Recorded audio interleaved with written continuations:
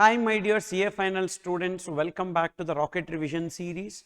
So because of certain extreme situations, so my family fell ill because of the chicken pox and other aspects, and even I was having some pending lectures to be taken in Thrissur, so I went to Thrissur. That's why I could not upload the remaining portion of GST and customs. So therefore without further delay, I just wanted to complete the remaining portion as soon as possible, and extremely sorry and apologies for the purpose of delaying it from my side, and so I will not make further delay to this. So in our previous part we completed, I think, up to demand and recovery, and now we are moving on to appeals under GST. So segment 20 in this appeal. So first we need to understand the difference between adjudication and appeals. Adjudication is a situation where a notice is issued under 73, 74 or under 76. After issuance of notice, there will be a deliberation that happens between the taxpayer and the department. So the department will be identifying certain evasions, so which the taxpayer has to either accept or he need to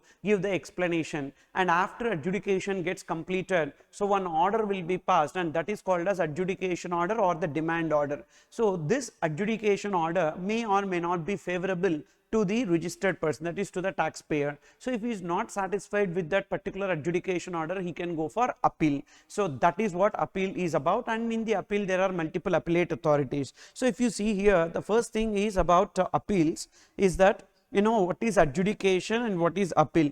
Adjudication is a process that commences after issuance of notice for passing a demand order or adjudication order. The other name for this demand order adjudication order is OIO, called as order in original.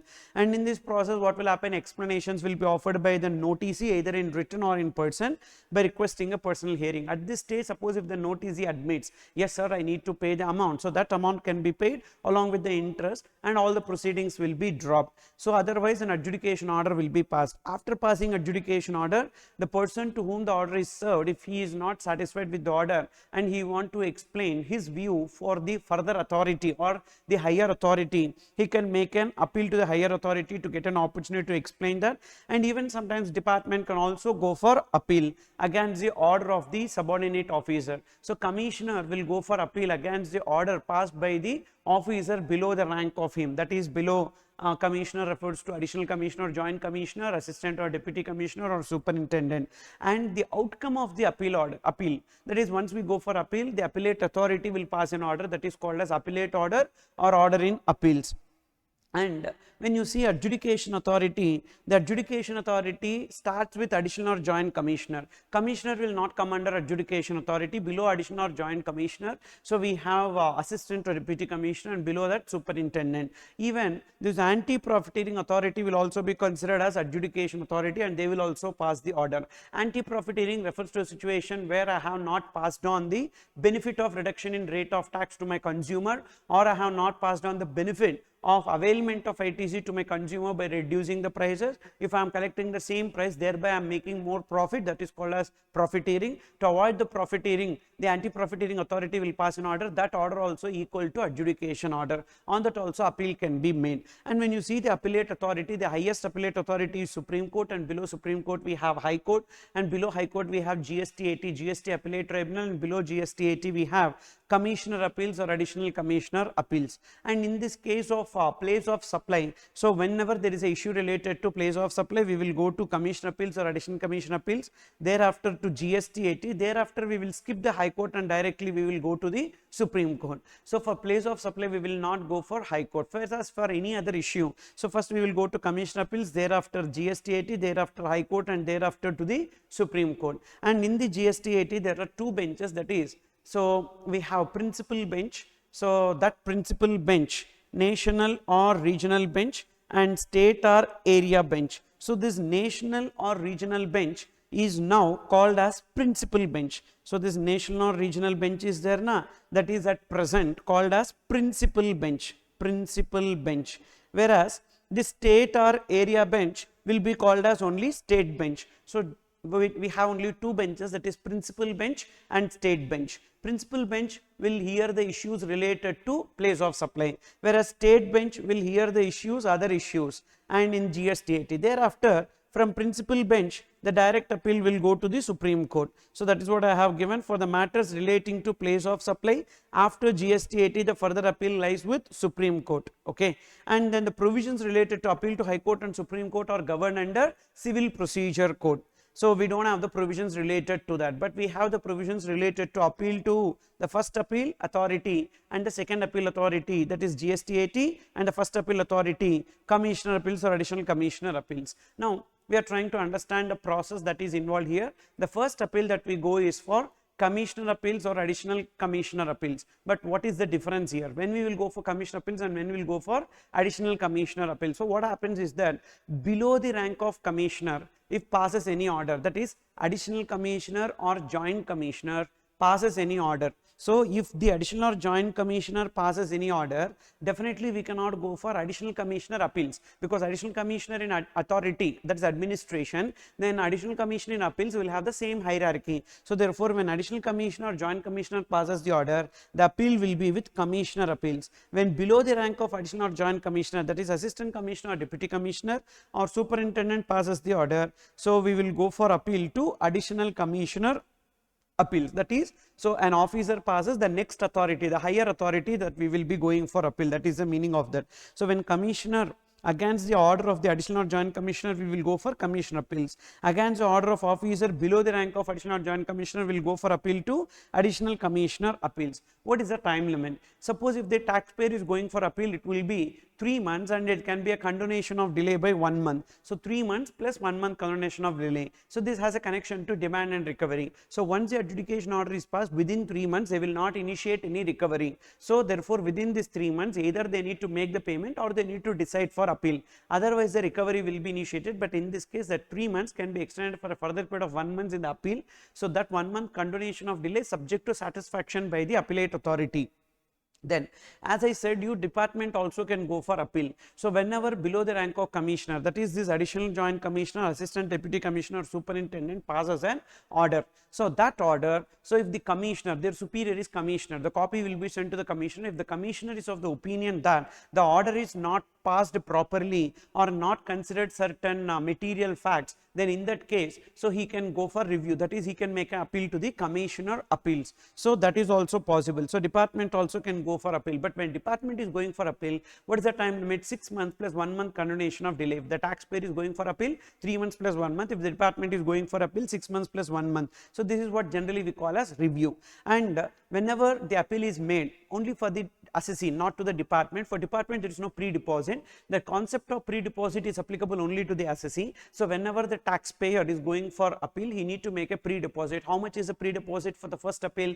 100% of the admitted due. Whatever is admitted due, due refers to tax, interest and penalty. 100% of the admitted due, whereas disputed tax, not due, disputed tax into 10%. So 100% of the admitted due plus 10% of disputed tax, but the 10% of disputed tax is subject to maximum 25 crores. Say for example, 400 crores is the disputed tax. 400 crores into 10% will be 40 crores. So 40 crores or 25 crores, whichever is lower. But we need to understand here, is that 400 crores CGST or it is IGST. Suppose if that 400 crores is IGST, then the maximum is not 25 crores, the maximum will become 50 crores. So say this. So 25 crores is under CGST. So what we need to understand here is that if the IGST, disputed tax is 400 crores, okay, then we need to take, so 400 crores into 10%. So 40 crores or not 25 crores, it will be 50 crores, whichever is lower. So that will be 40 crores, okay. Suppose if the disputed CGST is 400 crores, then what will happen? If the disputed CGST is 400 crores,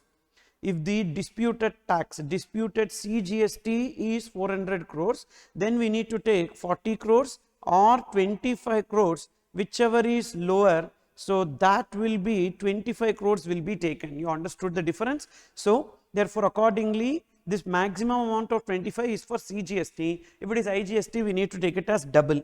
And this is applicable only in case of assessee, not applicable in case of department appeal. Then there is one more provision here, pre-deposit in case of section 129 order. 129 order is what? So whenever the goods are being taken in the transit. So if the vehicle is stopped under section 68, the proper officer can inspect the vehicle, and if the goods are transported without valid documents, so then he can seize under section 129, and a penalty order will be passed under 129. Now remember, on seizure order we cannot go for appeal, but on penalty order we can go for appeal. And when penalty order we go for appeal, what is the pre-deposit? The pre-deposit will be 25% of the penalty. So that is the 25% of penalty in the case of first appeal. And what about second appeal? For second appeal we don't have any pre-deposit. So in case of penalty order under section 129, for second appeal we don't have any pre-deposit. There is only one pre-deposit at the time of first appeal, so that is 25% of the penalty involved. Okay, and is there any appeal fee? No, for the first appeal there is no appeal fee. And what is the time limit for disposal of the appeal? Within 1 year they need to dispose of the appeal, and this 1 year time limit is not mandatory, but that is advisory, and that is given in the law. Okay, so not that it is mandatory, but they should ensure that they should complete the appeal within 1 year. Then second appeal. So these are the points that we need to remember for the first appeal. Now second appeal, to whom we will go for second appeal? To GSTAT. Against whose order we will go for second appeal? So based on the first appeal outcome, we will go for second appeal, or there is something called as revisional authority. So based on revisional authority order also we can go for the second appeal, that is GSTAT. So when we will go for GSTAT? Against the order of the commission appeals or additional commissioner appeals or revisional authority. What is the time limit? When the taxpayer is going for appeal, the time limit will be 3 months plus 3 months. So the time limit will be constant here, 3 months and 6 months. Here also 3 months and 6 months. What changes is the period of condonation of delay. Here it is 1 month, whereas here it will be 3 months. Okay, so when assessee, that is taxpayer, is going for appeal, 3 months plus 3 months. When department is going for appeal, it will be 6 months plus 3 months. And is there any pre-deposit? Again, pre-deposit is not applicable in case of department going for appeal. It is only when the taxpayer is going for appeal. How much is the pre-deposit?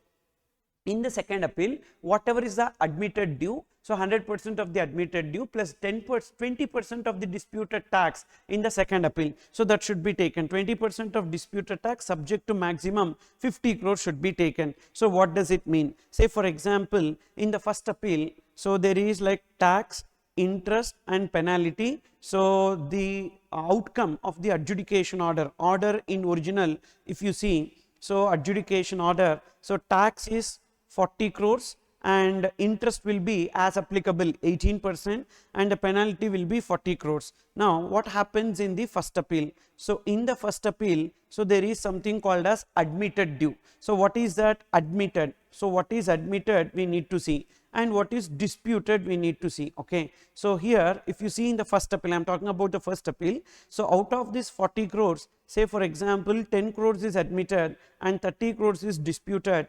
18% and 10 crores of penalty, and here also interest 18% and 10 crores of penalty. Now in this background what will happen? So this entire admitted due we need to pay as pre-deposit plus this 30 crores into 10%. So this entire amount plus this 30 crores into 10%. What is this 30 crores into 10%?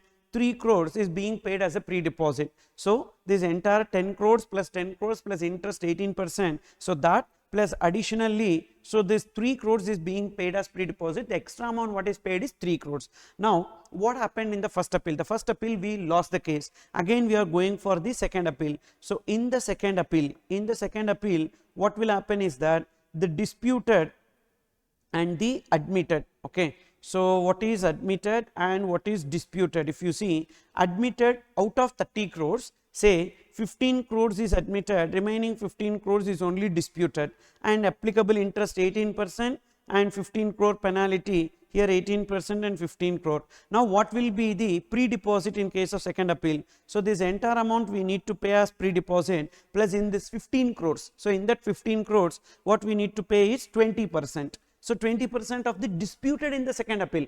So it's not extra 10%, already 10% we paid, so extra 10%, not like that. So 15 crores into 20%, so that will be 3 crores. So already first appeal we paid 3 crores, again in the second appeal also we will be paying 3 crores. That is a meaning. So therefore what if in the second appeal everything is disputed, then 30 crores into 20%, that will be 6 crores will be payable as the pre-deposit. Okay, so this is how the pre-deposit needs to be computed. So pre-deposit is 100% of the admitted due plus 20% of the disputed tax. But maximum amount, if you see here, what is the maximum amount? 25 crores. Here it will be 50 crores. But this is CGST. When it comes to IGST, it will be 100 crores. And then, is there any appeal fee for the second appeal? Yes, there is an appeal fee for the second appeal. The appeal fee will be 1000 rupees for every 1 lakh or part thereof. For 1 lakh or part thereof. So 1000 rupees for every 1 lakh or part thereof. Okay, part thereof, and subject to maximum of 25,000 rupees. For example, if it is like 14 lakh 30,000, 14 lakh 30,000, 15,000 will be the fee, appeal fee. Suppose if it is like 26 lakh 70,000, so maximum 25,000. So that is how we need to compute the appeal fee. What if, sir, tax and penalty, everything is in dispute? So then what we need to take? Basically, when the tax is in dispute, the tax only we will go. So if the penalty is in dispute, based on the penalty amount only we will be taking. Okay. Now, first appeal is related to the penalty order exclusively 129, 25%. Suppose if you are going for second appeal, we don't have to, because the second appeal is what? 20% of disputed tax. They did not give penalty. So therefore, we will go for appeal only with respect to the tax, not for the penalty here. So even if you go for penalty related to this 129, so what will happen is that we don't have to pay the pre-deposit. Okay. Pre-deposit is applicable only with respect to 20% of disputed tax. So that's the reason why. So first appeal usually 10%, second appeal 20%. If it is penalty, there is only one time they are collecting pre-deposit. So 25% of the penalty they are collecting in the first appeal stage itself. That is the meaning of that. Then what is the time limit for disposal of appeal? 1 year, and again it is not mandatory. Now third appeal. So to whom we will go for third appeal? To High Court. So High Court against the order of GST 80, that is Appellate Tribunal, and here it is state bench. Based on state bench only we will go for appeal. So right now we have only state bench. What is the time limit? When the assessor department is going for appeal, there is no difference in the time limit. It is the same for both taxpayer as well as the department. It will be 180 days. Within 180 days from the outcome of the second appeal, and unlimited period of condonation. So if High Court is satisfied, they can condone the delay for 6 months or 1 year also. And pre-deposit and the appeal fees as per Civil Procedure Code. Then fourth appeal and the final appeal is with Supreme Court. Against whose order? Against GST 80. Which bench? Principal bench. Right now this national or regional bench is known as principal bench. So principal bench, or against the order of the High Court. So time limit, pre-deposit fee, everything is as per CPC. Then matters relating to question of law and question of fact. So question of fact means whether the particular product is eligible for the exemption is a question of law.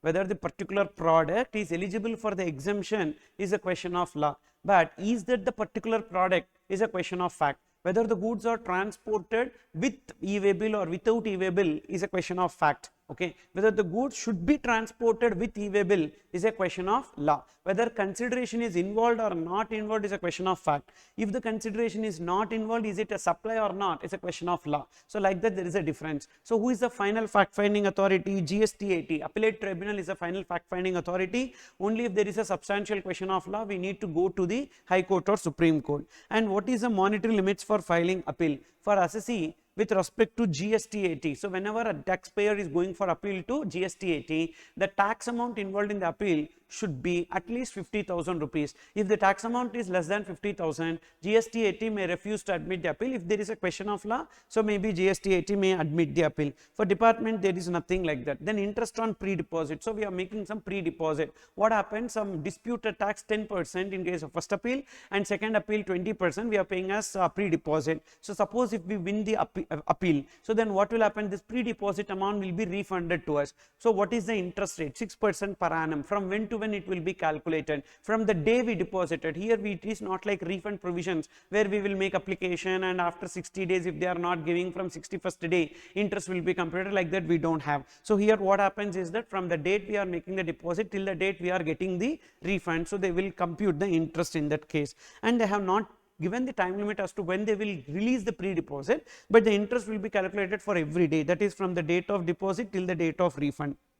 Then there are some non-appealable orders, means in this case, for these orders we cannot go for appeal. What are those non-appealable orders? Number one, so order with respect to change of officer. So any transfer of proceedings from one officer to another officer, if they pass an order, if the higher officer passes an order to change the proceeding from one officer to another officer, on that order of changing the officer we cannot go for appeal. Then seizure order. So whenever there is a seizure under section 67 or under section 129, so in case of these two situations there is a seizure order, on that we cannot go for appeal, but remember on penalty order we can go for appeal. Then order sanctioning prosecution, that is imprisonment order, we cannot go for appeal.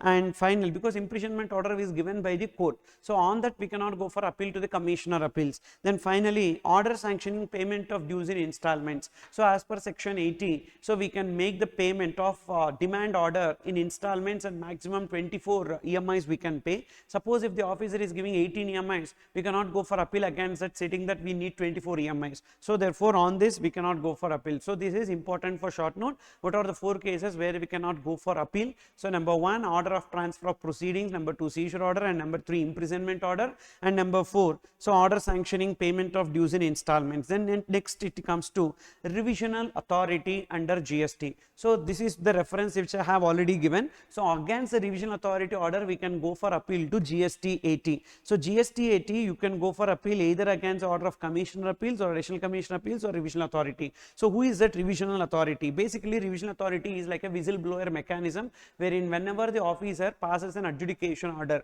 on that adjudication order the officer is not going for appeal or even the taxpayer is not going for appeal, then in that case the revision authority will take up the order for revision. So if there is any errors in the order, or if the order has not considered certain material facts, or it is erroneous or prejudicial to the interest of the revenue, so then in that case the revision authority will revise the order either by increasing or by reducing or by annulling, cancelling it. Okay, so anything can be done by the revision authority. So not that once the adjudication order is passed it is final, so we can also go for appeal or department can go for appeal. If we both are not doing, also revision authority can take up the order for revision. And here revision authority is basically appointed for revision of adjudication orders, not the appellate orders. Appellate orders and all cannot be revised, only the adjudication order can be revised. So revision authority may on its own motion, may on its own motion means voluntarily, or upon information received by it from any other officer, or on request from the commissioner. So call for and examine the record of any proceedings. So any adjudication order they can verify, and if it considers that the decision or order passed is erroneous, wrong in so far as it is prejudicial to the interest of the revenue. These words you need to remember. So erroneous in so far prejudicial to the interest of revenue, and is illegal or improper or has not taken into account certain material facts. So these wordings you need to remember. Whenever the order passed is erroneous, or or in so far it is prejudicial to the interest of the revenue, or it is illegal or improper, or has not taken into account certain material facts, in that case, so the revision authority may stay such order or decision, and after making further inquiry, 3 things he can do. Either he can enhance, increase, or modify, or annul. So he can cancel the said decision or order. But to increase, definitely revision authority is required to give a separate notice. Then no revision in certain cases. What does it mean? Order has been subject to an appeal. So order has been subject to an appeal means basically whenever we go for appeal against that order, revision authority will not be touching. But of course, so if on a particular order there are many cases, like for example 4 different transactions, so we need to pay the taxes. For that the order has been passed. In that order 4 transactions, so 3 transactions we went for appeal and 1 transaction we did not go for appeal. With respect to that 1 transaction, can the revision authority take up the order for revision? Yes, they can do that. So order has been subject to appeal. Usually revision authority will not touch that order. However, revision authority may pass an order on any point which has not been raised and decided in an appeal. Then order has already been taken for revision. That is, already one revision authority has taken up the order for revision, but on merits he did not pass any revision order. So he understands it is correct, then the other revision authority will not touch that order. Or third point, when the revision authority has taken up the order for revision and he revised that, another revision authority cannot again come and do the revision with respect to this. Order sought to be revised is a revision order. These are the 3 cases revision not possible. When the order is subject to appeal, that is adjudication order, or when the adjudication order is already taken up for revision. Third point, when the adjudication order is already taken up for revision and they have done the revision, but again the revision order cannot be revised. Then what is the time limit for taking the order for revision? So basically what happens, first 3 months, so the taxpayer can go for appeal, and in the first 6 months department can go for appeal. So in the first 6 months basically, so from the date of adjudication order, revision authority will not take up the order for revision. After 6 months from the date of adjudication order, and within 3 years from the date of adjudication adjudication order, in the 2.5 year period they will do the revision. So after 6 months from the date of adjudication order or within 3 years from the date of such order, that is adjudication order, in the 2.5 year period they will do the revision. Suppose on that order already we went for appeal, but few transactions we did not go for appeal. With respect to those few transactions they can do the revision, and that will be 1 year from the outcome of appeal of that order, or 3 years from adjudication order, whichever is later. It's not earlier, whichever is later. 1 year from the date of order in such appeal, or 3 years from the date of adjudication order, whichever is later. And while computing this period of 3 years, so 2 time limits needs to be excluded. This point is there in demand and recovery also. What are those 3 things?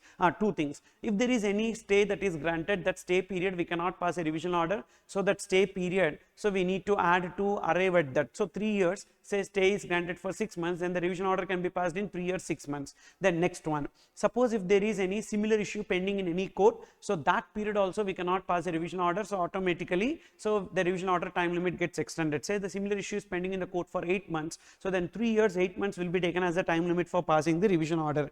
When the issuance of revision order is stayed by the court, so then the period of such stay shall be excluded while computing 3 years, and even when the similar issue is pending in any high court or supreme court, that period is also excluded, which means automatically, so during this period we cannot do the revision. And when you are finding the final date, so in that final date this period we will add automatically to the 3 years.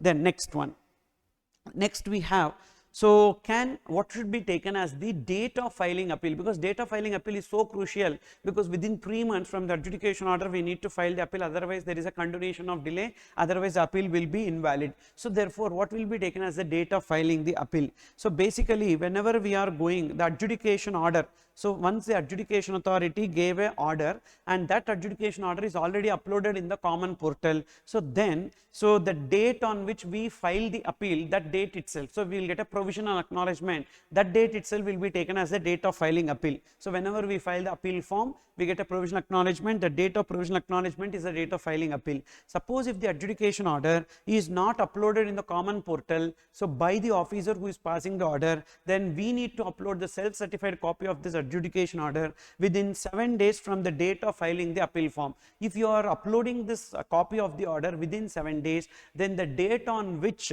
we got the provisional acknowledgement initially at the time of submitting the form, first we will submit the form, we get a provisional acknowledgement, then within 7 days we need to give the copy of the order. So the date on which we got the provisional acknowledgement, that date will be taken as the date of filing appeal. Suppose within 7 days from the date of filing the appeal, so we did not submit the certified copy of the adjudication order, then as and when you submit the certified copy of the adjudication order, that date will be taken as the date of filing appeal, because of which the 3 months time limit may be extended. Then withdrawal of appeal, so whenever we go for appeal but there are certain mistakes in the appeal and we want to withdraw the appeal, yes, that can be done, but before issuance of show cause notice or order, so whichever is earlier. So this notice is once we go for appeal, so appeal authority also will be giving a notice to us. So in case when they want to enhance the amount, okay, when they want to enhance the amount, the commissioner will give a notice. At the appeal stage when they want to enhance, they will give a notice. That notice or order whichever is earlier, by that time, so we can withdraw the appeal. Suppose if the final acknowledgement is issued, so then in that case withdrawal of appeal is subject to appellate authority, and it shall be decided by the appellate authority within 7 days of filing such application. And once we withdraw, again we can submit the new application. When we submit the new application, we need to ensure that the time limit of filing the fresh appeal so is met. So because the filing of fresh appeal only will be taken as the timing of appeal, so 3 months time limit we need to maintain. Then next this is about segment 20, that is related to appeals, and then we have a small area, segment 21, advanced ruling. So basically appeal is like a post-mortem exercise. After the adjudication order we go for the authority and we seek the remedy. So or we have a issue like with what to our opinion, so this particular aspect is correct, but as per the department it is wrong. So for us the transaction is not a supply, for department it is a supply. So because of which we understood that it is not a supply and we did not pay GST, and the department at a later point of time pass an order and we go for appeal. So that is like a post-mortem exercise. But now in hand, so we wanted to get a clarity. So we are of the opinion that the particular transaction is not a supply,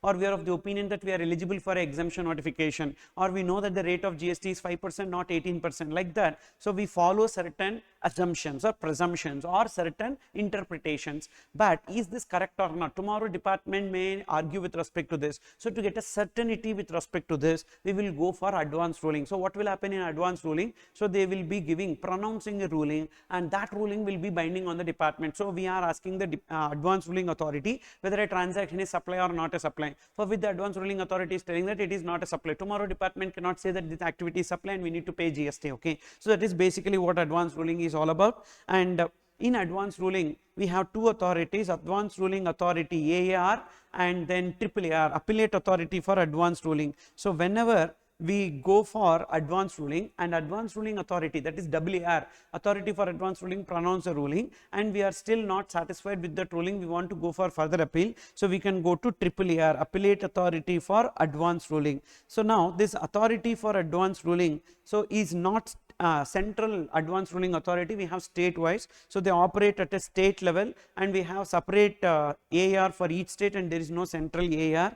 So basically in this authority for advanced ruling there will be some members, and these members will pronounce the ruling, and suppose if there is any difference of opinion between the members, automatically the application will be forwarded to appellate authority for advanced ruling. So when application shall be made, so either before commencement of an activity or with respect to an ongoing activity, either by a registered person or by an unregistered person, so any person can go for advanced ruling, and the fees will be 5,000 CGST, 5,000 SGST, and withdrawal of application no express provision. What is the time limit within which they will pronounce the ruling? Within 90 days from the date when we make the application, they will pronounce the ruling. And eligible questions, all the eligible questions starting from supply chapter number 1 supply till registration chapter, except place of supply, all cases we can go for advanced ruling. So supply, then classification, valuation, registration, tax liability determination, so computation including composition scheme, time of supply, input tax credit, applicability of exemption notifications.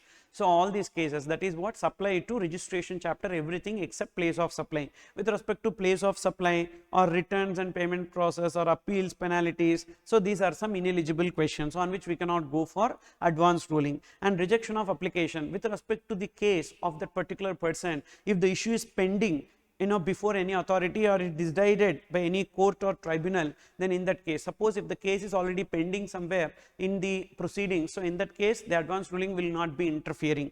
Then next, once the advanced ruling pronounces the ruling and on which we are not satisfied but we want to go for further appeal, we can go for further appeal to appellate authority for advanced ruling. This appellate authority for advanced ruling will also pronounce the ruling within 90 days from the date of the application, but the appeal fee will be 10,000 rupees CGST, 10,000 SGST. What is the time limit within which we can go for appellate authority advanced ruling? Once the AAR gives an order, from there within 30 days, or it can be extended for a further period of 30 days, we can go to AAR. And basically AAR will also have members. If there is any difference of opinion amongst the members, then the application will be rejected and they cannot pronounce the ruling. And again, geographical scope of this AAR is also state wise. We don't have central AAR, it's a state level authority.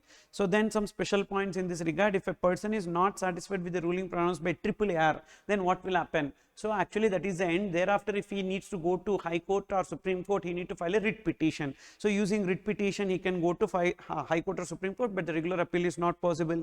Even an unregistered person can also make application for advanced ruling. Even if supply is already made, advanced ruling application can be filed. Advanced ruling is basically a state-wise authority, and there is no central AAR or AAR, and it will not be applicable in another state or to another person in the same state. So that is one important point you need to know. Advanced ruling pronounced in Tamil Nadu will not be applicable in Andhra Pradesh or Karnataka. Same way in Tamil Nadu, if the advanced ruling is pronounced to Mr. A, so even though Mr. B have the same facts of the case, but Mr. B cannot rely upon the advanced ruling which is given to Mr. A.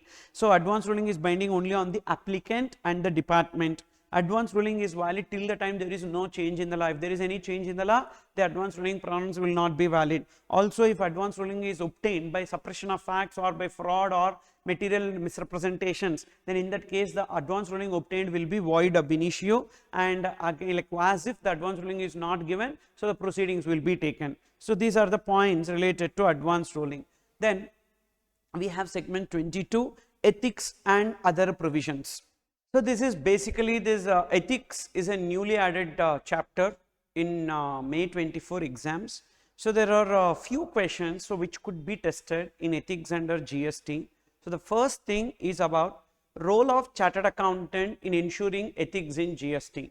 So like these are the concepts that they have added in this. So I have just simplified it into some short note questions. Maybe that's how it can be tested. So what is the role of chartered accountant in ensuring ethics in GST? So basically, so there are certain fundamental principles which is to be followed by a chartered accountant. So that is what code of ethics that has been given. So what are those fundamental principles to be followed? So remember, by COP. So B for behavior. So then I for integrity, C for confidentiality, O for objectivity, and P for professional competence. So he should be having professional competence. So with respect to the law, that is GST law, and he should be competent enough to update himself from the provisions, what are all the various provisions which are being changing from time to time, and he need to properly give the suggestions to the clientele, etc. That is about professional competence. So then integrity is with respect to, so like being transparent and not in a way like causing some kind of damages to the client, etc. Thereby he is getting some vested interest. That should not happen. That is about integrity. And confidentiality, as we all know, that the information of one client should not be shared with another person or with any other client, etc. So that is about confidentiality. And professional behavior, so he should be exhibiting professional behavior.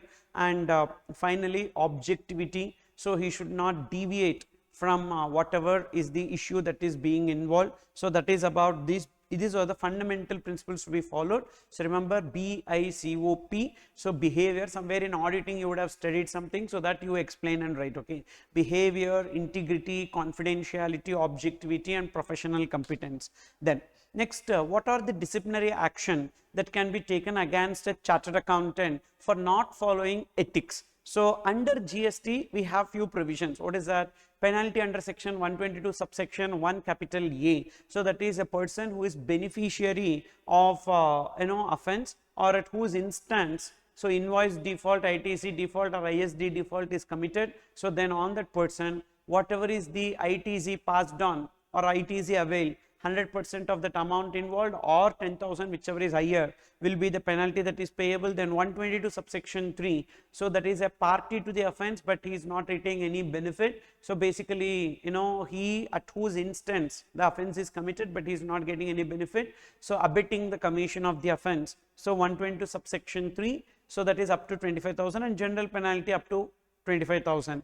Then imprisonment under section 132 under the grounds of attempt to commit or abetting commission of the offense. So these are the disciplinary action under CGST Act. Whereas under ICA Act also, the person, the chartered accountant, so is deemed to be professional misconduct, deemed to be guilty of professional misconduct if he is not exercising due diligence, or is being grossly negligent, or failure to obtain information for giving an opinion or certification. So what are the consequences in that case? So either like his name will be reprimand CA, and the name will be removed from the members registry for a permanent period of time or for a temporary period of time, and the fine which may extend up to 5 lakhs. So this is the disciplinary action under ICA Act.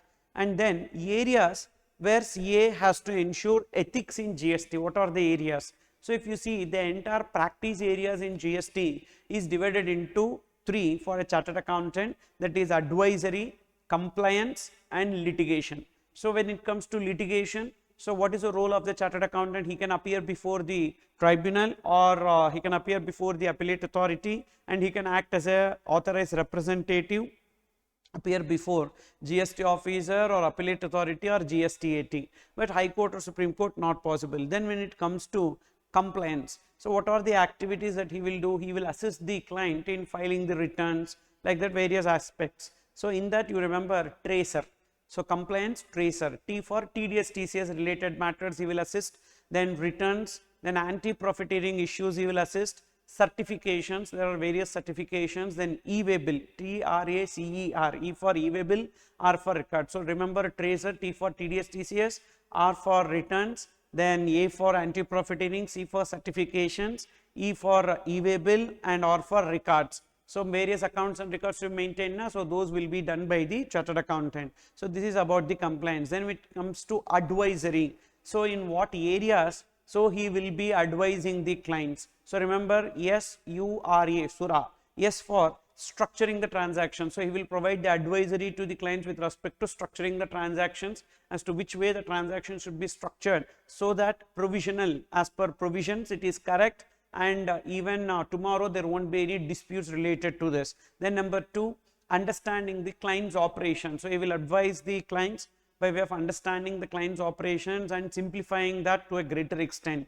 Then he will advise the clients related to registration, whether the person is required to get registered or not required to get registered, or is he exempted from registration, etc. Then he will advise by way of assessing the impact on the supply chain. So like because of this particular provision, how his supply chain is going to get affected, how his pricing strategies are going to get affected, and how his financial reporting will be affected. So a lot of aspects. So all those things will be advised. So that's what you need to remember. Yes, URA is for structuring the transactions, U for understanding the client's operations, R for registration, A for assessing the impact on supply chain, then pricing strategies and financial reporting. Then what are the certifications by a chartered accountant in GST? If you see ITZ1 form will be certified by CA or CMA, but here we are talking about CA. So ITZ1 is what? Availment of ITZ on closing stock. So whenever a person is liable to get registered and he makes application for registration within 30 days, or a person is voluntarily required to get registered, or composition scheme to normal scheme, or if the exempted supplies becomes taxable supply, we will avail the ITZ on closing stock, and that form will be ITZ1, that should be certified by a chartered accountant if the claim of ITZ exceeds 2 lakhs. Okay, if the claim of ITZ exceeds 2 lakhs, then form GST ITZ2 certify that the transfer of business is with specific provision for transfer of liabilities. So in case of transfer of business, the ITC can be transferred, unutilized ITC from the electronic credit ledger of the transferor can be transferred to electronic credit ledger of the transferee. For that purpose, a form needs to be filed, that is ITC2, and the officer, the chartered accountant should certify that this business is transferred with the specific provision for transfer of liabilities. Then ITC3, so this ITC3 is for reversal of ITC, but what CA has to certify is that whenever invoice is not available with respect to the closing stock, so we go for market value, so that market value should be certified by CA. Then next, refund claim. So whenever we are filing the refund claim, refund application RFD1, so we need to prove unjust enrichment. To prove unjust enrichment, we need to submit a certificate from CA if the refund claim exceeds 2 lakhs. Then special audit under section 66 is also carried out by the chartered accountant, and audit report will be certified by the chartered accountant. So these are the various areas where the CA will do the certification. So these are the various areas or concepts that ICAI has given in the chapter related to ethics in GST. Apart from that, few case studies they have added. So around some 3 case studies, and these case studies I have given in MAY24 questions. So already I have released the MAY24 questions PDF, which is there in the downloads. So you can see the downloads. So MAY24 questions, in that MAY24 questions, you can see at the end, you will be able to find case studies. After that 50th question, you can see case studies on ethics in GST. So these are added. So around some 3 case studies or so. So yes, 3 case studies they have added, 4 case studies they have added in the study material. So these 4 case studies I am just discussing now, and because along with MAY24, so this also we need to learn. So because these are newly added in study material, you can have a look into case study number 1.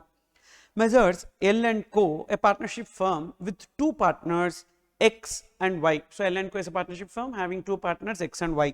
He is registered under GST in Kolkata, West Bengal. Basically, that firm is engaged in supplying the materials used for construction related activity, that is their business. Now X and Y are friends, and each of them also have their own separate sole proprietorship firms. They have separate firms engaged in supplying construction materials. So these firms are registered under GST.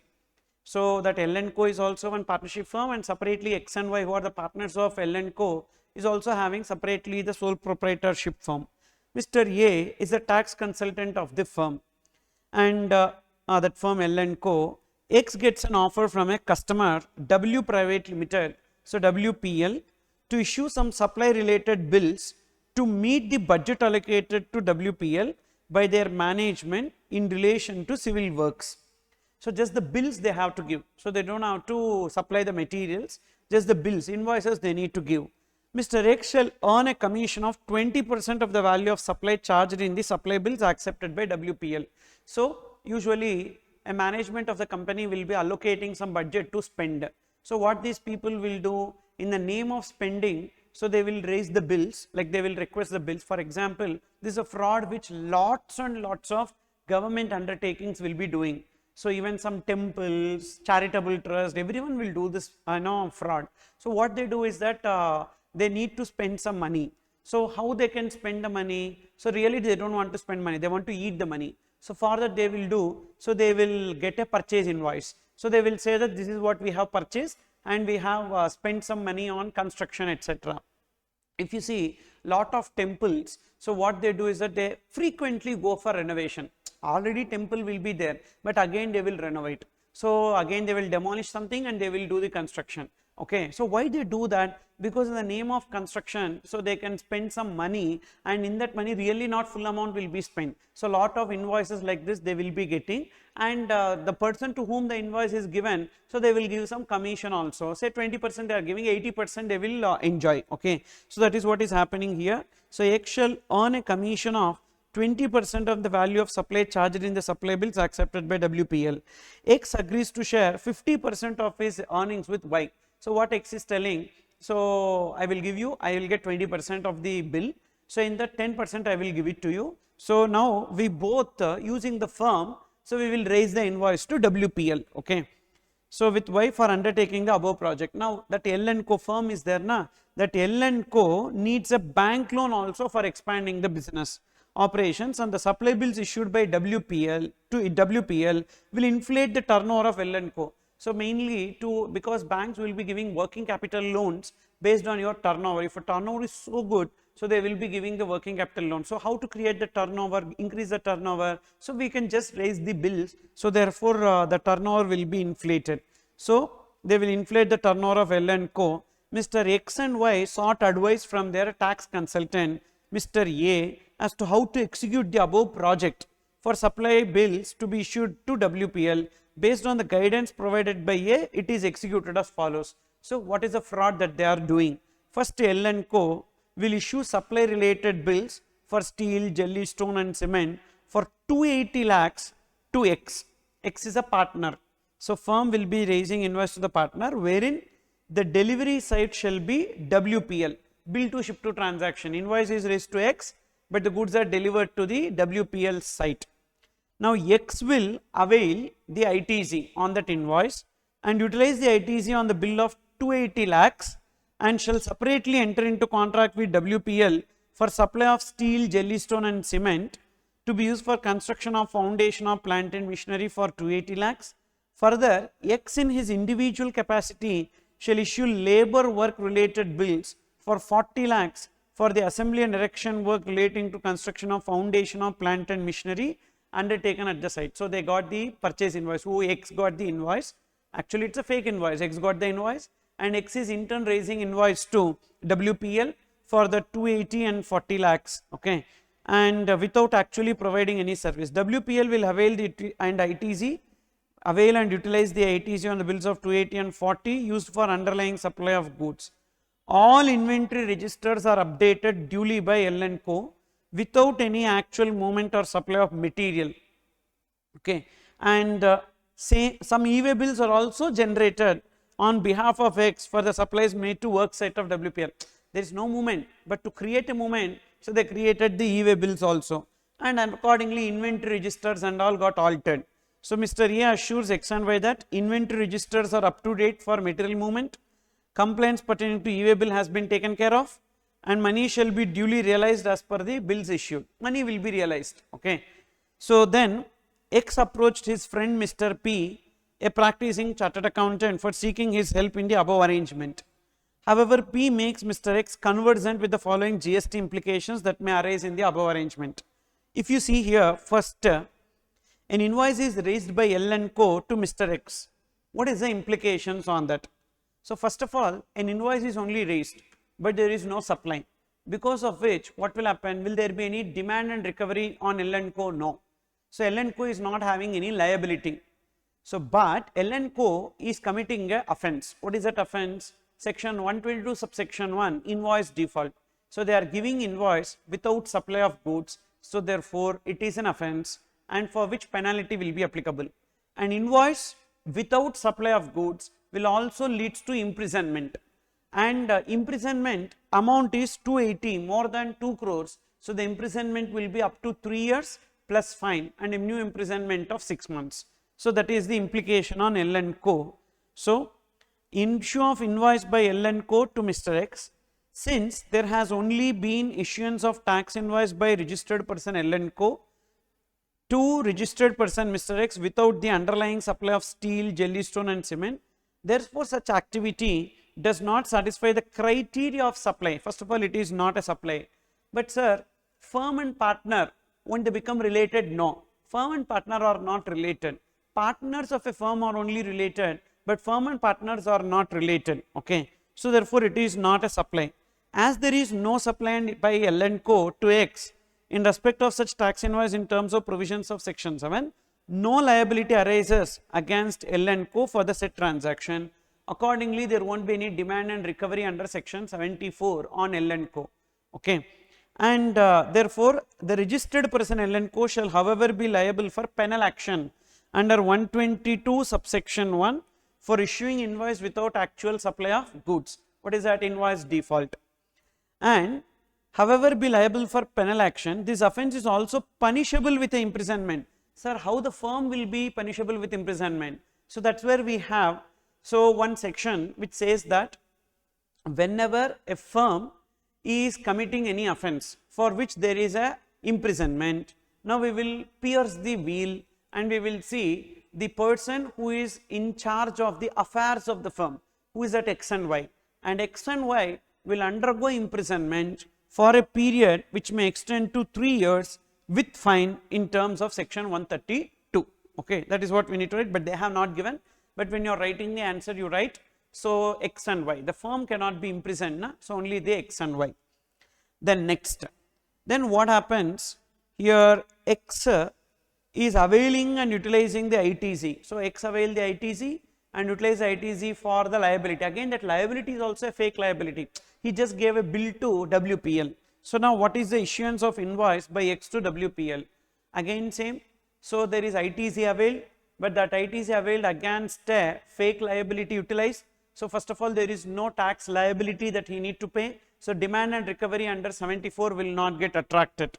So the registered person X has availed and utilized fraudulent ITC on the basis of tax invoice issued in contravention of provisions of section 16 without receiving the supply of steel, jelly, stone and cement. Further, there was no supply of steel, jelly, stone and cement and labor work by X to WPL. Thus, in respect of the said transaction, no tax was required to be paid. ITC they availed, but there is no tax, but they created a tax liability. So in these specific cases, no demand and recovery of either ITC wrongly or fraudulently availed. In such case, or tax liability in respect of the said outward transaction by X to WPL is required to be made from Mr. X under the provisions of section 74. Okay. So first of all, recovery will not arise under 74. However, X shall be liable for penal action under 2 provisions. First, ITC he wrongly availed. So ITC default. Then invoice he gave without supply of goods or service, invoice default. So 2 times he need to pay the penalty under 122 subsection 1. So one is invoice default, another is ITC default for issuing invoice without any actual supply of goods and or services, and also for taking ITC without actual receipt of goods or services. Plus this ITC default and invoice default is also an offence that leads to imprisonment. And what is the imprisonment? Here only one imprisonment because of invoice default and ITC default, only one imprisonment, and that imprisonment will be, as the amount involved is more than 2 crores, up to 3 years plus fine on Mr. X. This offence is also punishable for an imprisonment which may extend to 3 years and with fine subject to specified conditions. Then WPL, what it is doing? It is enjoying the ITC. WPL is enjoying the ITC, and in that case what will happen? will be liable for the demand and recovery under 74. Why? Because what WPL did, so WPL, that company, from X they got an invoice, using that they availed the ITC and utilized it for payment of their liability, because of it there is a short payment of tax. So to recover the tax, they can issue a demand order under section 74. So as the demand order is issued under section 74, we saw one circular wherein the penalty will not come under 122 subsection 1, because under 74 itself there is a penalty in terms of 122 subsection 2, that is 100% of the tax. So due to that reason, so this 122 subsection 1 will not come. So 74 along with applicable interest under section 50 for wrongly availing and utilizing the ITC. So therefore without actual receipt of goods, and WPL is also punishable for an offence with respect to imprisonment, under which default? ITC default, and imprisonment up to 3 years plus fine. Again same, whenever the company has committed the offence, so we will pierce the corporate will, and the person who is in charge of the affairs of the company, that is its CEO or managing director, etc. So he will be imprisoned for a period which may extend up to 3 years plus fine. Okay. Then what about Mr. A? In this case, the chartered accountant Mr. A, nowhere in the question it is given that A is enjoying some benefit out of this transaction. No, A is not enjoying any benefit out of this transaction. So don't invoke 122 subsection 1A. It is only 122 subsection 3.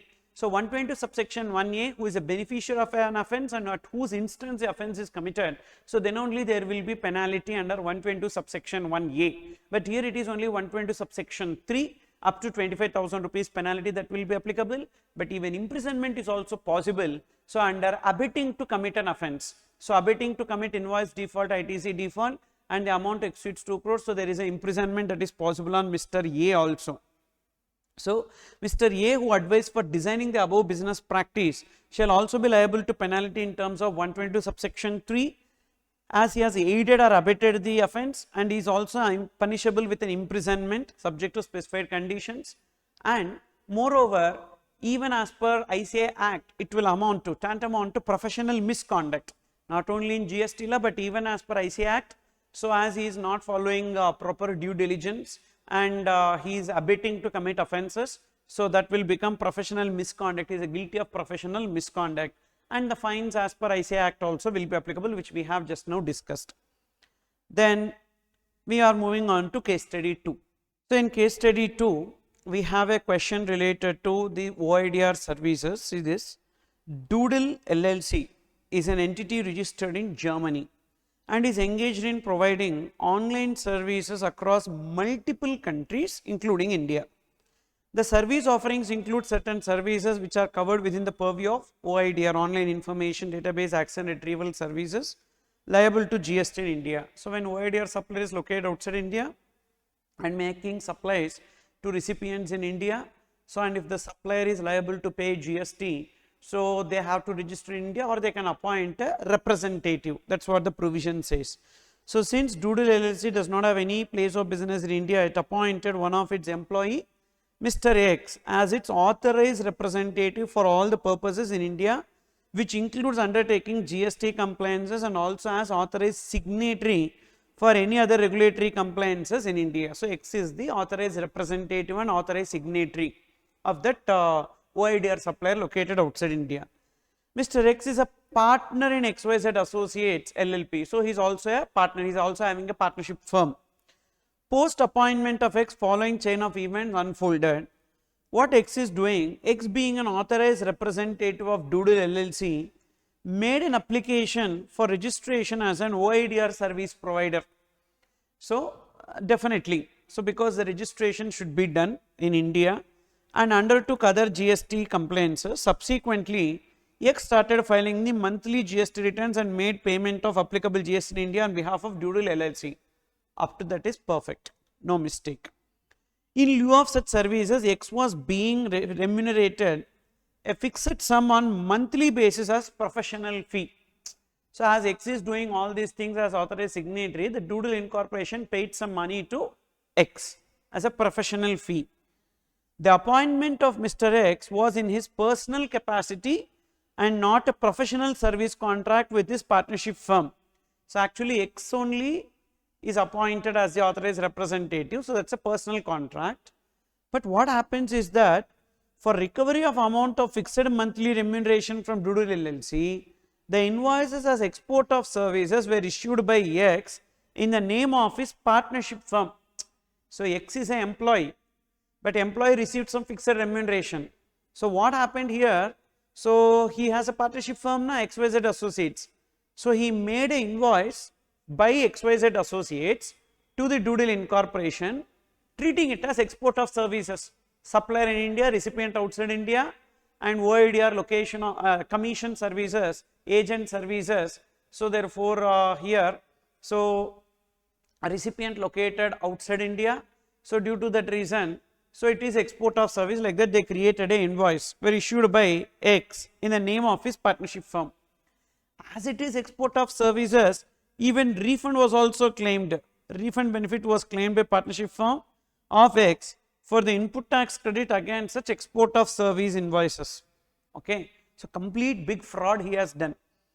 Now Doodle Incorporation, Doodle LLC appointed influencers in India. So basically what is the job of these influencers? So to promote its services in India. So these influencers, what they do is that, so they do very good packaging. So first they speak something about which is really required for the people, and the hidden agenda will be something else. For example, so CA influencers, lot of influencers I have seen. So they will be telling, you have to prepare this subject this way, and you have to tackle this. So this, that, about the CA course, all these things they will tell. And middle they will be promoting some faculties also.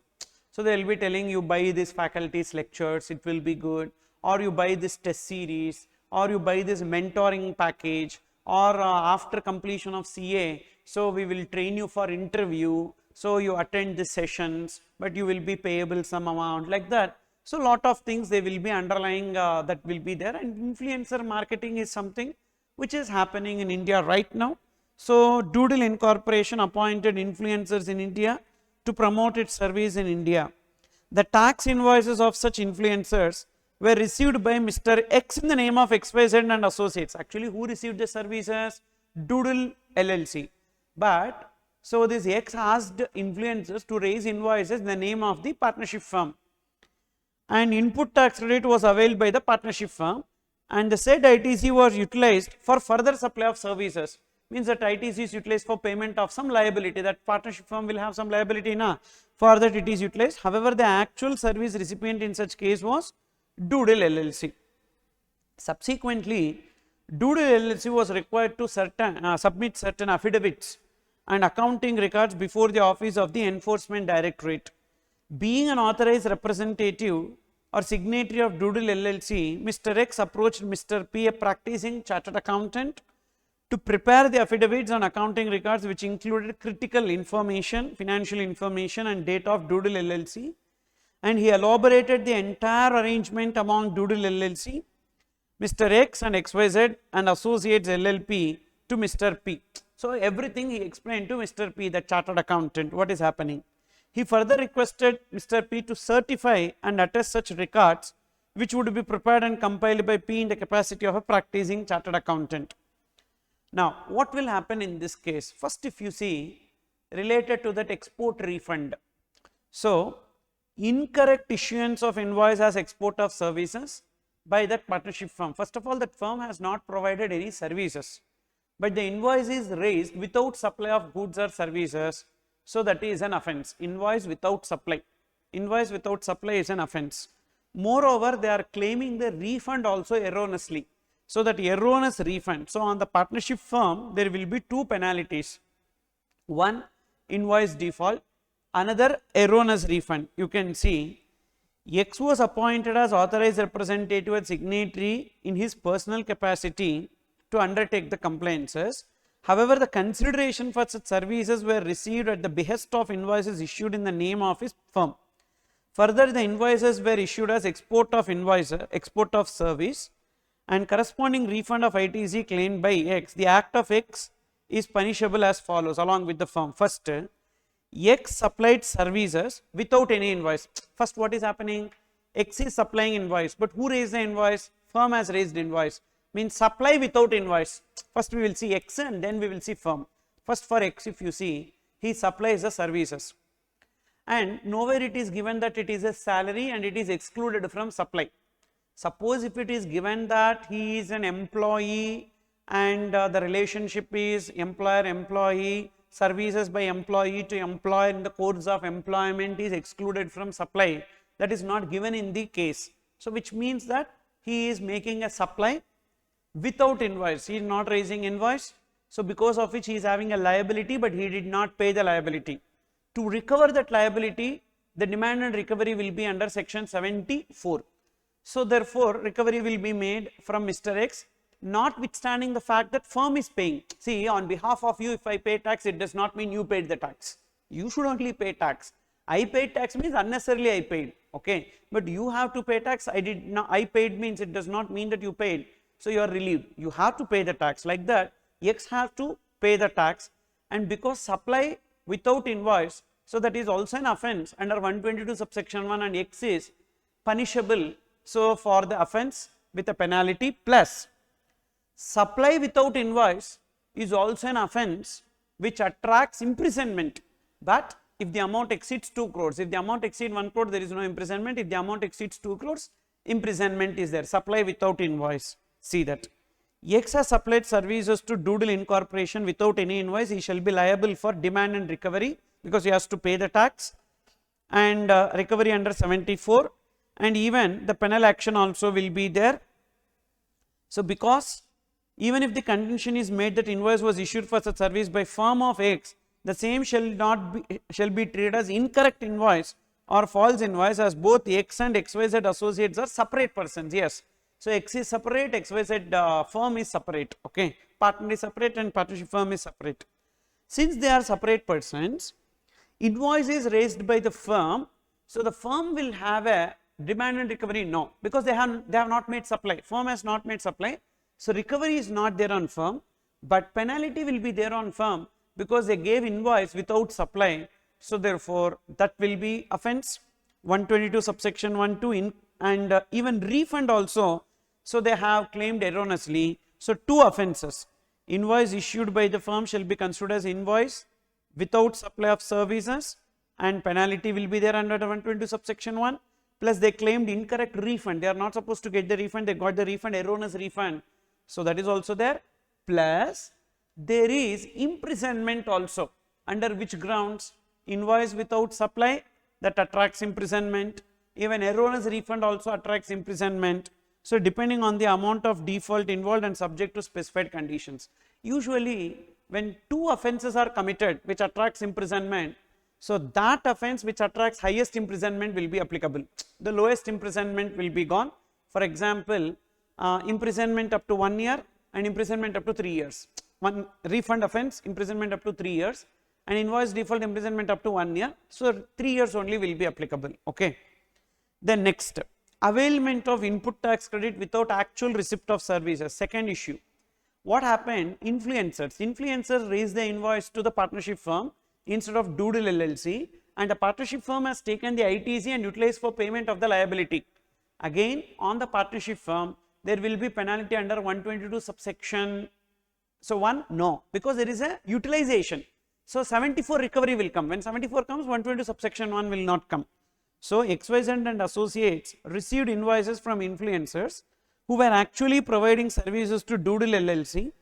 Further, the input tax credit related to such invoices was availed in contravention of section 16, conditions for availment of ITC, and that ITC what they have availed is utilized for further supply, which is not correct. So therefore, recovery will be initiated under 74, so no penalty under 122. However, imprisonment is there. ITC default na, as it is ITC default, imprisonment will be attracted under 132 on the firm, but firm cannot be imprisoned. So in the firm, who is there? X is there. So X will have the imprisonment on account of ITC default, depending on the amount of default and subject to specified conditions. Then what about Mr. X separately? Now, as X is an agent, okay, basically, and he is retaining the benefit. In what way? His firm is getting benefit. So 122 1A will get attracted. How 122(1)(a) will get attracted on X? He abetted the commission at whose instance the offence is committed and who is a beneficiary of the offence.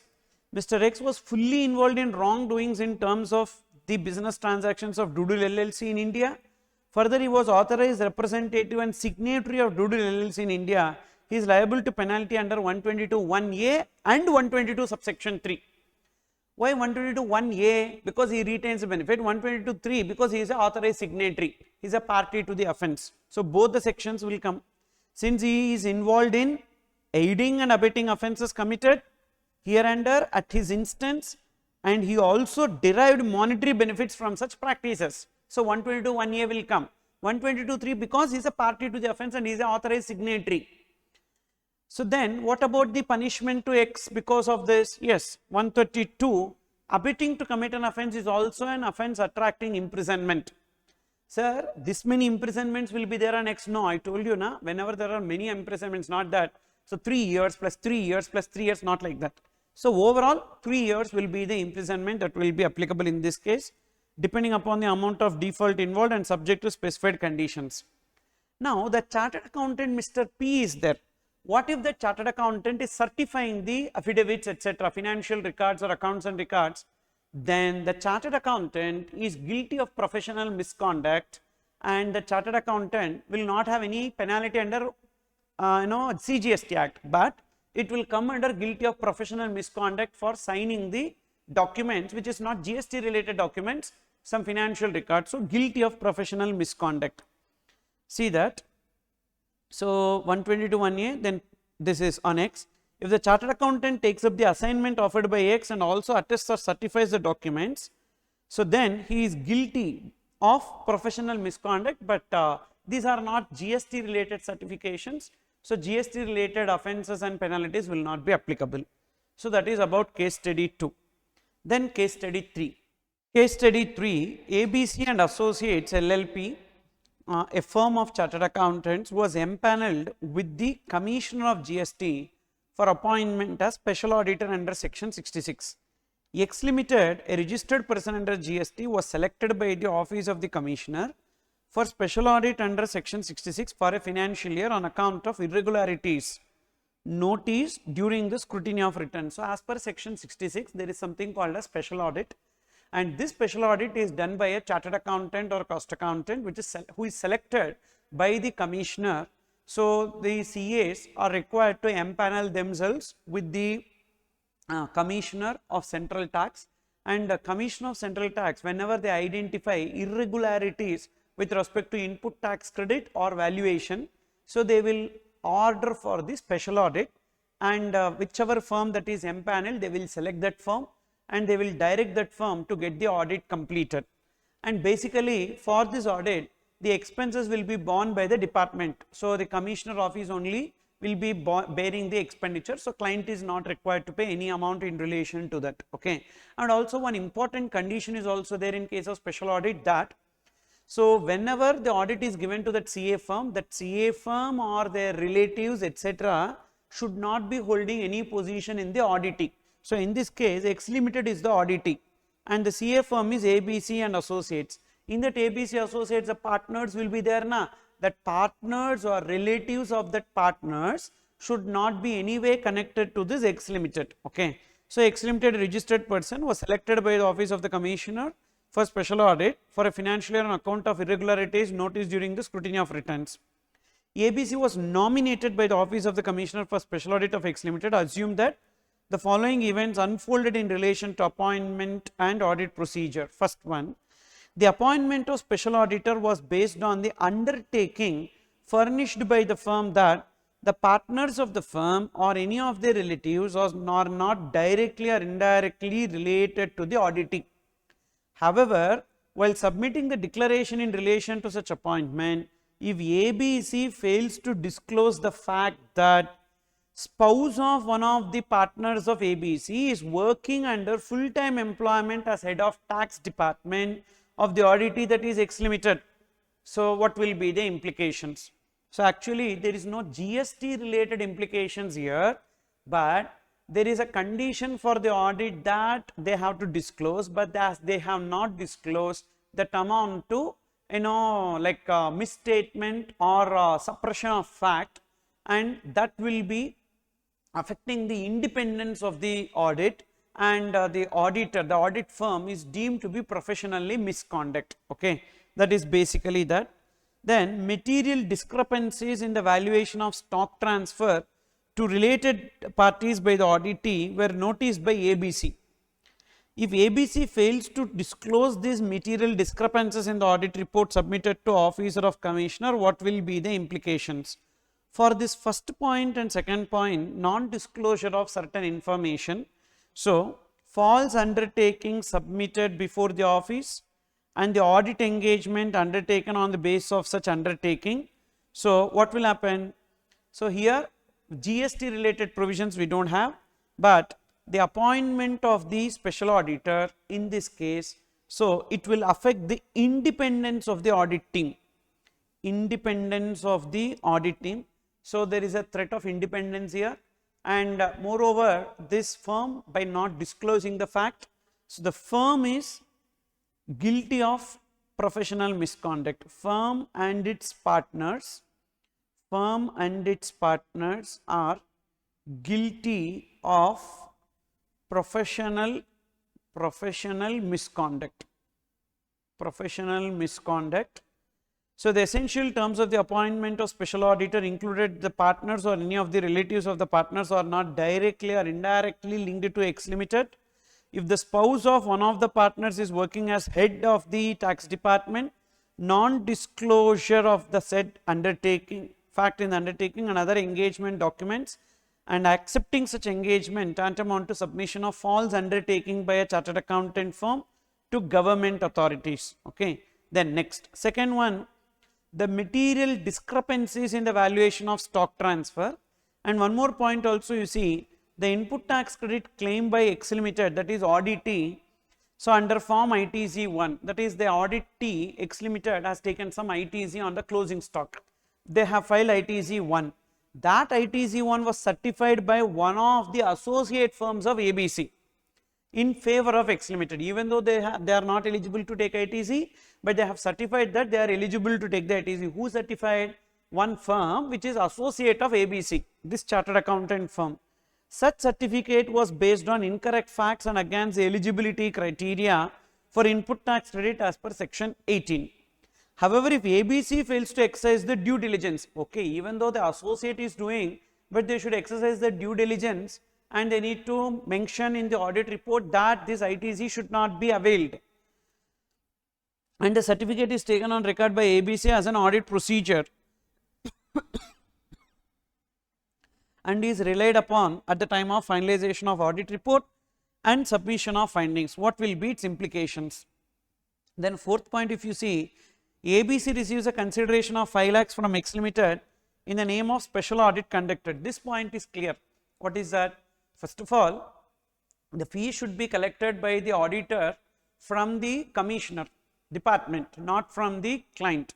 So if he is collecting that, so that is a threat of independence again. The consideration for special audit under section 66 is payable by the office of the commissioner and cannot be directly recovered from the auditee.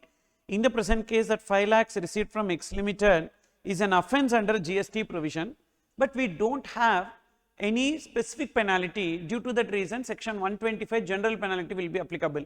So in the absence of any specific penalty, the general penalty under section 125 will be applicable, and even it will have a impact on independence of auditor. So again, it's a professional misconduct. Now what about non-reporting of material discrepancies noticed during the audit and reliance upon incorrect certificates and information? So actually ABC audit team did not exercise due diligence to ascertain that the input tax credit availed by X Limited is not in compliance. Instead, they just relied upon whatever document which was given by the associate company. So in that case, both ABC and associate firm which issued the certificate to justify the input tax credit were aiding or abetting to commit the offence, and they are not getting any benefit out of that offence. So it will lead to penalty under 122 subsection 3, and aiding or abetting commission of an offence leading to ITC availment, wrong availment of ITC, is also an offence that attracts imprisonment under 132. So Penalty is also there under 122 subsection 3 and 132 imprisonment is also there. And even both ABC and its associate firm will be held guilty of professional misconduct. So that is what we need to write as the answer if you get this case study 3. Then the last case study 4. So let's proceed to case study 4. A Limited is engaged in the business of manufacturing cotton yarn, wherein cotton is the principal raw material in the manufacturing process. The price of the cotton varies depending upon the marketing conditions and dependent upon various external factors. Mr. X is a tax consultant of A Limited. Mr. X advises, so X is a tax consultant, not a chartered accountant. X is a tax consultant. Mr. X advises A Limited on GST compliances. In order to meet expansion related expenditure, A Limited sought a term loan and working capital loan from banks. As per the bank, the turnover and profitability criteria of A Limited were not meeting the benchmarks of bank for sanction of any loan facility. Accordingly, following actions were undertaken by Mr. X, being the tax consultant of A Limited. So they are just doing the window dressing in order to inflate the turnover of that A Limited. A separate entity, B Limited, was incorporated. So new entity got incorporated. So, and the directors of A Limited were appointed as the directors of B Limited. So A Limited and B Limited will become related parties because the directors are same. One person controls the another, so they both will become related. This ensured that the control of B Limited remains with the directors of A Limited. Further, B Limited obtained GST registration as a manufacturer of yarn, wherein X assisted B Limited in obtaining such registration. X obtained registration providing the fake documents. Even though B Limited is a company, but B Limited obtained the registration using fake documents. So that's actually an offense. So obtaining registration by fraud is an offense that leads to penalty. So we have 122 subsection 1 penalty in that case. Then number 2. Subsequently, A Limited started issuing invoices for supply of yarn to B Limited. So A Limited raised invoices to B Limited. However, there was no actual movement of goods by A Limited to B Limited. So without any actual movement of goods, so between A Limited and B Limited, just invoice is raised, so invoice without supply. The tax invoices were issued and the same were reported in the GST returns by A Limited. Further, B Limited availed the ITC. So for A Limited, there is only one offense, that is invoice default, invoice without supply. Further, B Limited availed the ITC of all such tax invoices reported by A Limited. So B Limited availed the ITC. The finished goods relating to such tax invoices were sold in the local market by A Limited in cash without charging any GST and without issuance of tax invoice. So again what they are doing, they are making sales in the local market without issuing tax invoice and they are not paying any GST, just they got the cash. So supply without invoice, that offense is also there for A Limited. B Limited issues tax invoice for provision of certain service to A Limited. So, so far A Limited raises invoices to B Limited. Now B Limited issued invoices to A Limited for certain service in the form of testing of cotton, repairs and maintenance of machinery installed at A Limited, apart from other services. But no such service were actually provided by B Limited to A Limited, means again it is a invoice default, invoice without supply. And whatever ITC they got, initially A Limited raised invoices to B Limited, so B Limited has got some ITC. Using that ITC, they paid off this liability. Okay. The input tax credit appearing in the books of B Limited, which was availed on the basis of fake yarn invoices, was utilized by B Limited at the time of discharging the GST liability in relation to alleged tax invoice issued against the provision of service to A Limited. So there are two offences for B Limited: invoice default, ITC default. Okay. Further, and there is no recovery on B Limited because B Limited don't have any actual liability. Further, B Limited issued tax invoices for sale of yarn to another group entities to ensure that the stock of yarn becomes zero in the books of accounts at the year end. The tax invoice were issued at a rate lowered by 90% of the actual tax invoice received from A Limited, contending that the quality of yarn has deteriorated during the shortage. So what B Limited did? B Limited in turn raised invoices to the group companies without making any supply.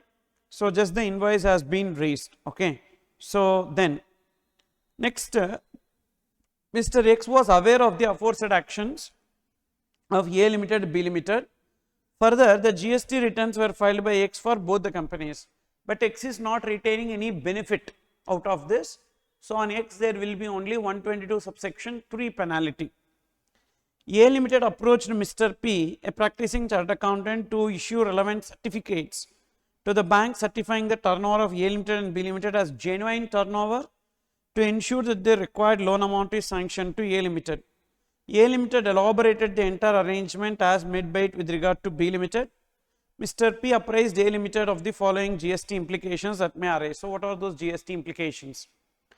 First, if you see, so GST registration which is sought by B Limited, okay, GST registration of B Limited sought on the basis of fake documents.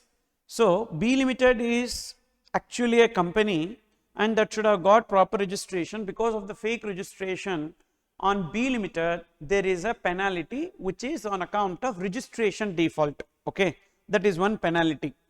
So as per section 122 subsection 1, that is registration default, furnishing of false information with respect to registration particulars is an offence that will lead to penalty. Only penalty, there is no imprisonment because of registration default. Okay, because ICE bid is the offences that leads to imprisonment. Here it is not there. Then next, they gave invoices without actual supply of goods or services. What are the invoices they gave? First, B Limited gave invoices to A Limited for services. Fake invoices, A Limited.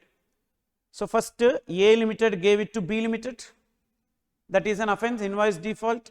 Again B Limited gave A Limited for services. Again B Limited gave it to group companies.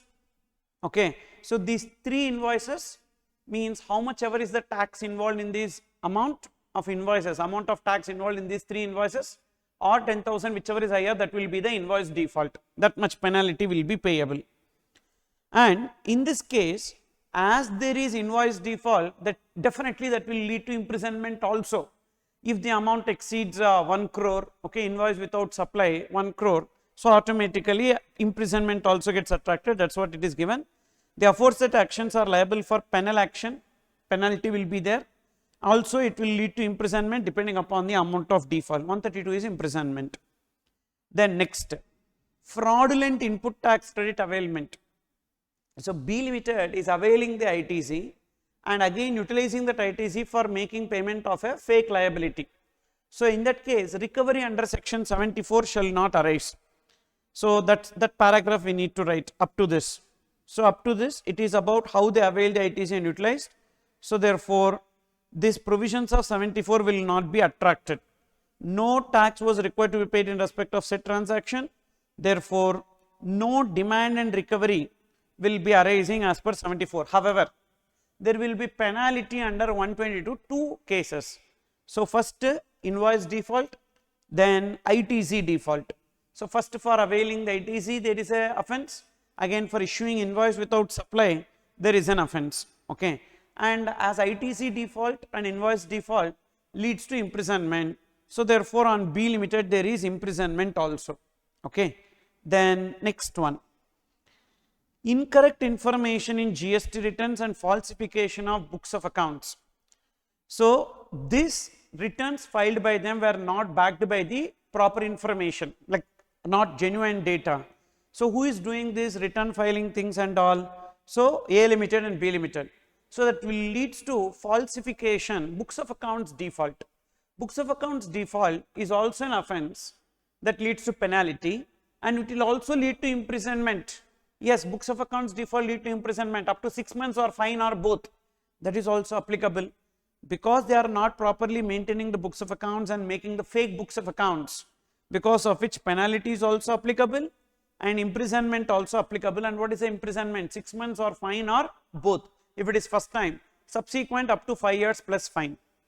Then on X, as X is a person who is involved in the offence, party to the offence, so therefore penalty under 122 subsection 3, so we will not get 122 1A, but imprisonment is applicable on X because under the grounds of attempting to commit or abetting commission of the offence, imprisonment is getting attracted. Now the chartered accountant, if he certifies the turnover, so then the penalty will be applicable under 122 subsection 3 on chartered accountant, and the chartered accountant is guilty of professional misconduct.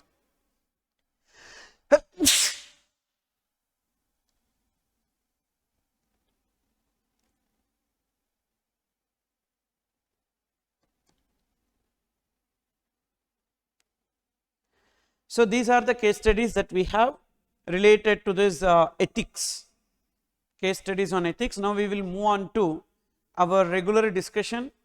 So we completed this ethics and then look into anti-profiteering, page 179 in that set book.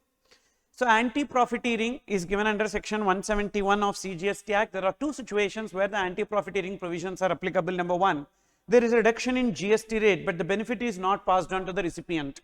So GST rate got reduced, but the benefit not passed on to the recipient. For example, there is a restaurant which is charging a bill. So before reduction in rate of GST 500 rupees and GST 90 rupees and total value 590. Now what happened? The rate of GST has been reduced to 5%. Even though the rate has been reduced to 5%, so but what they did is that the total value they retained as 590 rupees and the GST is 590 into 5 by 105.28 and the food value has increased to 562. So previous date was 500. So 62 rupees they got an increase in profit. This is known as profiteering. Situation 1. Situation 2, increase in ITZ but benefit not passed on to the recipient.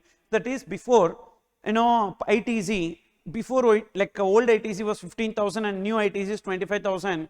So that before increase in the ITZ, 1 lakh was a purchase price, old ITZ 15,000. So the net purchase price is 85,000 and the sale price is 1 lakh 50. 1 lakh 50 minus 85,000, 65,000 will be taken as a profit. Whereas now 1 lakh and 25,000, 75,000 is the net purchase price. 1 lakh 50 minus 75,000, 75,000. So should become the profit. Okay. So but what happened is that they retained the price as same price 1 lakh 50. They should have reduced. So because of the increase in ITZ, so their sale price should be reduced, but they did not reduce the sale price, but they retained the same sale price, because of which the profit has increased. So this is also known as profiteering. So two situations profiteering will come, that is reduction in rate of GST but benefit not passed on to the recipient, or increase in ITZ but benefit not passed on to the recipient by way of reduction in sale price. So in order to avoid profiteering, government has established anti-profiteering authority, and that anti-profiteering authority ceased to exist from 30/11/2022. So with effect from 1/12/2022, Competition Commission of India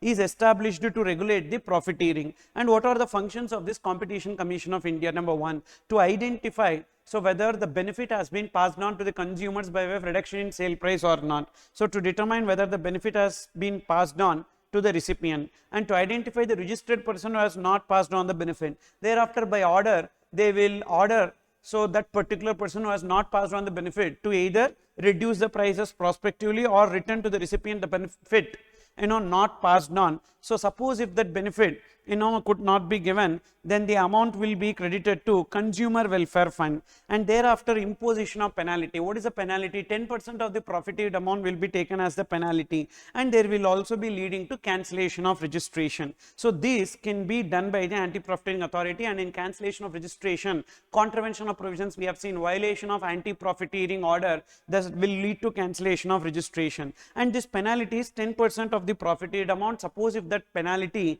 is paid within 30 days of passing of the order, then the penalty will be waived off. Then here, what is the application and process flow? There are two authorities, Standing Committee on Anti-Profiteering and State Level Screening Committee. If the issue is of local in nature, then the application will be made to State Level Screening Committee. If the issue is of having national impact, then the application will be made to Standing Committee on Anti-Profiteering. The Standing Committee on Anti-Profiteering will have members nominated by GST Council, whereas State Level Screening Committee will have officers nominated by Chief Commissioner as well as officer nominated by the state. Center is Chief Commissioner, state is nominated by Commissioner. So these officers will be there in this state level screening committee, these two committees. Now what will happen is that whenever there is a complainant, so whenever a person wanted to make a complaint, if the issue is of local in nature, he will make application to state level screening committee. Suppose if it is having a national impact, so then standing committee on anti-profiteering. Suppose if it is given to state level screening committee, state level screening committee will forward the application to the standing committee on anti-profiteering, and they will take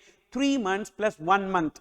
So like 2 months plus 1 month, so you remember as 3 months, so 2 plus 1, so 3 months they will take in order to forward the application to standing committee on anti-profiteering. Thereafter the standing committee on anti-profiteering will take 3 months in order to examine the accuracy and adequacy of the evidence, and suppose if the evidence is proper, then it will be forwarded to Directorate General of Anti-Profiteering, otherwise it will be rejected. So to get the application rejected, it will take 6 months, so 3 plus 3 months here. So first 3 months to forward the application to SEAP, thereafter SEAP will forward the application to DG, Directorate General Anti-Profiteering. Suppose if you make directly application to Standing Committee on Anti-Profiteering, it will take 3 months to forward that application to GGAP, and they will be examining the accuracy and adequacy of the evidence, and if they feel that the evidence is not sufficient, then the application will be rejected. Once the application is forwarded to Directorate General of Anti-Profiteering, they will be taking 9 months in order to do the investigation. 6 months plus 3 months, so they will do the investigation and they will give report to Standing Committee on Anti-Profiteering. Then this Standing Committee on Anti-Profiteering will forward the application to competition, investigation report to Competition Commission of India. Then Competition Commission of India will take 6 months from the date of report of DGAP in order to pass the anti-profiteering order, and sometimes CCI, Competition Commission of India, may order for fresh investigation also in this case. Suppose if they pass an order, anti-profiteering order, the registered person has to comply with that order. So remember the time limit SLSC, so 3 months plus thereafter to DGAP 3 months, and thereafter DGAP will take 9 months, and finally 6 months. So 3 plus 9 plus 6. Okay, these are the time limits. So with respect to making applications, so in MCQ it may be tested. So these are the areas that we have with respect to GST, and we have completed this, and we will be moving on to customs and foreign trade policy revision.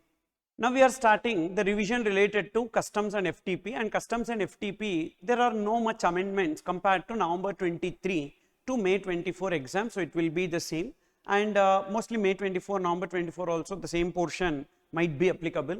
And here already November 23, so I have done the rocket revision on customs portion. If you want to watch that, you can watch that, or even this also you can see.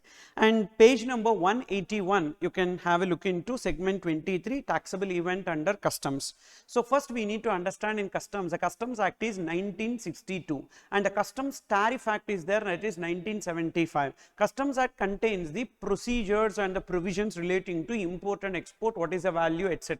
But the rate at which the customs duty is payable is contained in Customs Tariff Act 1975. First we have levy, that is section 12 of Customs Act 1962, which says that 4 conditions should be satisfied for the purpose of levy of customs duty. Number 1, there must be goods, and that goods must be dutiable goods. So what is the meaning of dutiable goods? Dutiable goods means the goods should be specified in the Customs Tariff Act 1975, then it will be called as dutiable goods. The first condition is that there should be goods, and that goods must be dutiable goods, and that dutiable goods must be imported or exported, and where it should be imported into India or exported from India. So if these 4 conditions are satisfied, then there is levy of customs duty. And even government is also covered under levy. So even government, if imports anything, so they are also required to pay customs duty. So government goods treated on par with non-government goods for the purpose of levy of customs duty. And in this regard, we need to know certain definitions. First, we need to know what is the meaning of goods. So goods, all the definitions are given in section 2 only here, so you don't have to remember the clause, but just remember section 2. Goods includes vessel, vehicle and aircraft. The vessel, vehicle and aircraft which is bringing the goods is also goods, and even vessel separately or vehicle separately or aircraft separately, when we are importing for use it in the domestic transportation here, so that will also be treated as goods. And stores refers to, so goods which are used for consumption during the journey is known as stores, and baggage refers to passengers luggage. Currency and negotiable instruments is also treated as goods under customs and any other kind of movable property. It is important to note that currency and negotiable instruments are treated as goods under customs. So, an import of this currency, so we need to pay customs duty, whereas we don't have to pay IGST. So, because goods do not include currency as per GST definition. So, whenever there is import of currency, customs duty is only payable, but IGST on customs duty will not be applicable. As we all know that on import we will be paying basic customs duty, social welfare surcharge and additional customs duties, and so we also have this IGST. So, that IGST alone not applicable in case of currency, but in case of all other imports IGST applicable. Also remember this point, whenever we are exporting we are required to pay only basic customs duty, other additional customs duties will not be applicable. Then stores. Stores, already we have seen, goods include stores. Stores refers to the goods which are present in the conveyance, that is aircraft, vessel or vehicle which is coming from outside India to India, like fuel which is left and the spare parts and the consumables, water, etc. So, that will be called as stores. Goods for use in the vessel or aircraft and includes fuel, spare parts or any other articles of equipment, whether or not for immediate fitting, that is called as stores. Then import. What is the meaning of import? So, import means bringing goods from outside India to India is known as import. So, import with its grammatical variation and cognate expressions means bringing into India from a place outside India is known as import, and export means taking goods from India to a place outside India is known as export. And what is the meaning of India? India extends up to 12 nautical miles from the baseline. So, from the baseline if you see up to 12 nautical miles is known as India. And for the purpose of customs, India is up to 12 nautical miles, but for the purpose of GST, India is up to 200 nautical miles from the baseline. So, here territorial waters is only called as India up to 12 nautical miles from baseline, and all the provisions of Customs Act will be applicable. And there is something called as exclusive economic zone. Exclusive economic zone is up to 200 nautical miles from the baseline, and this exclusive economic zone is known as Indian Customs waters. And basically in this Indian Customs waters, few sections empowering the customs officer to arrest or search a vessel are applicable. And high seas refers to international waters, that is beyond 200 nautical miles from baseline is known as high seas, where the Customs Act is not applicable in that place. So, when the goods are said to be imported, as and when goods are entering into the territorial waters, the goods are said to be imported, and the same way when the goods are said to be exported, as and when the goods cross the territorial waters and leave to a place outside India, when it crosses the territorial waters, then it is called as export from India. Then customs area. Customs area means the area which is under the control of the customs department. So, not all ports, airports or places will be under the control of customs. So, in the port also, not every port is a customs port. There will be some ports and airports which will be regarded as customs port or airport, where it is permitted to import or export goods from that places. And in that port or airport also there will be a notified area. That notified area only will be under the control of the customs department, and that area is known as customs area. Customs area means the area under customs station includes any area in which import goods or export goods are ordinarily kept before clearance by the customs authorities. Then next we have dutiable goods. What is the meaning of dutiable goods? Any goods which are chargeable to duty and on which duty has not been paid, not yet paid. Not been paid means not that you are not required to pay the duty, you are required to pay the duty but not yet paid the duty, that is known as dutiable goods. Once you pay the duty, then it will be called as duty paid goods, simple. Then Indian Customs waters, already I told you, which is extending up to 200 nautical miles from the baseline is known as Indian Customs waters. Export goods means goods which are taken out of India to a place outside India. Who will be called as exporter? Exporter refers to owner or beneficial owner, any person holding himself to be an exporter. Suppose if I am the owner of the goods and I am only manufacturing, I am only exporting the goods, I will be called as exporter. Suppose if I am the owner of the goods but you are exporting the goods, then I will be called as beneficial owner, and you are the merchant exporter who is holding yourself as the exporter. So, I will also be called as exporter, you will also be called as exporter. So, owner, beneficial owner or any other person holding to be exporter. Beneficial owner means on whose behalf the goods are exported or imported. Even importer definition also we have this. If you see exporter definition and importer definition, both places it is the same wording: owner, beneficial owner, any other person holding himself to be exporter. Here also same: owner, beneficial owner, any person holding himself to be an importer. Okay. Then who is a beneficial owner? On whose behalf the goods are being imported or exported, or who exercises the effective control over the goods. So, that person is called as a beneficial owner. That is, say for example, I am the brand name owner or I am the owner of the goods and you are exporting on behalf of me, then I will be called as a beneficial owner. Then imported goods means already goods brought from outside India to India. And baggage refers to passenger's luggage. It can be accompanied or unaccompanied. Accompanied means which is coming along with the passenger is known as accompanied. So if it is coming either before passenger's arrival or after passenger's arrival, then it is called as unaccompanied baggage. But baggage does not include motor vehicle, because practically motor vehicle, whenever we are bringing, it will come as a cargo consignment, so like a commercial goods only. Then coastal goods refers to goods which are taken from one port in India to another port in India, will be called as coastal goods. These are neither imported goods nor exported goods. Goods other than imported goods transported in a vessel from one port in India to another port in India. So like basically it is a domestic transportation.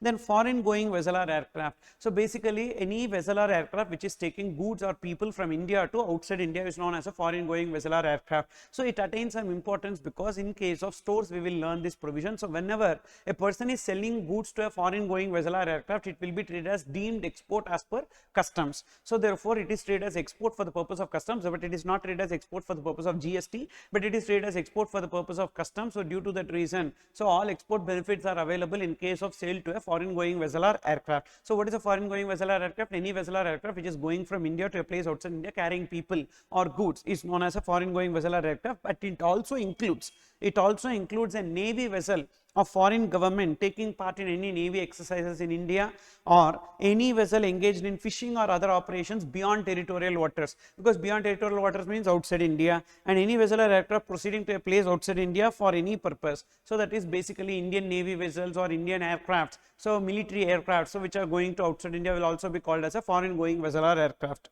Then so whenever goods are being imported, so what are the options available to the importer? There are two options available to the importer. As soon as the goods are unloaded in the customs area, that goods may be taken to the importer's place by filing one bill of entry called as bill of entry for home consumption. Option 1, clearance for home consumption upon payment of customs duty and by filing bill of entry for home consumption. And option 2 is known as deposit in the warehouse. So that is, if the importer is unable to pay the customs duty at the time of import, he can defer the customs duty payable by depositing the goods in a warehouse called as customs warehouse. Customs warehouse is properly not owned by the customs, but it is licensed by the customs department. So they need to adhere to whatever regulations that are specified by the customs department. So whenever the goods are deposited in the customs warehouse, we need to present one bill of entry. That is, the importer has to present one bill of entry called as inbound bill of entry or bill of entry for warehousing. And the goods will be deposited, and we need to execute a bond because we are not going to pay the duty. So we need to execute a bond, and as and when we want to clear the goods from the warehouse, we need to pay the duty and the bond gets released. So it is called as ex-bond bill of entry.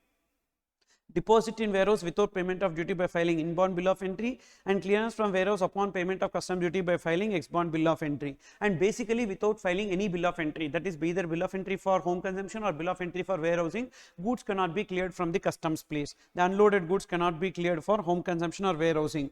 Goods can be cleared to warehouse without payment of duty, but thereafter for clearance of goods from the warehouse we need to pay the duty. And when the bill of entry should be paid, submitted, the bill of entry should be filed before the date of arrival. If today is the arrival of the vessel or aircraft or vehicle, we need to file it before the date of arrival. And suppose if you file it even on the date of arrival also, there is a 1 day delay. So for every day delay, there is a late fee that will be payable. Bill of entry can be filed before or after arrival, but the time limit is before the date of arrival. If filed on the date of arrival or later date, then a late fee will be payable.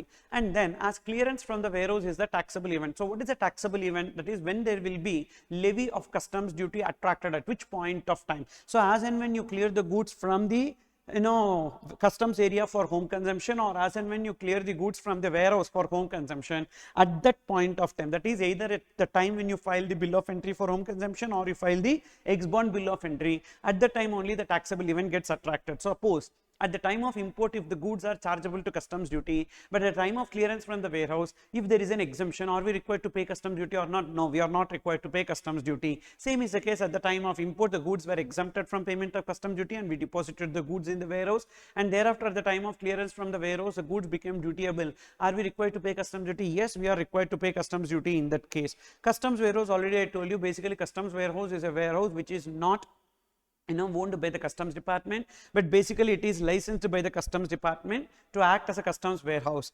And then if any importer has a warehouse for which license is obtained, so what is the advantage? So importer for his own warehouse can also obtain a license. So in that case, what will happen? There will be a deferment of customs duty that is payable. Then he can defer the customs duty payable till the time he uses such goods, as clearance from warehouse is only the taxable event in this case. And then what are the various documents involved? So basically, in case of import, what are the documents to be filed by the person in charge? Person in charge is like in case of vessel, the master of the vessel; in case of aircraft, the pilot; and in case of vehicle, so any driver or conductor will be taken as a person in charge. In case of import, the person in charge is required to file import manifest in case of vessel, and arrival manifest in case of aircraft, and import report in case of vehicle. Whereas in case of export, the opposite documents, that is here import manifest, so here it is export manifest; here arrival manifest, so departure manifest; here import report, so export report. So these are the documents to be filed by the person in charge. Basically, what does this document contain? This document contains the details of the goods which is present in the ship or aircraft or vehicle. And what is the document to be filed by the importer in case of import? In case of vessel or aircraft or vehicle, the document name is called as bill of entry only. Whereas in case of export, the exporter is required to file shipping bill in case of vessel and aircraft, and bill of export in case of vehicle. And who is person in charge? Already I told you, master of the vessel and pilot of aircraft and conductor or guard or any other person for the vehicle. Only after filing import manifest, grant of entry inwards is given for the vessel to enter into India. But for aircraft and vehicle, there is no requirement of grant of entry inwards. Grant of entry inwards means giving a permission to enter into India, but for vessel only it will be applicable. So whenever the import manifest is filed by the person in charge, so thereafter grant of entry inwards will be given for that vessel to enter into India. And and vehicle, so basically the concept of grant of entry inwards is not applicable in case of aircraft and vehicle, but arrival manifest or import report should be filed before the arrival. And along with the bill of entry, importer should also prove that he is the owner of the goods. So for that he need to file some documents. What are those documents? So that is document of title to the goods. In case of aircraft, so that is import of goods by airways, airway bill is the document of title. In case of waterways, it is bill of lading, and in case of railways, so it is railway receipt or lorry receipt. So that will be taken to claim the ownership of the goods. And also an invoice is raised to him now by the exporter outside India. Even that document also should be submitted. So basically 3 documents are required to be submitted by the importer. So number 1, bill of entry. Number 2, document to prove that he is the owner of the goods, that is document of title to the goods. And number 3, invoice, so to tell what is the value of the goods that is being imported. Then taxable event and relevant date for determination of rate of duty in case of import. So import, there are 2 options, clearance for home consumption and clearance for warehousing. So what is taken as a taxable event? It is not the date when goods enter the territorial waters, but when the goods cross the customs barrier, that is called as taxable event under customs. So when it crosses the customs barrier, so as and when you file the bill of entry for home consumption, or as and when you file the export bill of entry, it crosses the customs barrier. Customs barrier means customs control. So that is called as a taxable event. That's what we have seen. So at that time, whatever is the levy, that will be applicable. So date of crossing customs barrier, it is held by Supreme Court in Garden Silk Mills case and Kiran Spinning Mills case. So Kiran Spinning Mills case and Garden Silk Mills case, Supreme Court, date of crossing customs barrier is the taxable event. Whereas in case of export, if you see, when the goods are crossing the territorial waters, then only it will be called as export. So again, Supreme Court is specifying this clearly in 2 cases, that is Rajendra Dyeing and Printing Mills case and Sun Exports case. So these 2 cases, what is the conclusion we can draw? The goods, when it crosses the territorial waters, then only it is said to be export. Then section 15 and section 16. So the levy related to customs duty is given under section 12. Section 15 talks about the point of payment for the purpose of, that is relevant date for determination of rate of duty in case of import is section 15. Relevant date for determination of rate of duty in case of export is given in section 16. So as per section 15, what does it say? If you are importing the goods by vessel, so then you need to check option 1 or option 2. Option 1. So option 1, it is the date on which importer presents a bill of entry, that is imported for home consumption. Importer presents a bill of entry for home consumption, or grant of entry inwards, whichever is later, not whichever is earlier, whichever is later. In case of aircraft and vehicle, there is no concept of grant of entry inwards, so we need to take arrival. So date of presentation of bill of entry or date of arrival, whichever is later, will be taken. This is which case if it is imported for home consumption. If it is imports for warehousing, it is the time when you file the ex-bond bill of entry. All cases. So whenever the ex-bond bill of entry is presented for clearance from the warehouse, that date will be taken as relevant date for determining rate of duty. But for exchange rate, always it is the bill of entry date. So in case of option 1, there is only one bill of entry, that is bill of entry for home consumption, that is for exchange rate. Whereas in case of option 2, there are two bill of entries, one for depositing the goods in the warehouse, another for taking the goods from the warehouse. So which date of bill of entry is relevant? So inbound bill of entry, at the time of depositing the goods in the warehouse, whatever is the exchange rate, that only will be taken. So date of presentation of inbound bill of entry, that is bill of entry for warehousing. Whereas in case of, this is about section 15, relevant date for determination of rate of duty and relevant date for determination of exchange rate. Whereas in case of export, section 16 says that the relevant date for determination of rate of duty is the date on which let export order is passed. As soon as the goods are submitted to the customs officer along with the shipping bill, so the customs officer will pass a let export order. On the date of let export order, whatever is the rate of duty that is applicable, that will be taken. And then in case of exchange rate, the exchange rate also based on the shipping bill or bill of export which is filed by the exporter. So that date will be relevant for determining the exchange rate, shipping bill or bill of export. And here it so happens that we have filed a bill of entry, and date of presentation of bill of entry or date of arrival, whichever is later, will be taken as relevant date for determination of rate of duty. So and bill of entry has to be filed before the date of arrival. So we filed the bill of entry. At that time it was 10%, and actually arrival is at a later point of time. At that time it is 12%. So which is the relevant rate? 12% is a relevant rate. But already we filed a bill of entry with 10%. So what we need to do? We need to amend the bill of entry. By amending the bill of entry, the 2% extra amount we need to pay, because whichever is later. So we presented a prior bill of entry, and the prior bill of entry only should be presented. So we don't have the concept of later bill of entry. So prior bill of entry is presented. Arrival is at a later point of time. So whichever is later, so the new rate will be applicable. But already we filed a bill of entry with the old rate. So we need to amend the bill of entry by adding the 2%. So that is one exercise to be done, and for amending the bill of entry, we don't have to pay any charges. So here, exchange rate determined by whom should be taken? Exchange rate as determined by CBIC should be considered. And in case of improper import or improper export, what is that improper import or export? So without submitting any documents, without bill of entry or shipping bill, if the goods are imported or exported, that is known as improper import or improper export. So in that case, the relevant date is the date of payment of customs duty. So whenever you pay the customs duty, whenever the goods are being brought into India, when they catch the smuggled goods, so at that time you pay some duty. At that time, whatever is the rate relevant, that should be taken. Relevant date is the date of payment of duty. So this is about section 12, section 15 and section 16. Then we are moving on to segment 24, which talks about exemptions from customs duty. Firstly, section 25, which says that so government is having power to grant the exemption. So as per section 25, central government by notification in the official gazette exempt goods from payment of customs duty either unconditionally or subject to certain conditions.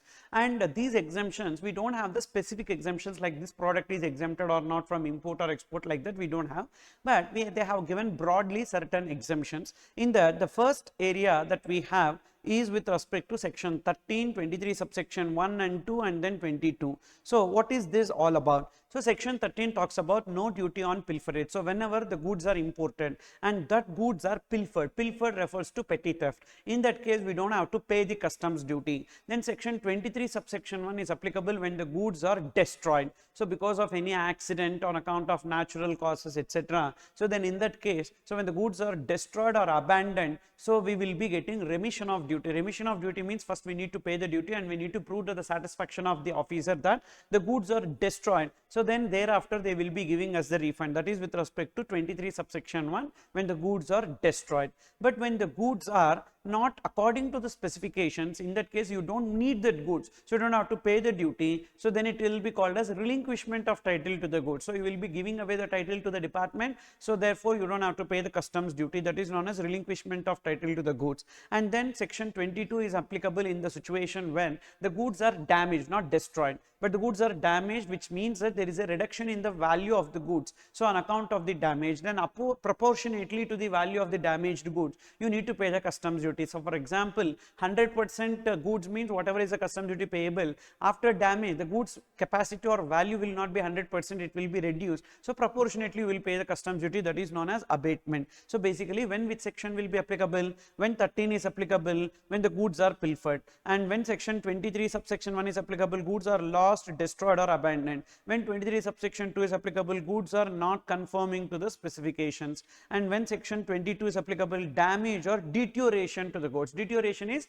reduction in value on account of efflux of time. So whenever the goods are like evaporation or whenever there is a reduction in the quality of the goods. So that is called as deterioration to the goods. So therefore, when the goods are pilfered, section 13, and what is the title? No duty on pilfered goods. What is the advantage? Because of this, you don't have to pay duty. Then section 23 subsection 1, when the goods are lost, destroyed or abandoned, so you will have remission of duty. What is the benefit? First you need to pay the duty, prove that the goods are destroyed, then you will get the refund. So then in case when the goods are not conforming to the specifications, relinquishment of title to the goods means you don't have to pay the duty at all, so you give away the title to the department. So whenever there is damage or deterioration of the goods, section 22 abatement. So what does the abatement says? Abatement is like, so you will pay the duty proportionately based on the value of the damaged goods. So that is the benefit. So in case of section 13, customs duty not payable by the importer but payable by the custodian. The imported goods will be under the control of a person called as custodian or port trust authorities. So that particular custodian will pay the customs duty because he is responsible for that goods. So importer is not required to pay. What if the goods are restored? So custodian identifies the person who has stolen that goods and the goods are restored. In that case, so the customs duty will be payable by the importer, and thereafter the remission of duty will be given to the custodian. Then whether applicable in case of warehoused goods? No. So then when the pilferage should have happened? Pilferage should have happened so after unloading the goods. After unloading the goods, that is at the time or after unloading the goods, if the and thereafter, so before the order for clearance. Okay, so see the stage at which the pilferage should have happened. So the goods are in the transit. So after the goods are unloaded in the port or airport and before order for clearance, what clearance? Either before clearance for home consumption or before clearance for warehousing. At this stage, if the goods are pilfered, then only section 13 benefit will be applicable. So that's why in case of warehoused goods, section 13 benefit will not be applicable. Whereas if you see section 23 subsection 1, remission of duty, what is the benefit? First you need to pay the customs duty and prove to the officer that the goods are destroyed, and then you will get the refund with respect to that. Whether applicable in case of warehoused goods? Yes. So which means you can claim the remission of duty even after the order for clearance and before actual clearance. If you see here, first the goods are unloaded in the port or airport, thereafter order for clearance, and thereafter clearance for home consumption, or it may be cleared for warehouse and thereafter it may be cleared from the warehouse for home consumption. Now at this stage, before actual clearance, if the goods are lost or destroyed, we will get remission of duty. Means whether the remission of duty is applicable even before order for clearance? Yes. So the remission is applicable before order for clearance. So if you see section 23 subsection 1 and section 22 is applicable at this stage also. Is applicable at this stage. Also. Okay, so at this particular stage also we will get, so anytime before actual clearance, after unloading and before actual clearance, that is about remission of duty. Then if you see 23 subsection 2, relinquishment of title, what is the benefit? We don't have to pay the customs duty in this case. And relinquishment, remember, not possible with respect to prohibited goods. Any prohibited goods or illegal goods that you have imported and thereafter they have identified that goods, now you cannot say I will relinquish the title, not possible. So therefore prohibited goods you cannot relinquish the title, you have to pay the duty and you need to face the consequences with respect to that goods. Whether applicable in case of warehoused goods? No. So it is not applicable in case of warehoused goods because relinquishment should have done before order for clearance. So after unloading the goods and before order for clearance, if the owner does not want to take delivery of the goods, relinquishment of title to be done under section 23 subsection 2. Okay, so that is this case. But suppose if the goods are deposited in the warehouse, at that time if you feel like the goods are not according to the specifications, that is you file a bill of entry and you have taken the goods to the warehouse, and warehouse you have observed that the goods are not according to specifications. In that case, the section 23 subsection 2 is not there, but in warehousing provisions one proviso is there, that is proviso to section 68. So as per that proviso to section 68, relinquishment of title is possible. That's what I have given, but relinquishment is possible under proviso to section 68. In case of warehouse goods, that's a different provision. Then so that is with respect to relinquishment of title. Then 22, abatement. So in case of abatement, what is the benefit? Customs duty payable at the discount in proportion to the value of the damaged goods. So based on the value of damaged goods, we need to pay the customs duty. So if you see the value of the goods imported, so value of goods imported is say somewhere 8 lakhs. 8 lakhs is the value of the goods imported, and customs duty payable on above. Customs duty payable on above is somewhere like 3,25,000 is the customs duty payable and above. Now, what happened to the value of the goods imported after damage? So, value of goods after damage, value of goods after damage, value of goods after damage came down to 5 lakhs. If value of goods after damage is 5 lakhs, how much is the customs duty payable on above? So, that is how the abatement is computed. So, the proportionate customs duty will be payable. How to calculate that? Simple. So, first for 8 lakhs it is 3,25,000. For 5 lakhs it will be how much? So, what we need to do? We need to take 5 lakhs, okay, into 3,25,000 divided by 8 lakhs. Okay, for 8 lakhs it is 3,25,000. So, 5 lakhs how much is the proportionate amount? So, that will come to, so 5 lakhs into 3,25,000 divided by 8 lakhs. So, that comes to 2,03,125 is the customs duty payable and above. So, therefore, what is the abatement that we have got? See, this is not abatement, this is the customs duty payable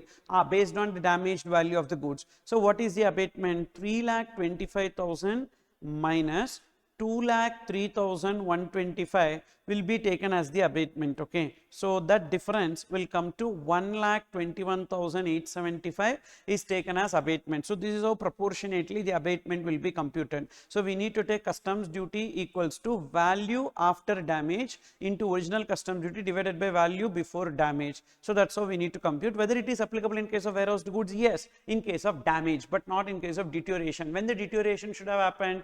Before or at the time of unloading, the deterioration should have happened. So deterioration only before or at the time of unloading of the goods. So in case of warehouse goods, if it is deteriorated, we will not get any benefit. So that is with respect to this section. So remember, before the goods are unloaded in the port or airport, if the goods are lost in transit, first of all there is no levy, so we don't have to pay any customs duties. That is based on the Supreme Court case. And after the goods are unloaded and before order for clearance, all the 4 sections are applicable: 13, 23 subsection 1, 23 subsection 2 and section 22. Whereas after order for clearance and before actual clearance, only 2 sections are applicable. That will be remission of duty section 23 subsection 1 and abatement, that is warehoused goods, only 2 points. And remission of duty and abatement, apart from that, relinquishment of title is there, but that's in a different section. So that is proviso to section 68. Then we have section 21, which talks about derelict, jetsam and flotsam, which refers to whenever the goods are thrown into the sea, that is called as jetsam. And those goods which are thrown into the sea will continue to float, that will be called as flotsam. And derelict refers to the damaged parts of the ship, and that is whenever the ship got derailed, so there will be some damaged parts of the ship, that is called as wreck. So all goods derelict. So goods derail, like ship derailed and the goods are falling into the water.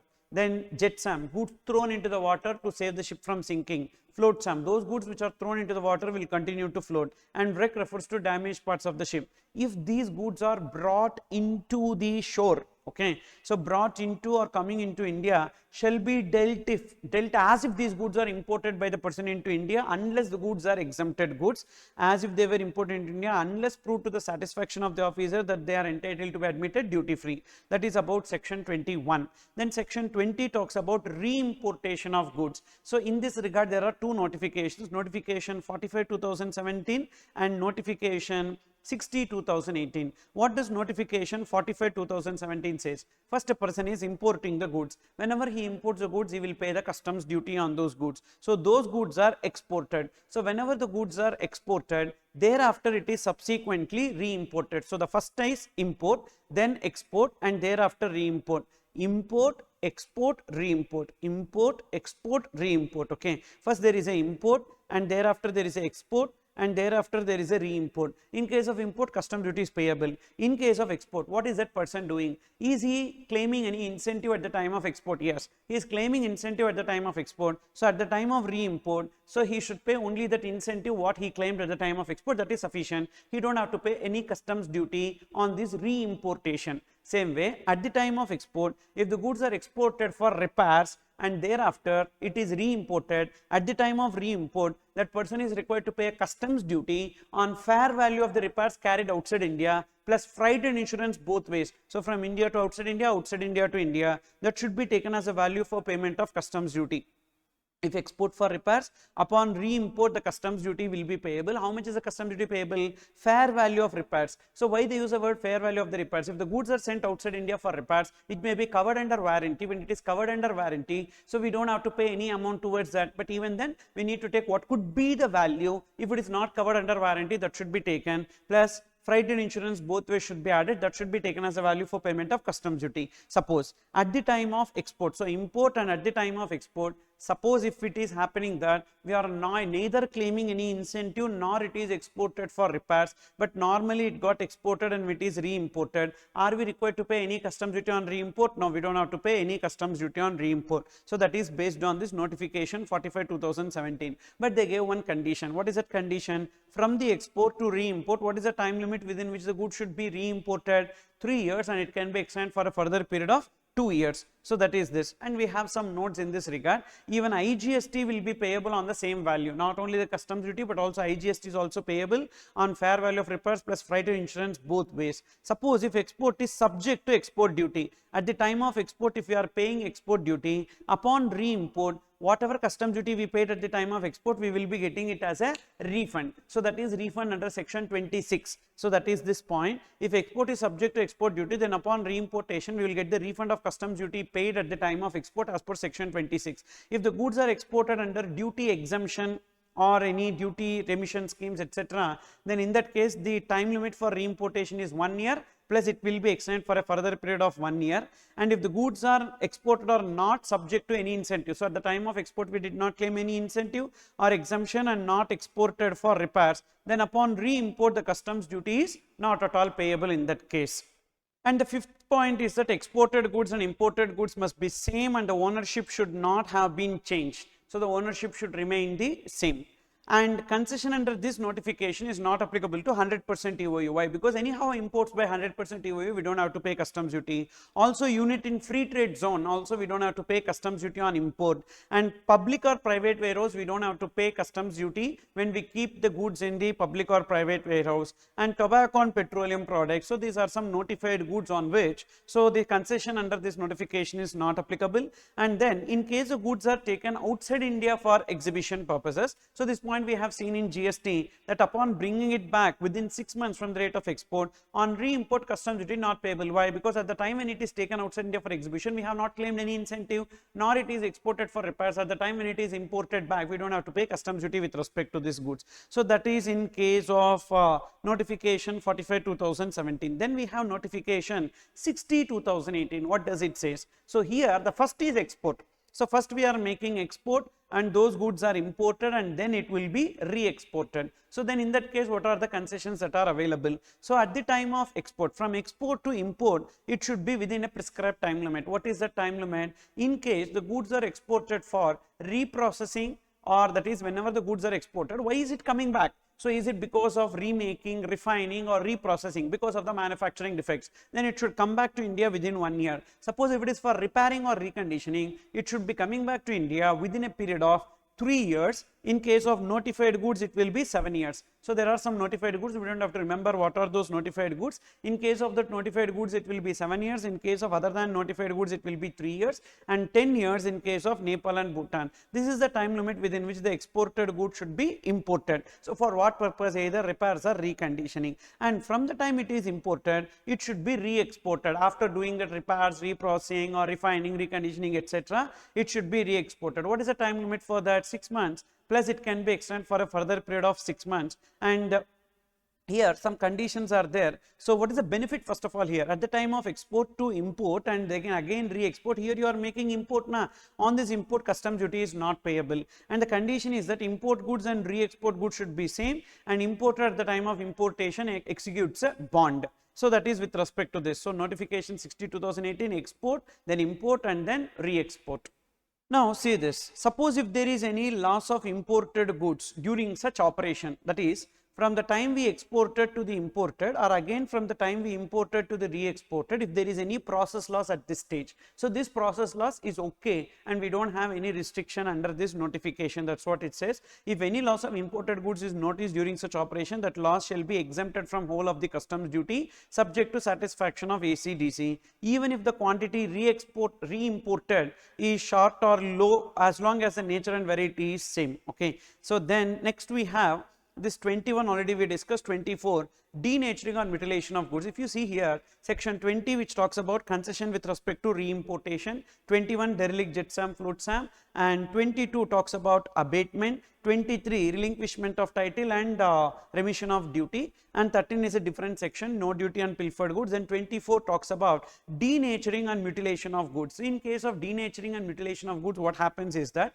so first of all, when the goods are imported which has high rate of customs duty and low rate of customs duty depending upon the purpose for which it is being imported. So if imported goods are having twin purpose, and depending upon the purpose, if the rate of duty is applicable, so now when you denature the goods, you will make it unfit for the other purpose, so that the applicable customs duty you will be paying. So owner of the goods will make request for denaturing, that is diluting the chemicals, and mutilation, breaking the machinery. Same way, when you import the machinery, say you have to pay high customs duty. When the parts of the machinery is imported, you need to pay low customs duty, but you don't need the machinery, but you need the parts of the machinery. You can break down the machinery into parts, and only the parts can be taken, and the remaining structure etc. will be so scrapped. Then in that case, accordingly the customs duty will be payable. Central government make rules regarding the same.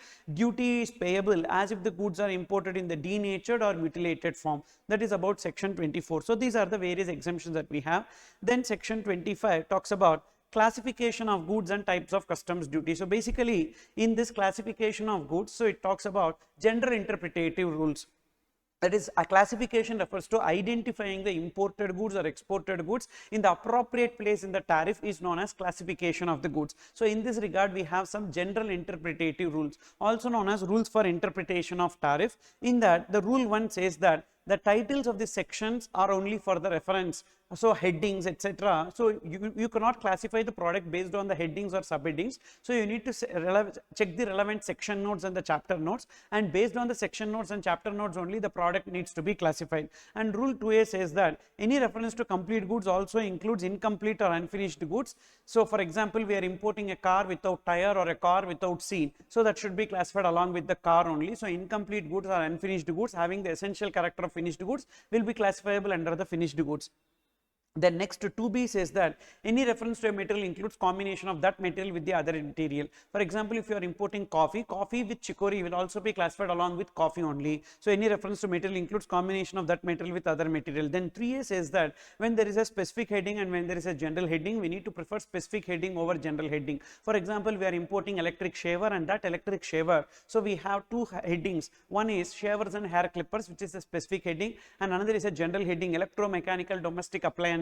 So that's a general heading. Now as it is a specific heading is there, so we need to prefer specific heading over general heading, so it should be classified under shavers and hair clippers. Then 3b says that classification shall be as per essential character if a particular product is mixture or composite of the article. Suppose if we are importing a bag or a box that contains different articles, so then we need to classify it based on the essential character. For example, a geometry box is imported, so that has a metal box, sharpener, eraser, pencil and drawing instruments, but the essential character is drawing instruments, so the entire geometry box should be classified as drawing instruments. Then 3c says that if both the headings are specific, we need to prefer the latter the better. For example, there are two headings, 8702 which talks about motor vehicles for transportation of persons, and 8703 motor vehicles for transportation of the goods. Now you are importing a vehicle which is capable of doing transportation of goods as well as transportation of people, then it should be classified as last in the numerical order. That is, both the headings are specific, so we need to take which comes last in the numerical order, that is 8703. Then rule 4 talks about akin goods. Akin goods refers to similar goods. Similar goods means that, so whenever you are importing some goods but it do not have anywhere presence in the tariff, then what is the similar goods related to that we need to say, and based on similar goods you need to classify. For example, you are importing sun films, sun protector films to be pasted in the car mirrors. So now what happens is that this particular sun films which you have imported for the purpose of putting it in the cars to prevent the sunlight directly entering, so we don't have any separate heading. In that case we will be taking the blinds and curtains so as the heading, and there it should be classified, that is based on similar goods. Rule 5 talks about packing containers. So whenever you are importing the packing containers for packing a particular product, if it is a specific packing material, it will be classified along with the product. For example, violin box is imported, so the violin box will be used only for violin, so therefore it should be classified along with the violin. Packing containers and packing materials can be classified along with the main articles which are sold.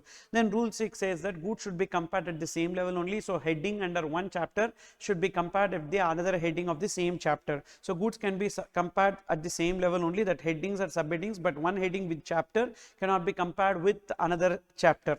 So that is about rule 6. Then we have computation of customs duties payable. So all the sections that we are having in this particular area, computation of customs duty, we are referring to Customs Tariff Act, that is 1975, but not the Customs Act 1962. So what does this say is that, so these are the various customs duties that we have. Basic customs duty. So in basic customs duty, again we have standard rate and preferential rate. Whenever we are importing goods from the country with which India is having trade agreement, so in that case the preferential rate will be applicable, otherwise the standard rate will be applicable. So it will be given in the question itself. So it is at the applicable rate, and it should be computed on the assessable value which is computed under section 14. And after that we need to take social welfare surcharge. Social welfare surcharge will be always 10% of basic customs duty, whether it is given in the question or not. We need to compute social welfare surcharge as a 10% on basic customs duty. Then integrated tax and GST compensations, these two will be computed on basic customs duty plus all customs duties including social welfare surcharge plus assessable value. Finally, IGST and GST compensations should be computed, and the rate will be given in the question. So GST rate in the force on assessable value plus all customs duties above, and same way compensations is also. Only if the compensation cess is given in the question, then we need to take. And in the past, on imports, we used to pay countervailing duty under section 3 subsection 1 in order to counterbalance the excise duty, and special additional duty under section 3 subsection 5 in order to counterbalance the sales tax. Now, so this CVD and SAD, wherever excise duty and sales tax is applicable, that will be taken. However, now on account of GST applicability, so it is limited to only few goods. And then in case of export, as I already told you, only basic customs duty is applicable if the exports are chargeable to duty. So only when the question says about customs duty, we need to compute customs duty on export. Otherwise, we don't have to. That too only basic customs duty. We don't have social welfare surcharge. Social welfare surcharge is applicable only on import. Then in case of warehoused goods sold by way of transfer of warehouse receipt, IGST shall be computed on regular assessable value plus basic customs duty, social welfare surcharge the regular way, or the sale value of such warehouse goods, so whichever is higher. So usually what happens is that whenever we do the computation of customs duty, let's take assessable value. So assessable value equals to 1 lakh. So this will be taken as the assessable value which is determined under section 14. So we need to do this computation as per 3 steps. So first we need to take step 1. So in this step 1, we will be having 3 customs duties. What are the 3 customs duties that we will be having? So we will be having basic customs duty. So basic customs duty will be computed at the rate which is given in the question. Say for example 10% is given in the question. So it will be computed on what? It will be computed on assessable value. So we need to take 1 lakh. And on that 1 lakh into 10%, that will be 10,000 will be taken as the basic customs duty. And then the second one will be social welfare surcharge. Social welfare surcharge will always at the rate of 10% on basic customs duty. So we need to take basic customs duty. What is the basic customs duty? 10,000 into 10% will be taken. So that will be coming to 1,000. So that will be social welfare surcharge. And then we have something called as CVD, countervailing duty under section 3 subsection 1. This is to counterbalance excise duty. This will be at the rate of PESHN. So it will be specifying, say for example 12.5% it is given. So it should be computed on what? It should be computed on landed value. What is the landed value? Assessable value plus basic customs duty plus social welfare surcharge, it will be computed. Okay, and it will be computed on what? So this countervailing duty is applicable only on 3 products. What are the 3 products on which it will be applicable? It will be applicable on petroleum products. So whenever petroleum products are being imported, so 5 petroleum products we have under GST: crude oil, petrol, diesel, aviation, turbine fuel, natural gas. So then in that case, then next we have alcoholic liquor. alcoholic liquor for human consumption, and then thereafter we have tobacco products. So in case of tobacco and tobacco products, in case of these three products only, CVD will be applicable. So only when the question talks about these three products and the rate is given, then only we need to take, otherwise this CVD will not be applicable. Now if you add this will be called as customs duty excluding additional customs duty. So customs duties excluding additional customs duty. So that will be coming to 1 lakh. That is 1 lakh is the assessable value. So 11,000 will be taken as customs duties excluding additional customs duties. Then we have step 2. So in step 2 we will be talking about 3 additional customs duties. What are they? Number 4. So we have something called as safeguard duty. So safeguard duty will be applicable under section 8B. So then next we have that is applicable on import of goods in large quantities. That will be at the rate percentage. So that will be at a percentage which will be on assessable value or landed value we need to take. So when the question is silent about assessable value or landed value, usually we will be taking it on assessable value. Okay. So what is landed value? Landed value will be assessable value plus basic customs duty plus social welfare surcharge. So LV refers to landed value. So what we need to do for landed value, we need to take assessable value plus basic customs duty plus social welfare surcharge will be taken as landed value, and if it is applicable we will be taking, otherwise we will not take this. So then that should be given in the question, otherwise we will not take. Then we have something called as CVD under 9. So alternatively you can remember, because there are 2 CVDs, you can remember it as anti-subsidy duty. So this anti-subsidy duty is applicable whenever the imported goods attract some subsidy which is given by the exporting country in order to cripple the domestic market in India. So the exporting country will be giving some subsidy. In that case, to counterbalance that subsidy given by the exporting country, the Indian government will be adding some anti-subsidy duty. So this anti-subsidy duty again at a percentage, so which will be computed on assessable value or it will be computed on the landed value. Again, how to determine the landed value? Landed value will be determined based on assessable value plus basic customs duty plus social welfare surcharge. Again, whenever it is given in the question, then only we need to take, otherwise it is not required. Then we have something called as anti-dumping duty. So this anti-dumping duty is applicable. So whenever the exporter is dumping the goods into India, so this is unfair export made by the exporter. He is trying to import, like sell the goods to India at a price less than his selling price in the exporting country. So then anti-dumping duty will be applicable, but anti-dumping duty will be absolute. So it is computed. So based on dumping margin or injury margin, whichever is lower. So dumping margin or injury margin, whichever is lower will be taken. So based on that we need to get the anti-dumping duty. So who is dumping? The exporter is dumping. So the dumping margin we need to see from the exporter perspective. So what is the dumping here? What is the price at which he is selling in his local market, normal selling price in his domestic market, minus what is the price at which he is exporting to India, export price. So that difference will be taken as dumping margin. Whereas injury margin will be, so what is the price at which, so the goods are being imported into India, that is landed value of the imported goods, and we need to compare it with normal selling price in India. So normal selling price in India minus landed value of the imported goods, that is injury margin, to that extent the domestic manufacturer is injured. So whichever is lower, dumping margin or injury margin, whichever is lower will be taken. So that is about the anti-dumping duty. Only when it is given in the question we need to take that. So this will be called as customs duties excluding, so IGST, compensation cess and SAD, special additional duty. So what is that? 11,000 rupees, as we don't have anything else. Now the last step, so this is step 3. So in step 3 we will be having IGST. So number 7, IGST we will be taking. So that IGST is at the rate given in the question. Say for example 18% is the IGST. While computing IGST we need to compute it on assessable value plus step 2.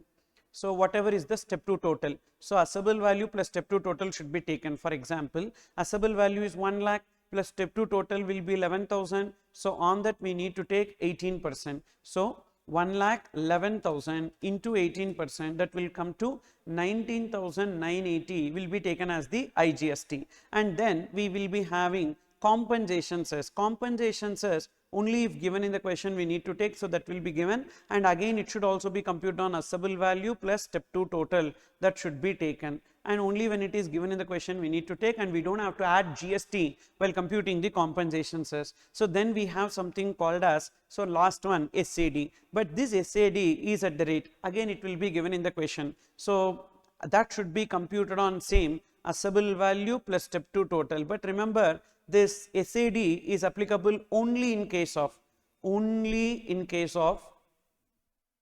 petroleum products, only in case of petroleum products, not alcoholic liquor also, only in case of that 5 petroleum products this SAD will be applicable, again only when it is given in the question we need to take, otherwise we don't have to take that. Okay, so remember, whenever there is SAD, definitely IGST and GST compensation cess will not be applicable, and whenever IGST GST compensation cess is applicable, SAD will not be applicable. So because SAD is only on petroleum products there is no GST. Now when you add this, this is known as total customs duties payable. So what is the total customs duties payable? The total customs duty payable in this case will be 11,000 plus 19,980, that will come to 30,980 will be taken as the customs duty payable. So this is how the customs duty computation will be made. So these 9 steps that we need to, like 3 steps and 9 customs duties that we need to remember. Now here what happens is that while computing the GST, we are adding everything. Okay, so now whenever the goods are imported in and deposited in the warehouse,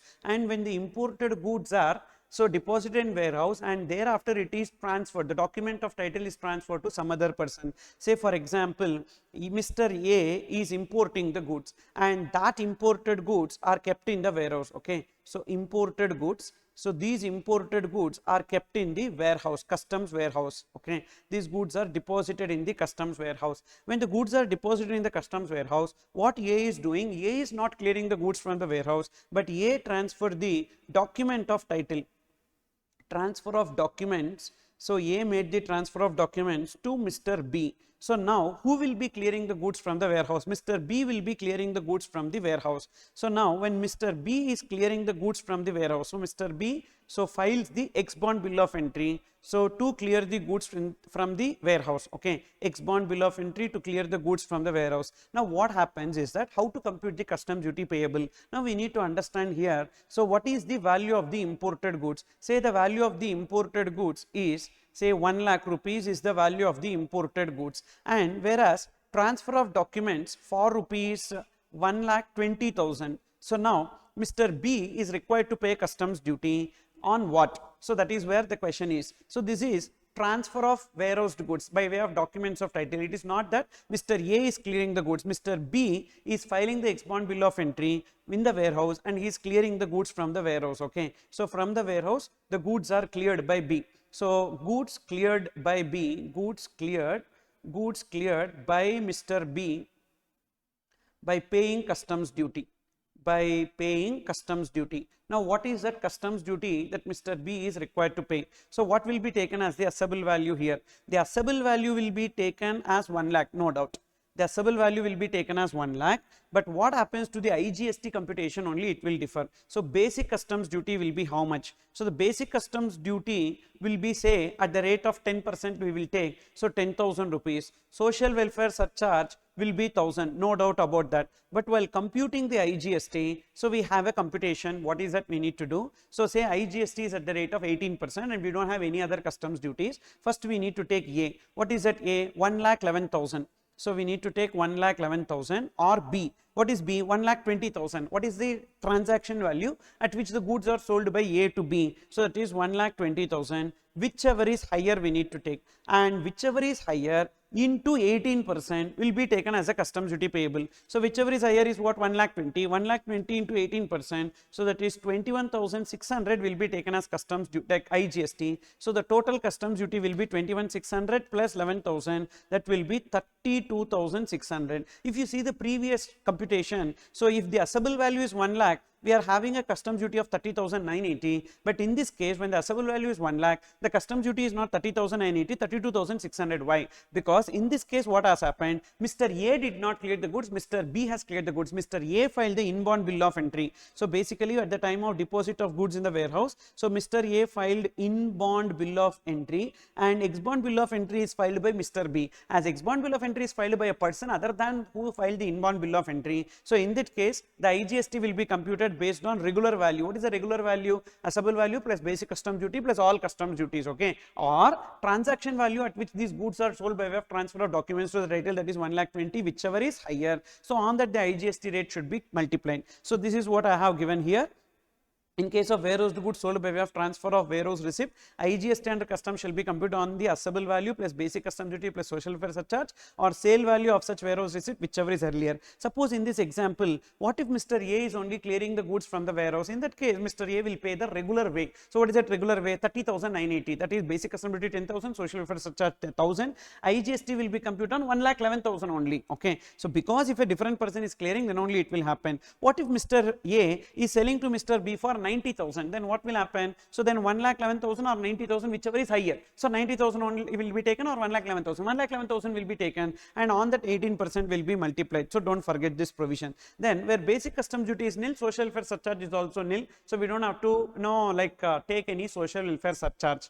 And then additional custom duty, but IGST will be there. Of course IGST will be there, even though basic custom duty is nil, social welfare surcharge is nil, IGST may be there. Maybe import of goods is exempt under customs, but it may be chargeable to IGST. So then we need to compute IGST. IGST compute on what? Assessable value plus basic custom duty and all customs duties. So IGST will be definitely applicable, but basic custom duty is nil, social welfare surcharge alone will be nil. Then we have the additional customs duties. So protective duty, safeguard duty, anti-subsidy duty and anti-dumping duty, these are the additional duties that we have. All these four is for the purpose of protecting the domestic manufacturer. In protective duty, what will happen as per section 6? Protective duty is not additional duty, this is just enhancement to the basic custom duty. If the regular basic custom duty for a product is 10%, so when the protective duty is applicable, the basic custom duty will go to 30% or 40%. That is the meaning of protective duty. So protective duty is levied by the central government based on the recommendations of the tariff commission. So tariff commission in India from time to time will be giving recommendations to the central government. So based on that, the central government will be revising the basic customs duty rate for certain imported goods. And what is the basic relief? Why they want to provide this? So they want to provide relief by way of protecting the domestic industry so against the imports. What is the extent of relief? Simple, it is increased to the basic customs duty. So is there any investigation? No investigation required, because it is based on the recommendations by the tariff commission, and provisionally also it will not be levied. So finally it will be levied. So as there is no provisional levy, duration of provisional levy not applicable, and excess duty on account of finalization not applicable, duration of levy not applicable. We don't have any specific provision. Exemption from levy and even retrospective levy we don't have. Whereas if you see safeguard duty, basically when safeguard duty will be applicable in case whenever the exports are being fair. So it is not the mistake of the exporter, it is a mistake of the importer. The importer is trying to import the goods in large quantities, so then safeguard duty will be applicable. So section 8B of Customs Tariff Act, it is levied by central government based on the complaint or information made by the domestic industry. The domestic industry should make a complaint that so because of these imports in large quantities, the domestic industry is getting affected. So in that case they will be conducting the investigation and they will be levying safeguard duty. So what is the relief? Relief against serious injury to the domestic industry on account of what? So specific, on account of large quantities. So this is general. Serious injury to the domestic industry, okay, to protect the domestic industry they will levy, but safeguard duty is specific. For what reason? On account of imports in large quantities. What is the extent of relief? Usually I told you safeguard duty will be a percentage. So that percentage will be on assessable value or landed value that will be taken. So to the extent adequate to prevent or remedy, rate shall be specified in the question, and that will be taken on assessable value and landed value. If the question is silent, you please take it on the assessable value. Then next, so is there any investigation required? Yes, required, because this is based on the complaint by the domestic industry. So investigation is required. Till the time investigation is completed, they can levy provisional safeguard duty. For what period? 200 days they can levy provisional safeguard duty. What happens upon finalization? Upon finalization, either the differential amount will be payable or we will get the excess amount. Whatever we have paid, we will be getting that excess amount. Either refund allowed or the differential duty will be payable. What is the duration of the levy? The duration of the levy will be 4 years, plus it can be extended for a further period of 6 years. And what is the maximum period of duration of levy? Maximum will be for 10 years. So this will be maximum for 10 years. Thereafter, the safeguard duty should not be levied. So once imposed, initially 4 years and can be extended for a further period, but the maximum is only 10 years. Exemption from levy. If it is imported, if there is a product that attracts safeguard duty, and if the product is imported from any country, safeguard duty will be applicable, because safeguard duty is product specific. If you are importing the product from any country, that safeguard duty will be applicable. However, if it is imported by 100% EOU or a unit in SEZ, they are not required to pay safeguard duty. However, if the unit in like EOU, 100% EOU or unit in SEZ is trying to import into their place, and thereafter subsequently they sell it in DTA, then safeguard duty will be payable by them. So however, if imported and cleared to DTA, then it will be applicable. Retrospective levy, no, it cannot be levied retrospectively. Means today they are passing an order for levy of safeguard duty. From today only they can levy, not based on retrospective effect. So then we have something called as anti-subsidy duty. This anti-subsidy duty is because of the unfair export made by the exporting country. So exporting country is trying to make a trade war with India. So section 9 of Customs Tariff Act. So who will be levying this? This will be levied by central government, again based on the complaint made by the domestic industry. So investigation is required. Basically this is on account of serious injury to the domestic industry on account of export subsidy enjoyed in the export pricing. So on account of subsidy enjoyed in export pricing, means exporting country is giving a subsidy to the exporter, because of which the exporter is selling the product to India at a lesser price. That is the meaning here. What is the extent of relief? Again same, to the extent, so to the full extent of subsidy allowed in the export price, this is based on a percentage. That percentage will be given in the question. That percentage will be based on assessable value or landed value. If the question is silent, you can take it on the assessable value. And here investigation required, because this is based on complaint, and till the time investigation is completed, a provisional duty can be levied. What is the period for which the provisional duty will be levied? So in case of safeguard duty 200 days, now it will be 4 months. And what will happen upon finalization? Either the refund will be given to us, or we need to pay the differential duty. What is the duration of levy? 5 years, plus it can be extended for a further period of 5 years at a time. So which means they need to conduct the review for every 5 years, and if they need, they can extend it for a further period of 5 years. And here there is no maximum time limit in this case. And here the one important point is their automatic extension for 1 year. So 5 years over and they have not decided anything, automatically it will be extended for 1 year. In that 1 year they need to decide. If they have decided, it will extend it for further 5 years after 1 year. Otherwise in that 1 year, that 1 year will be the last, and thereafter it will not be extended. So automatic extension for 1 year if not decided whether to extend or not within the expiry of 5 years. That is this. And maximum we don't have any time, so unlimited time, because it is unfair exports made by the exporting country. Exemption from levy. So here the same exemption is applicable, import by 100% EOU or SEZ. So basically this particular anti-subsidy duty is on account of, this is country specific, that country and product specific. So that country which has given the subsidy to the product, and that product is coming from anywhere across the globe, so then there will be anti-subsidy duty. But import by 100% EOU or SEZ not applicable. If cleared to DTA, then it will be applicable. Retrospective levy, yes, it can be levied retrospectively. Today the order can be given for the purpose of levy of this retrospectively within 90 days prior, that is up to 90 days prior to the date of notification. Then you can see anti-dumping duty. Anti-dumping duty is because of the unfair export made by the exporter, not the exporting country, it is exporter.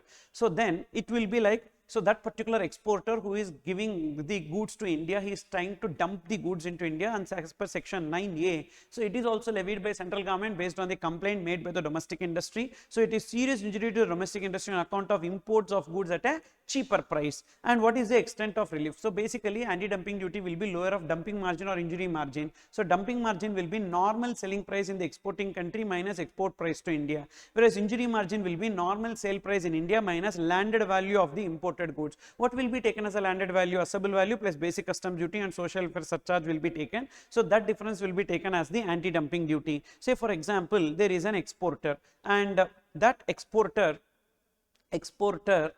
who is in UK, so is exporting the goods to India. So there is an importer in India. Now what happens? The normal selling price in UK, if you see, normal selling price of these goods, normal selling price in UK is, say, like 100 pounds. Normal selling price in UK is 100 pounds. But what is the price at which they are exporting to India? The export price is, say, 50 pounds.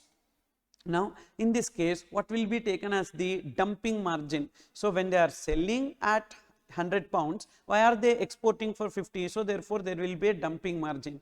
And what is the dumping margin? The dumping margin will be 50 pounds. Then the importer in India, when the export price is $50, by the time it will be coming to India, there will be a landed cost. What and all will be added to the landed cost? To this landed cost, we will add freight, insurance, and then basic custom duty, social welfare surcharge.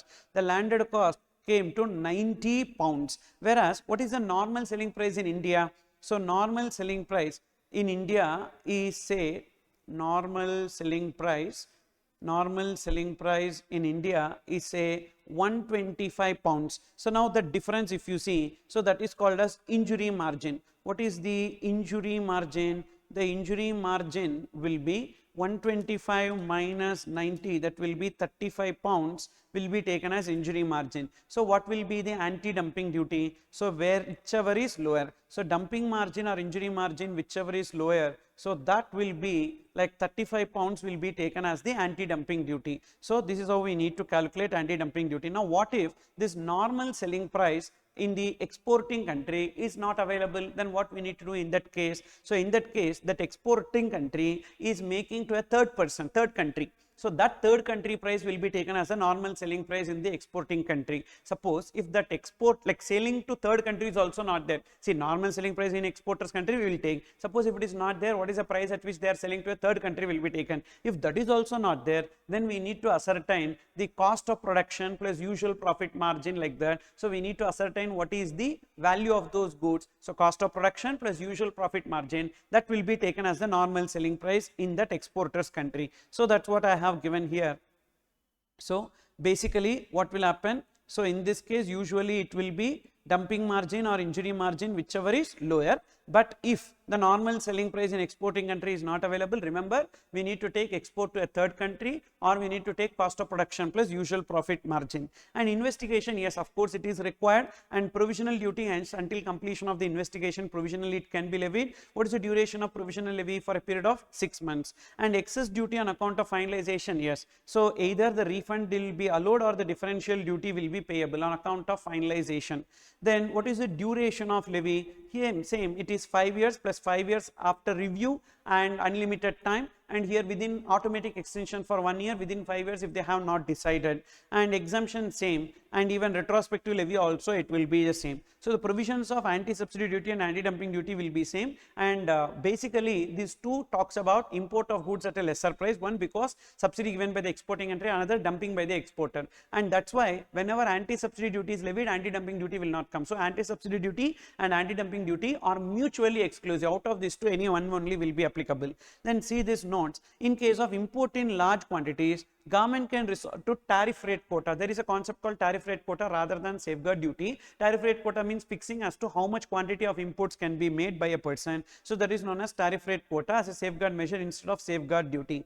Anti-subsidy duty under section 9 and anti-dumping duty under 9A is mutually exclusive. Then we have some special points in this case. Non-applicability of safeguard duty. In two cases, safeguard duty is not applicable. So, safeguard duty is basically product specific. So, if that product is imported from any country, safeguard duty will be applicable. However, if the product is imported from a developing country, that product we are importing only from a developing country, and remaining and all we are importing from developed countries. So, now import from a developing country does not exceed 3% of the total import of that article into India, then safeguard duty not applicable in case of import from developing countries. Say for example, we are importing a product from one developing country and 20 other developed countries. Now, in that case, imports from this particular developing country is less than or equals to 3% of the total imports of that article from all countries together. Then in case of import from the developing country, safeguard duty not applicable. Suppose if you are importing from more than one developing country, say we are importing from 5 developing countries and 5 developed countries. Now, in that case, import from each developing country with less than 3% taken together. So, in these 5 countries, so which and all countries less than 3% you group it,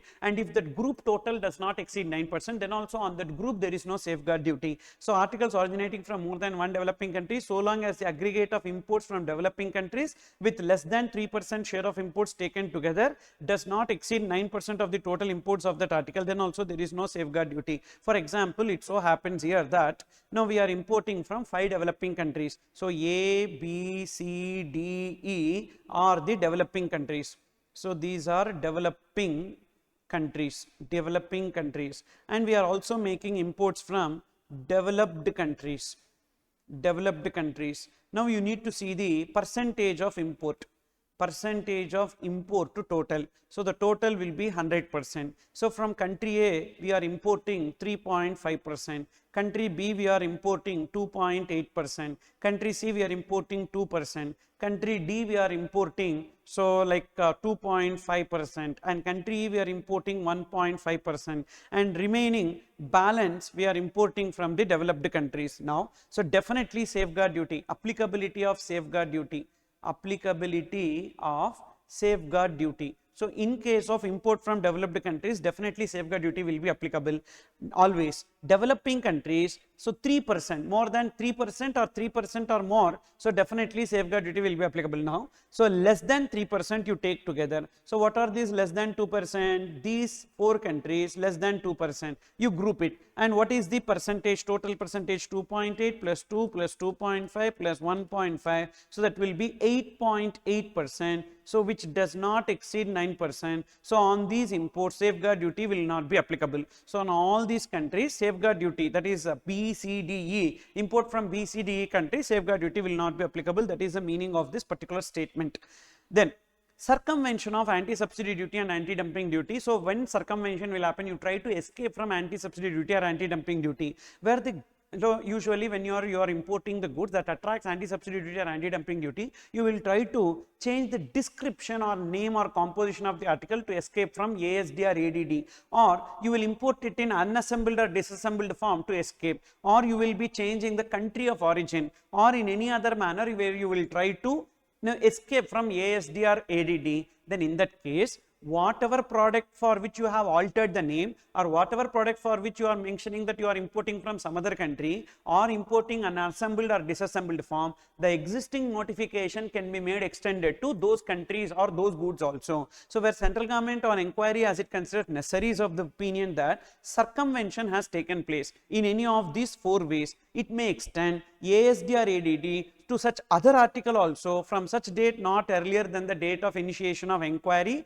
as the government may by notification specify. Then there is something called as absorption of ASD and ADD. So what people will try to do, that is, in this case there is an anti-dumping duty. What is anti-dumping duty? So anti-dumping duty is 35 pounds. Because of that, landed value is already 90 plus 35 will be 125. So 125 will be taken as the import cost of the goods. So then it is on par with normal selling price in India, and no one will be importing. Because no one is importing, the exporter selling price, like sales will get affected, because of which exporter is trying to absorb this anti-dumping duty. So 35 pounds is the anti-dumping duty. What exporter is doing, he is telling, okay, I will give you a discount of 20 pounds. So because already you are paying 35, I will give you a discount of 20, which means, so now the landed cost, like now what will happen? So far the cost was 125 total, including anti-dumping duty. Now exporter is giving a further 20, so minus 20 means the cost will become 105.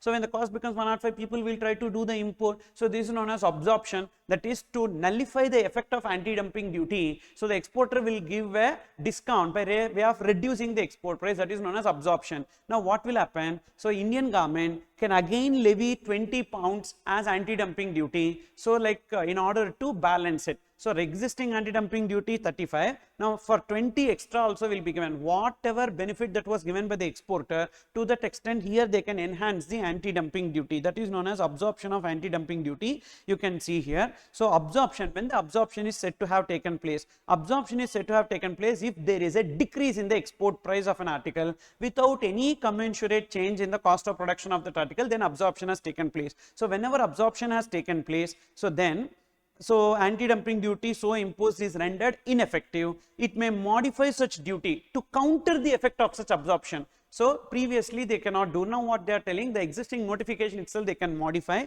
So to counter the effect of such absorption from a date not earlier than the date of initiation of inquiry, as the government may by notification official gazette specify. Then these old custom duties, I told you already, what are the goods on which we have SAD at present? SAD at present is applicable only on petroleum products, that is crude oil, high speed diesel, petrol, and natural gas ATF. Then CVD is applicable at present only on alcoholic liquor for human consumption, petroleum products, tobacco and tobacco products. There only CVD will be applicable, whereas on all other goods we have only GST. So on import we will be having IGST and compensation cess. So this is the procedure for computation or steps involved in computation of customs duty payable. So these are the various sections that we have related to customs tariff. Then related to rate of duty, one more section is there. This is section 19 of Customs Act, not Customs Tariff Act, Customs Act. Section 19 is applicable whenever you are importing the goods which attracts different rates of customs duty as a package. When you are importing, that particular package contains articles with different rates of customs duty, which rate should be taken. Suppose if the articles are liable to ad valorem duty. Ad valorem duty means what? Whenever the duty is payable as a percentage of value, then it is known as ad valorem duty. Suppose if the rate is same, say for example we are importing camera,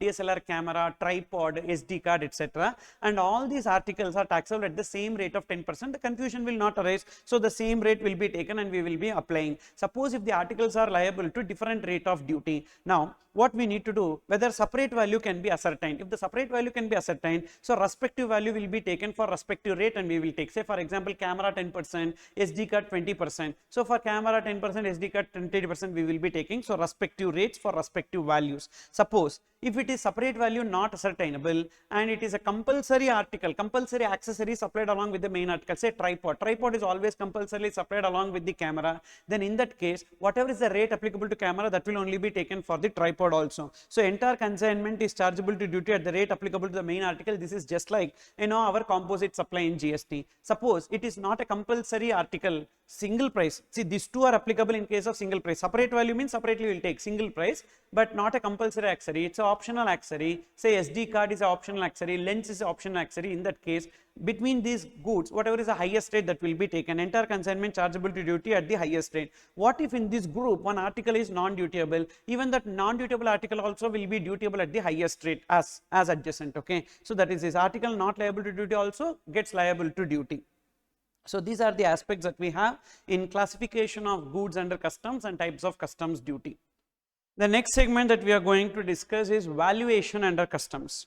So valuation under customs is very important chapter for practical like exam purpose. So lot of practical questions will be based on this chapter. So basically this valuation under customs is only one section, that is section 14, and in this section 14 we have assessable value. So basically customs, we have specific duty method and ad valorem method. Specific duty method means when customs duty is payable based on the units of measurement, like when you are importing the goods, so per kg or per quintal or per square feet, like that when we pay customs duty, that is known as specific duty method. Ad valorem method means when the customs duty is payable as a percentage of some value, that will be called as ad valorem method. In this ad valorem method again we have two, that is called as ad valorem method, tariff value and transaction value. Tariff value means what will happen, so the value will be determined by the CBIC with respect to some notified goods. So we will go with that value only, even if the transaction value is ascertainable and the value, transaction value is more or less than the tariff value, but we go by tariff value only if the goods are notified for tariff value. If the tariff value is not applicable, then we will go for transaction value. So what will be the transaction value? The price involved in the transaction will be taken. That is basically this. So what is the assessable value in case of import? That is transaction value is nothing but the CIF price. CIF price refers to cost, insurance and freight. So usually we need to know certain prices differences here. Ex factory price. Ex factory price refers to the price prevailing at the factory gate of the exporter is known as ex factory price. Then FAS, free alongside price. Free alongside price means the price prevailing at the port. So that is of the exporter. So but it is not including loading charges. So usually what we will do is that we will be taking ex factory price to that ex factory price. So there are few prices which we need to understand. Depending upon whatever price that is given in the question, we can be taking. So ex factory price. So ex factory price is one price, and then free alongside price. Free alongside FAS. FAS price is there, and then free on board price. Free on board, that is FOB price.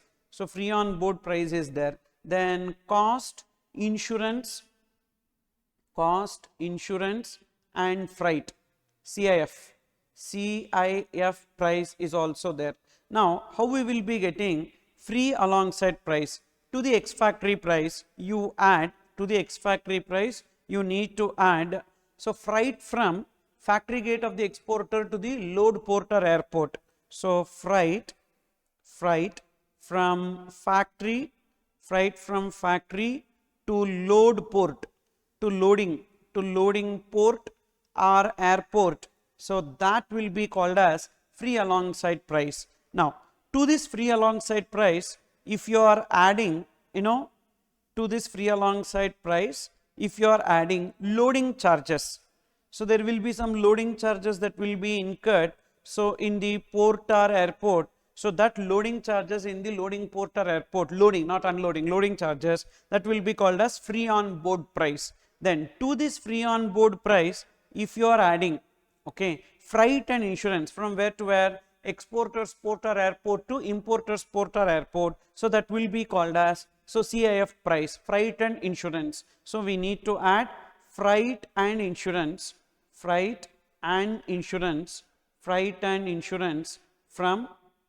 exporters port or airport, to importers port or airport, then it will be called as CIF price. So basically CIF price will be taken as the assessable value. So that assessable value is nothing but FOB price plus insurance plus freight.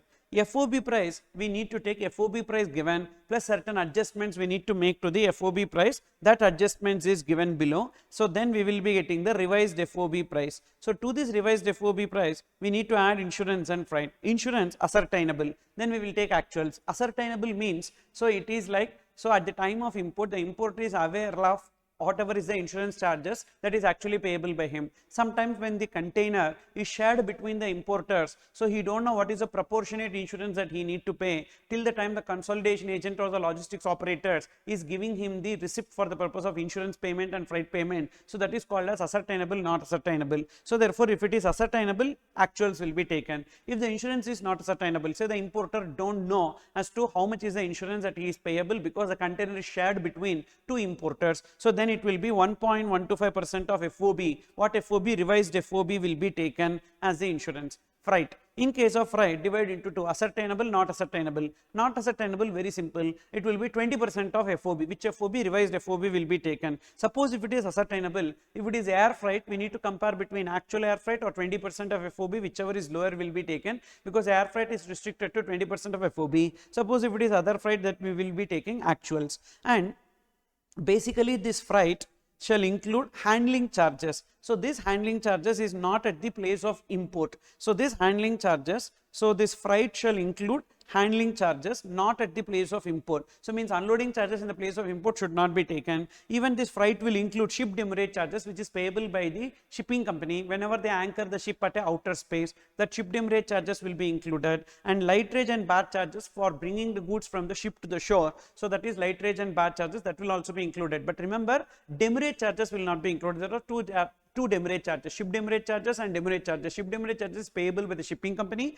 for anchoring the ship at outer space, that will be included in the freight, whereas demurrage charges is payable by the importer when the goods are not cleared within the time limit. So that demurrage charges will not be included in the freight. Okay, so this should be taken. And what are the adjustments that we need to make to the FOB price? The first adjustment is with respect to commission. So commission is broadly divided into two, buying commission and selling commission. So buying commission is paid by the importer to his agent, whereas selling commission is paid by the exporter to his agent. So whenever the importer is paying commission to his agent, that will not be included in the value of imported goods, whereas whenever the exporter is paying the commission to his agent, that will also not included. But when exporter's agent, importer is paying, it's an indirect consideration to the exporter, so that commission to be included. So selling commission to exporter's agent paid by the exporter. So when it is paid by the exporter, it will not be included, but when it is paid by the importer, it's indirect consideration, so it should be included in the value. The other name for selling commission is local agent's commission. So basically this commission is payable by the importer's agent, so importer to the exporter's agent, where the exporter's agent will be in India. So that's why the selling commission is also known as local agent's commission. And then second inclusion is that usually importer will be sending some material, molds and dies or any capital goods to the exporter for use in the manufacture of finished goods which are to be imported. So whenever which is imported here, so the exporter will not charge for the free of cost material which is given by the importer. So therefore the goods will be only for the conversion charges. but as we need to value the value of the imported goods, so we need to take, so whatever is the expense, like whatever is the amount charged by the exporter plus free of cost material sent by the importer to exporter should also be included in the value. So material sent by the importer to exporter, including capital goods or intangibles, these are included in the value either at the actual cost or at the apportioned cost. If it is capital goods, we need to apportion it, used in the manufacture of imported goods. Apart from that, any other expenses which is recovered by the exporter from the importer, suppose if it is before import, definitely it should be included in the value, like design charges, etc. If it is after import, so now we need to check whether it is as a condition of sale of imported goods or otherwise. If it is as a condition of sale of imported goods, like installation charges, even though it is incurred after import, it should be included in the value. Suppose if it is customization charges based on importer's request, it is to be excluded from the value. And remember, these intangibles should be procured from outside India. If these intangibles are procured in India, that will not be included. So these intangibles, whatever intangibles is there, this should be procured. This should be procured outside India, then only it will be included. If these intangibles are procured in India, then it will not be included. So these are the adjustments we need to make to the FOB price, and we get the revised FOB price. And next we have rules. So in which case the transaction value will not be applicable. Generally, transaction value only will be taken in case of import, that is CIF price. But some cases the transaction value will not be applicable if the importer and the exporter are related, or price is not the sole consideration. Price must be the sole consideration. If it is the price is not sole consideration, transaction value not applicable. Unrelated persons, what if they are related, then also transaction value not applicable. Unconditional sale, so there should not be any condition specified by the exporter to the importer for this goods. And unrestricted sale, there should not be any restrictions. If there is any restrictions, it will not be applicable. Also one more case, whenever the proper officer is of the opinion that the value declared by the importer is not correct based on the comparable imports, then also the proper officer can reject the value declared by the importer. In these cases, transaction value not applicable. So customs officer shall not have any doubt about the truth and accuracy of declared value. If he has a doubt, he will reject. Suppose if the value is rejected by him, or in these cases, so transaction value not applicable, we determine the value as per rule 4. So rule 3 says assessable value equals to transaction value if these conditions are satisfied. Otherwise, assessable value equals to value of identical goods will be taken. So first T, that is transaction value. If not I, that is identical goods. TISDCR. You remember this? TISDCR. T for transaction value. If not transaction value of identical goods, if not similar goods, if not deductive value, if not computed value, finally residual value will be taken. So what does the identical goods say? Identical goods means that goods also imported goods having the same physical features and characteristics and produced in the same country. So we are importing goods from one country means the identical goods also produced in the same country. And whatever goods that we are importing, so is manufactured by one manufacturer, the identical goods should also be manufactured by the same manufacturer, preferably not compulsory. Preferably not compulsory. So then it will be called as identical goods. So imported goods having the same physical features and characteristics and quality, imported from the same country, imported from the same manufacturer preferably, then we will call it as identical goods. So that identical goods we need to take, and we need to make some adjustments. What are the adjustments we need to make? Adjustments with respect to difference in the quantity. For example, if we are importing 1000 units, but the identical goods are 2000 units, if they imported 1000 units, what could be the difference in the price? So that adjustment we need to make. And difference in the transportation cost. We are importing to one port, but the identical goods are imported to other port. Had the identical goods be imported to our port, what could be the extra transportation cost that we need to add? Then difference in the commercial level of importation. We are importing from one person, say manufacturer level, but the identical goods are imported from the wholesaler level. Had the goods are imported from manufacturer level, what could be the price? That adjustment we need to make. So these are the 3 adjustments we need to make to the identical goods. And thereafter, if we have multiple identical goods, we need to take lowest of the identical goods available. Lowest of such value shall be considered. And rule 5, we will be taking assessable value similar goods. So first T, transaction value identical goods, then yes, similar goods. So in case of similar goods, what is similar goods? Similar goods are also imported goods, and these are commercially interchangeable. For example, you are importing a refrigerator. So that refrigerator is a double door refrigerator. A single door refrigerator can be taken as commercially interchangeable. That is the meaning. So commercially interchangeable, but it should also be produced in the same country, produced by the same manufacturer, preferably, but not compulsory. Now in this case, 4 adjustments we need to make. First, adjustment with respect to quantity, adjustment with respect to transportation cost, adjustment with respect to commercial level of importation. What is the extra adjustment that we need to make? The extra adjustment is difference in the materials and engineering work. work. So if the single door refrigerator to be converted to double door refrigerator, what is the extra cost? That usually what is the price difference between single door and double door? That difference we will be adding. That is the meaning of difference in materials and engineering work. And if we get more than one value, we will take lowest of such values. When the similar goods or identical goods is not possible, then rule 6 says we can interchange between deductive value and computed value. Either we can follow deductive value first and then computed value, or computed value first and then we can go for deductive value. So what does deductive value says? Rule 7, assessable value equals to deductive value. Deductive value means you take the price prevailing in India and reduce post importation expenses. What is the selling price in India? Immediately after importation you take that and reduce all post importation expenses, you will including the customs duty, so you will get the price at the time of import. Okay, so first you need to take selling price, so minus all post importation expenses including customs duty, you will get the price prevailing at the time of import. Then computed value is you take the cost of production and you add all the cost including the profit margin and up to the place of importation, so then it will be called as assessable value, that is computed value. So computed value, what we will do, we will take the cost of production, profit and general expenses, freight and insurance, whatever we have seen. So then we will get the value at the time of import. Deductive value is reverse. So we will take the selling price of the imported goods or identical goods sold to unrelated buyers in India minus post importation expenses including custom duty, we get the deductive value. And rule 9 says assessable value is based on residual value, that is whenever the above is not possible, customs officer will determine the value based on the principles of valuation, and that will be called as best judged value or residual value as per rule 9. Now in this regard we need to understand one important aspect, so that whenever they have given X factory price in the question, so when the X factory price is given in the question, say for example the X factory price is somewhere like $1,000, X factory price is $1,000, and freight from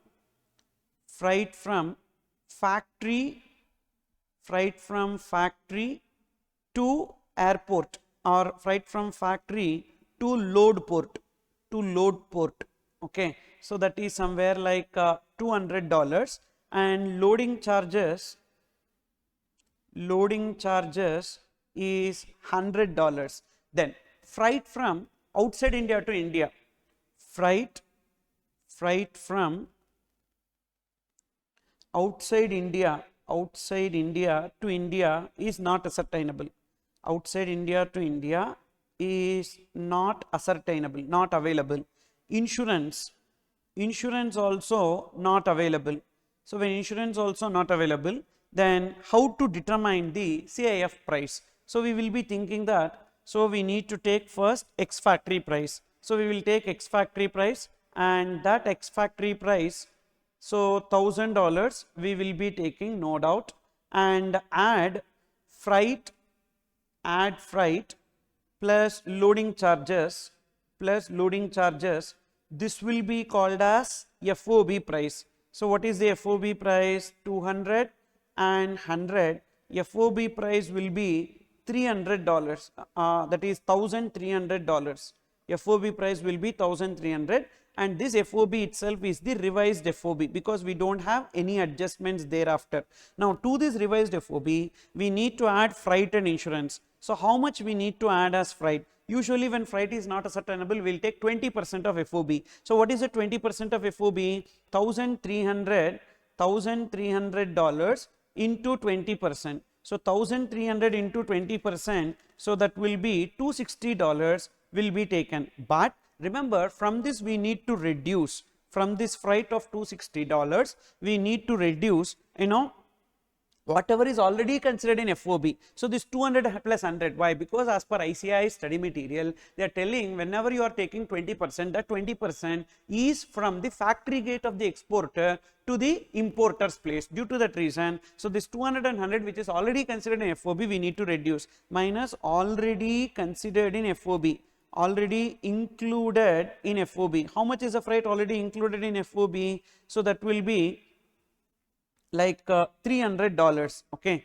So already included in FOB 200 plus 100. So that will be $300. It will be reduced. Okay. So then the freight will be negative. Yes, of course the freight will be negative. So 260 minus 300. So the 40 needs to be reduced because the maximum is 20% when the freight is not sustainable.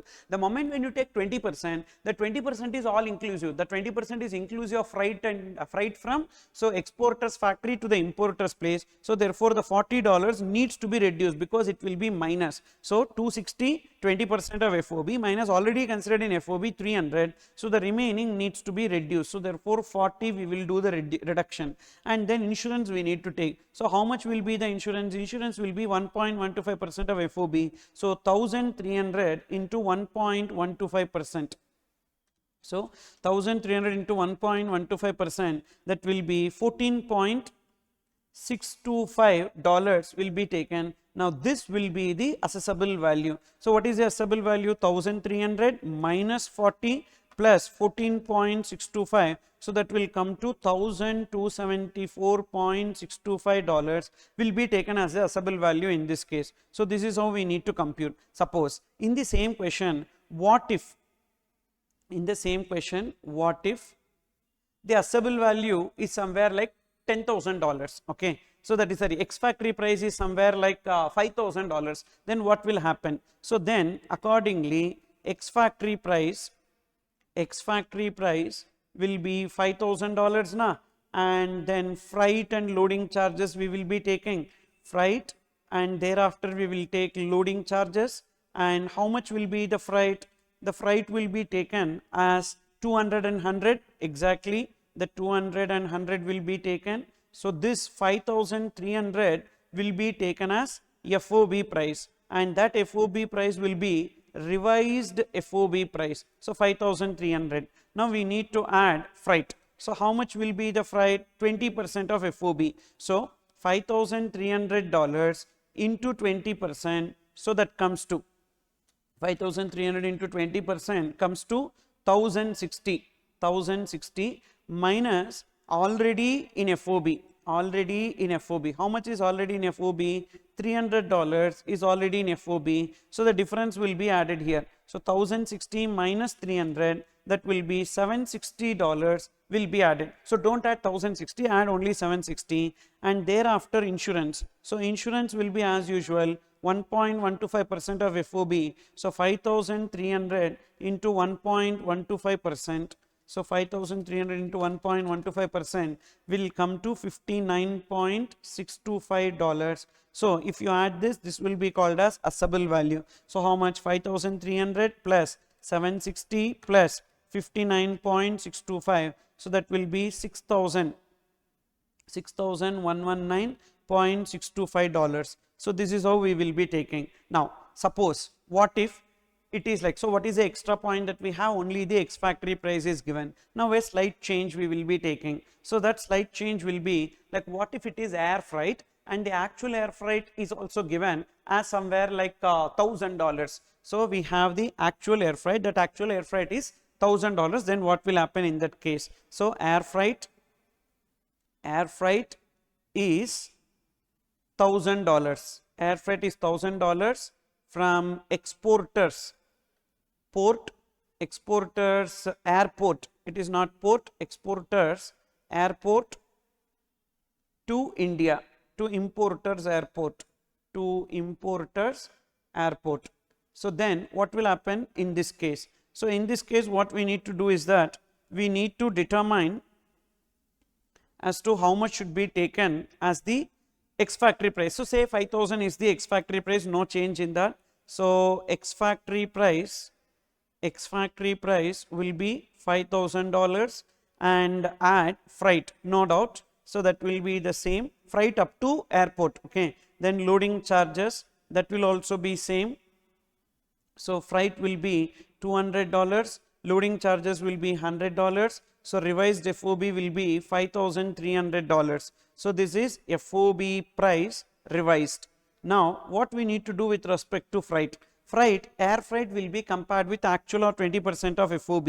So add air freight. So remember, this is important. So air freight, what we need to do, take actuals. What is the actuals? So actuals will be 1000, not only 1000 plus 200 plus 100. Why 200 and 100? So because when you are comparing 20%, the 20% is from the factory gate of the exporter to the importer's place. So therefore everything you take from the factory gate to the importer, that is, so 1000 plus 200 plus 100. So that will be coming to 1300 or 20% of FOB. What is 20% of FOB? 20% of FOB, already we computed 20% of FOB comes to 1060. So 1060, whichever is lower, which is lower, that is $1060, and to this $1060 minus already in FOB. How much is already considered in FOB? Already in FOB. So already in FOB is $300 that needs to be reduced. So then the remaining should be added as the air freight, that is 1060 minus 300. So that will be 760. Sir, suppose if the actual air freight is somewhere like $500, what you would have done? So if the actual air freight is $500, 500 plus 300 plus 100, so that will be 900. 900 or 1060, whichever is lower, 900. Then also already considered in FEB, we will reduce. What is already considered in FOB? 300. Then also we would have reduced that. So then what will be the amount? 760 that we have taken. Then finally we will be taking insurance. So insurance will be same. Insurance will be 1.125% of FOB. So that is 1060. What is the FOB price here? 5,300. So 5,300 into 1.125%. So that will be same. That is $59.625. So you need to add this. So how much it comes to? Same. $6,119.625 will be taken as the assessable value. Okay. So this is how we need to calculate even if air freight is given. So these are the multiple combinations which are possible. So please be careful with respect to this kind of questions that can be tested in exam. Now we are moving on to valuation in case of exports. So what should be taken as a value in case of export? So basically FOB price should be taken as the assessable value in case of export, and we don't have to make any adjustments to this. So just whatever is the FOB price given in the question, you take that. And we have some customs valuation rules in case of export. So that is rule 3 says we need to take transaction value, but this transaction value may be rejected by the officer. So if the officer is not satisfied that the declared value is genuine, and even if it is related party transaction value may be acceptable, and assessable value equals to, suppose if it is transaction value rejected, then what will happen? We'll take the value of like, kind and quality. What does that mean? Just like identical goods. So they're imported goods, here exported goods, same physical features, characters, etc., produced in the same country and exported to the produced in the same country in India, produced by the same person preferably and not compulsory, and we need to make adjustments, same 3 adjustments: difference with respect to the quantity, difference with respect to the transportation cost, difference in commercial level of exportation. Suppose if multiple comparable transactions are found, lowest of such value will be taken. Then rule 5 talks about computed value. In computed value we will take cost of production plus profit and general expenses.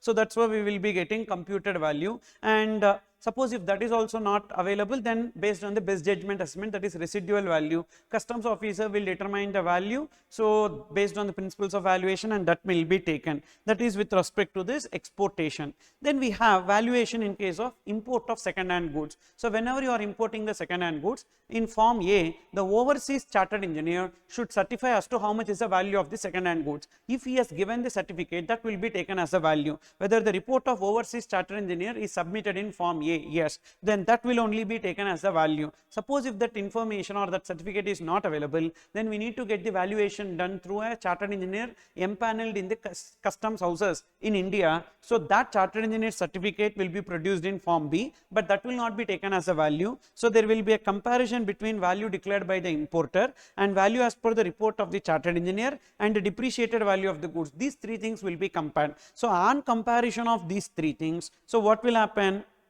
So if there is any doubt with respect to the value declared, so no, there is no doubt. So then the value declared will be taken. Means these three more or less it is the same. So value declared will be taken. Suppose if there is any doubt, so then a notice will be given to the importer and he need to give the explanation. After explanation, officer is satisfied, yes, then value declared will be taken. Otherwise, the officer will determine the value as per rules. So that is about the valuation in case of import and export, including the second hand goods. Procedures under customs. Purely this chapter is for MCQ purpose only, or maybe any theory question or case study type question could come, but first priority is MCQ only. Here we have the import procedures, that is what are the procedures to be followed by the importer and exporter is what we are discussing. In that, this is the bird's eye view of import procedures. Here this import procedure I am discussing in the context of a vessel. So this procedure will be revolving around 5 parties: exporter, customs officer, importer, master of the vessel, and port trust authorities. These are the 5 people who are involved in this procedure. This is which procedure? Import procedure. What will happen? Just follow the numbers. So exporter will be handing over the cargo to the shipping company. As and when the cargo is handed over to the shipping company will give a document of title to the exporter called as bill of lading. And this bill of lading, exporter will be sending to the importer. Now importer, whenever he files a bill of entry, he need to file this bill of lading also to prove that he is the owner of the goods. So now the job of the exporter is completed. He just handed over the goods to the shipping company gave the bill of lading, that bill of lading is sent by the exporter to the importer. Now the goods are with the shipping company. The shipping company, that is a master of the vessel, will bring the ship to India. When he brings the ship to India, before arrival, he need to file one document with the customs officer. What is that? Arrival report or import manifest. So, arrival report and import manifest you need to file. If it is aircraft, it is departure manifest or arrival manifest. Arrival manifest. And if it is vehicle, it will be called as import report. But right now we are discussing it from the point of vessel. So therefore the document name is import manifest. So that will be submitted with the customs officer. That document will contain the list of goods which are there in the vessel. Now customs officer will verify whether these goods are allowed to be imported and will be giving to the master of the vessel grant of entry inwards. Thereafter the master of the vessel will enter into the port in India and deliver the cargo to port trust authorities. The port trust authorities will keep those goods in India, in the port. Now with this, the master of the vessel burden is over. The goods are with the port trust authorities. This person is known as custodian. Custodian is not a customs officer, he is an officer of the port trust authority. Now what will happen? Importer needs the goods. So importer will be filing a bill of entry with the customs officer, and the customs officer will verify whether the value declared by this importer and the customs duty computed by this importer is proper or not. Thereafter he will give an acknowledgement and he will recover the customs duty from the importer. Then the customs officer will pass a out of customs charge order.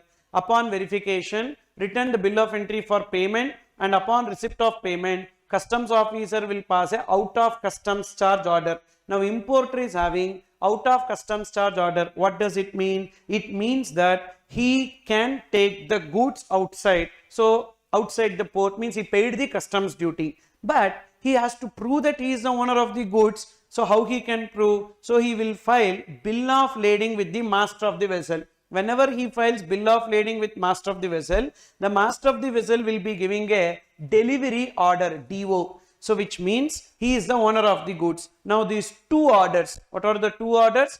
Delivery order and out of customs charge order will be filed with the port trust authorities. Now port trust authorities know that, so he is the owner of the goods because the delivery order he is having, plus he also paid the customs duty. Now port trust authorities, that is custodian, will release the imported goods. So these are the 12 steps that is involved in import procedure.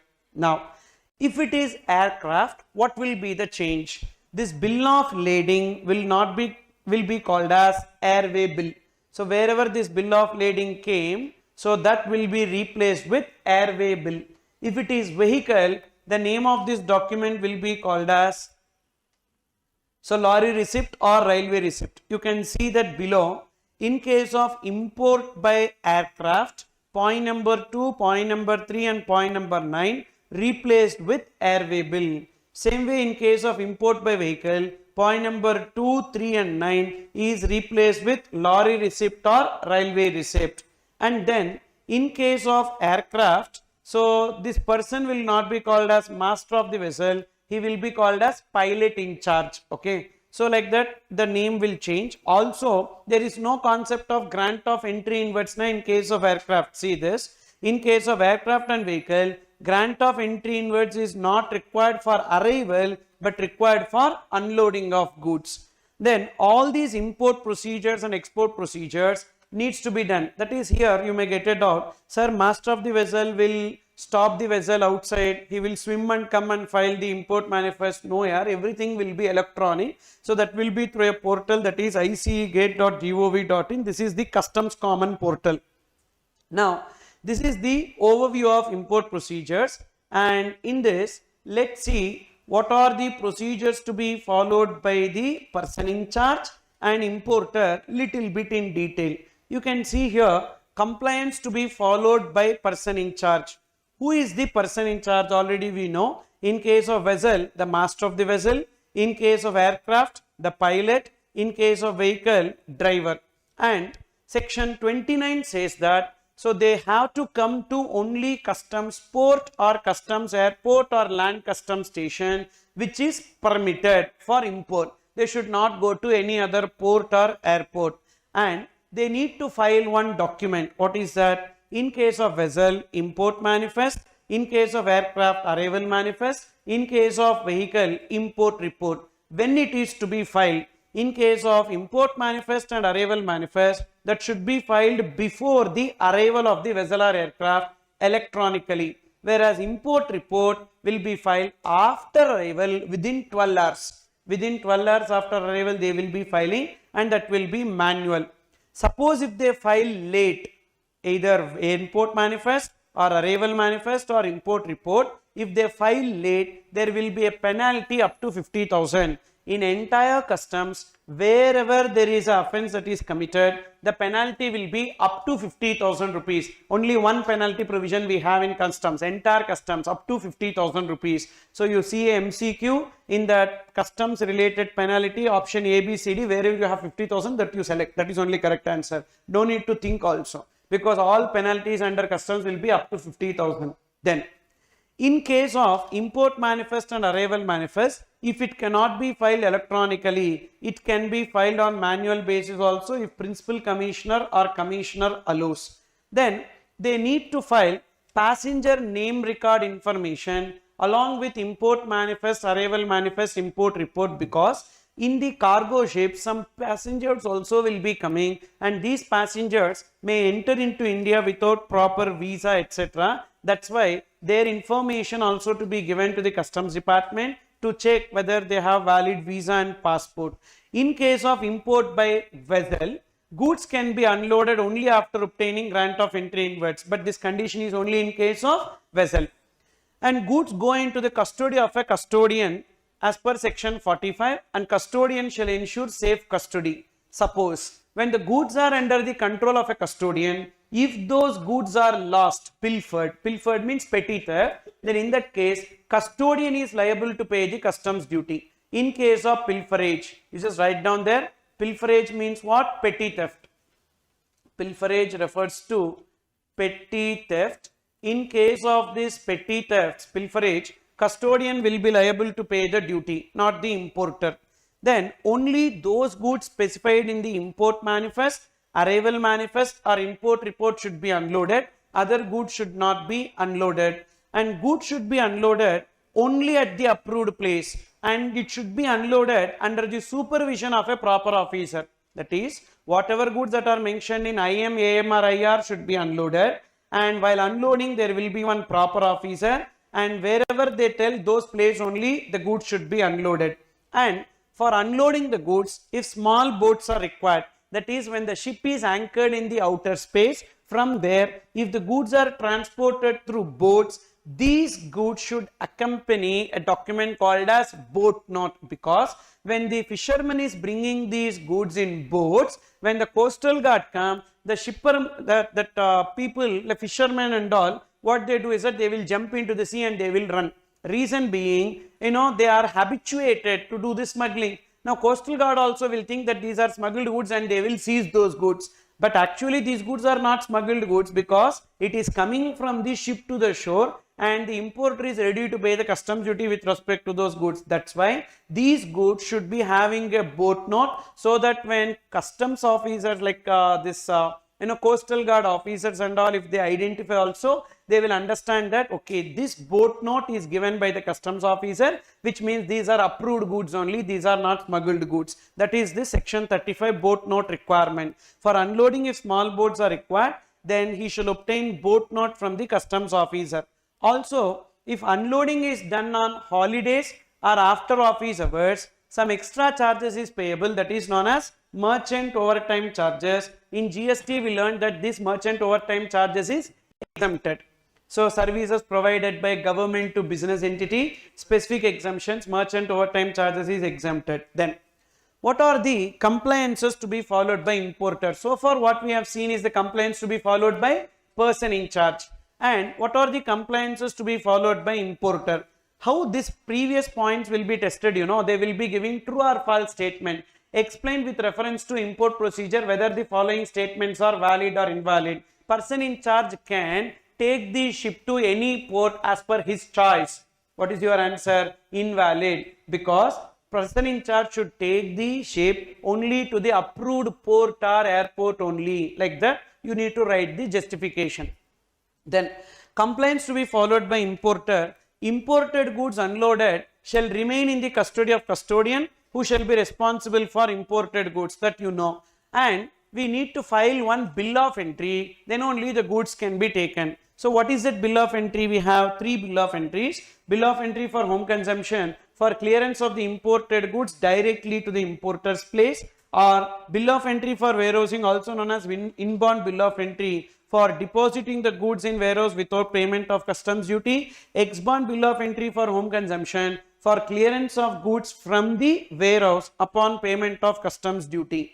Then, what is the time limit for filing bill of entry? So, bill of entry should be filed before the date of arrival. Sir, to avoid this, can I file even before that? Yes, even before that also we can file, but not before 30 days. So, within 30 days before the date of arrival, either you file it before the date of arrival or even a prior date, but not before 30 days. So, before the date of arrival minimum, maximum 30 days prior to the date of arrival. Suppose you filed a prior bill of entry and the vessel or aircraft is not coming within 30 days, that prior bill of entry will expire. Again, you need to file a fresh bill of entry, and now this fresh bill of entry date only will be taken as relevant date for bill of entry purpose. Is it clear? So, if the vessel does not arrive within 30 days of filing bill of entry, a fresh bill of entry is required to be filed. Then, what is the late fee for delay in filing bill of entry? If it is exempted goods or dutiable goods, whatever it may be, the delay fine will be 5,000 rupees per day if it is up to 3 days. If the delay is beyond 3 days, it will be 10,000 rupees per day. And what is the maximum amount? In case of exempted goods, the maximum amount is 50,000, whereas in case of dutiable goods, the maximum amount will be 100% of duty payable. Suppose if the delay is 7 days. If the delay is 7 days, how much will be the late fee that will be payable? First 3 days, 3 into 5, 15,000. Then remaining 4 days, 4 into 10,000, that is 40,000. 40 plus 15, 55,000 rupees will be the late fee that is payable. But this is subject to maximum how much? 100% of duty payable. Then the customs duty, upon payment of customs duty, proper officer will pass one order. What is that order? Out of customs charge order. So, pay customs duty after filing bill of entry, and out of customs charge order will be passed by the officer. And suppose if you are not filing bill of entry within 30 days after unloading the goods. So 30 days is the time limit after unloading. So belated only, actually it is belated, but even then 30 days. Within the 30 days, you are not filing bill of entry and clearing it either for home consumption or warehousing. The proper officer is having right to dispose of those goods. They can sell off those goods or they can keep the goods in a warehouse for 30 days. Either of these two they can do. If they keep the goods in warehouse, for how many days they will keep the goods in warehouse? Again 30 days. For every 30 days they will do a review whether to sell it off or to retain in the warehouse. Say this point. If goods not cleared for home consumption or warehousing within 30 days after unloading, such goods may be disposed of by the custodian or officer may deposit such goods in the warehouse. For how many days it can be kept? For 30 days, and beyond 30 days, for a further period of 30 days, commissioner should approve. So these are the procedures to be followed by the importer in case of import and person in charge in case of import. Now we are looking into export procedures. This export procedures is simple. It will revolve between person in charge, customs officer and exporter. What exporter will do? Exporter will take the goods to the customs officer. Along with that goods, he will be filing a shipping bill or bill of export. And if there is any customs duty, he will pay that customs duty. Customs officer will verify the goods, and if these goods are allowed to be exported, customs officer will pass a let export order to the exporter. Now, exporter will hand over the shipping bill or bill of export to the person in charge. Now, what person in charge should do? He should have obtained the grant of entry outwards to take the ship outside India, and after getting the permission to take outside India, should load those goods into the vessel. Loading of goods into the ship. In case of baggage, it can be loaded without any permission. So directly the goods can be loaded. Otherwise, so they need to get a grant of entry outwards, then only the goods can be loaded. And whatever goods that are loaded in the ship, the details will be submitted to customs officer in export manifest. In case of aircraft, that export manifest is called as departure manifest. In case of vehicle, it is called as export report. So these are the simple points that we have. Then in detail you can see complaints to be followed by person in charge. Loading of goods at approved place. There unloading at approved place, here loading at approved place. And there unloading under the supervision of proper officer, here loading under the supervision of proper officer. Then loading if required small boats, like if the ship is somewhere anchored in the outer space, again from shore to ship the goods will be taken. This do not require boat knot. Why this do not require boat knot? Anyhow these goods are having the shipping bill. So these goods do not require boat knot. Shipping bill is sufficient. And if the loading is to be done on holidays or after office hours, the exporter has to pay some extra charges. What is that? MOT charges. And the person in charge shall obtain entry outwards from the customs officer before loading the goods, and they will file export manifest in case of vessel, departure manifest in case of aircraft, export report in case of vehicle, and even they will be filing passenger name record information, because in the cargo ship they can carry some people also, and their details should be submitted and shall obtain permission to leave from India, so from the customs officer. Then what are the compliances to be followed by exporter? They will be submitting a shipping bill in case of vessel or aircraft, or bill of export in case of vehicle. Again it will be submitted electronically only, and they will assess the customs duty payable if those goods are dutiable goods, and they will obtain the let export order. These are the compliances to be followed by exporter. We don't have that many points related to export, because exports India is not having that much of stringent procedures, but for import we have lot of points to be followed. Then we have transit and transshipment of goods. What is transit and what is transshipment? If the vessel brings some goods to a port in India, unload some goods in that first port, and carries the same vessel to another port in India, these goods are said to be goods in transit. So one ship is coming to Gujarat port, Surat port, unloaded some goods in Surat port. Thereafter, the ship comes to Kochi port and unloads the remaining goods. The remaining goods which is taken from the Gujarat port to Kochi port is known as goods in transit. Whereas, if the ship which comes to Surat port unloads some goods in Surat and remaining goods are taken in a different ship, that different ship which brings the goods is known as transshipment. Say this. So, in case of transit, transit means continuing transport of goods in the same conveyance. Whereas in case of transshipment, continuing transport of goods in any other conveyance. So, there is a change in conveyance between transit and transshipment. One important point here is that whatever transit freight that we paid, it will be included in the value of goods for payment of customs duty. In my example, from Surat port to Kochi port, some freight we will pay an extra freight for carrying. Will that freight and insurance be included in the value of goods in Kochi for payment of customs duty? Yes, we need to include if it is transit. What if it is transshipment? Then that freight will not be included. Which freight? From Surat port to Kochi port, different vessel is bringing na. For the different vessel also some freight is payable. That freight will not be forming part of CIF price, which means that should not be included. So, which freight should be added to freight?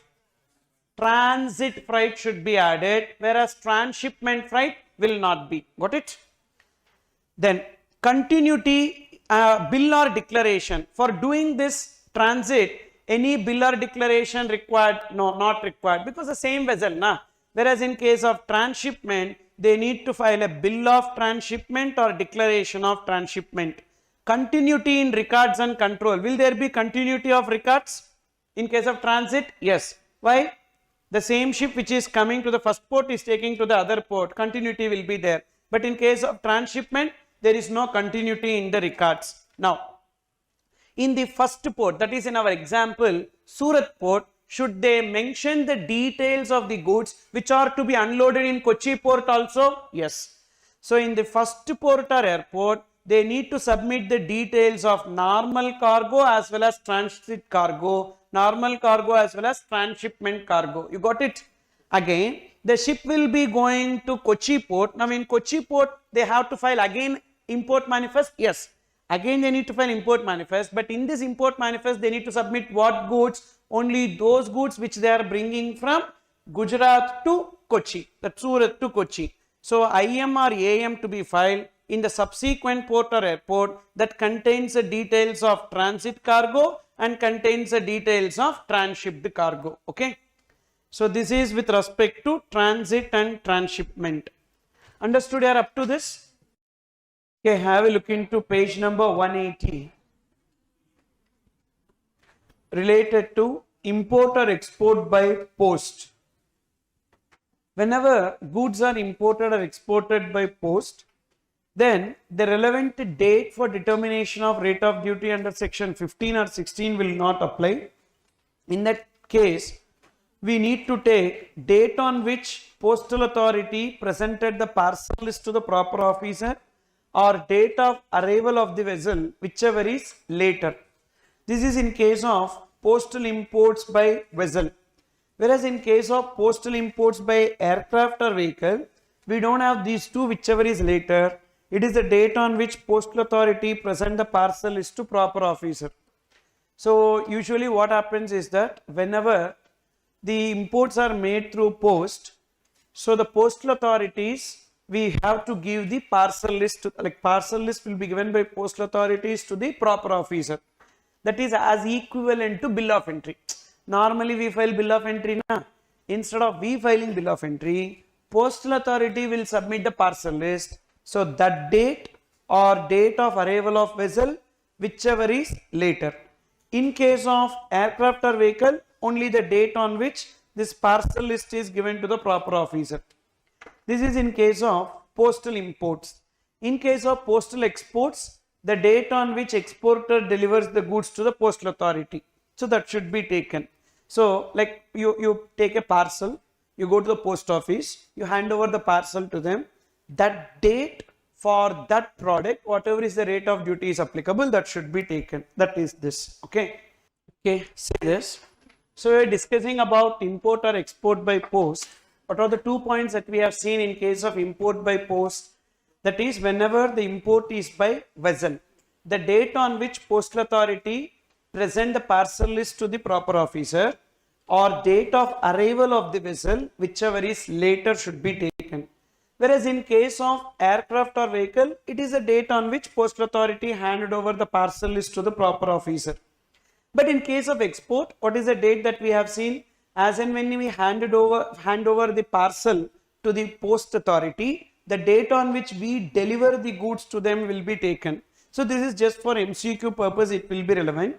Wherever we discuss import or export by post, this postal authority is replaced with courier agency in case if it is imported or exported by courier. And one important factor here is that whenever we import by post or courier, we will not pay the customs duty.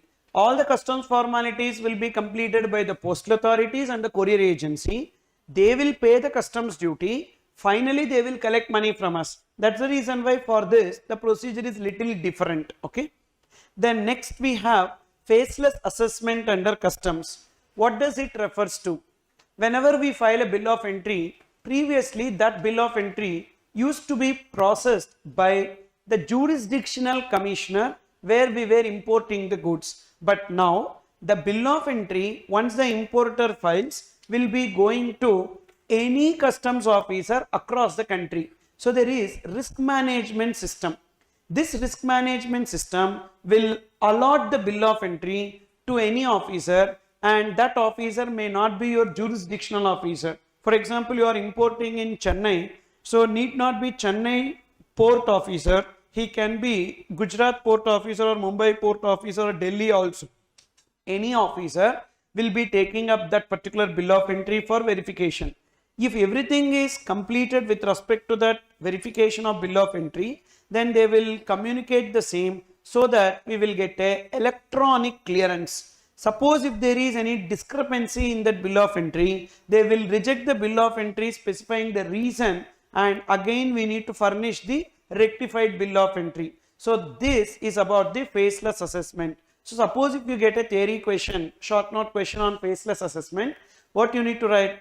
Bill of entry that is identified for scrutiny is assigned to an assessing officer. Is that assessing officer physically located in the customs station where we are importing? No. Who is physically located in a customs station which is not the port of import in the customs automated system. And basically it separates the assessment process from the physical location of the port of import using a technology platform. But from the importer perspective, there won't be any change. Normally, he will file the bill of entry, and that process he will be following. It is only the back end that it will change. That is with respect to this faceless assessment.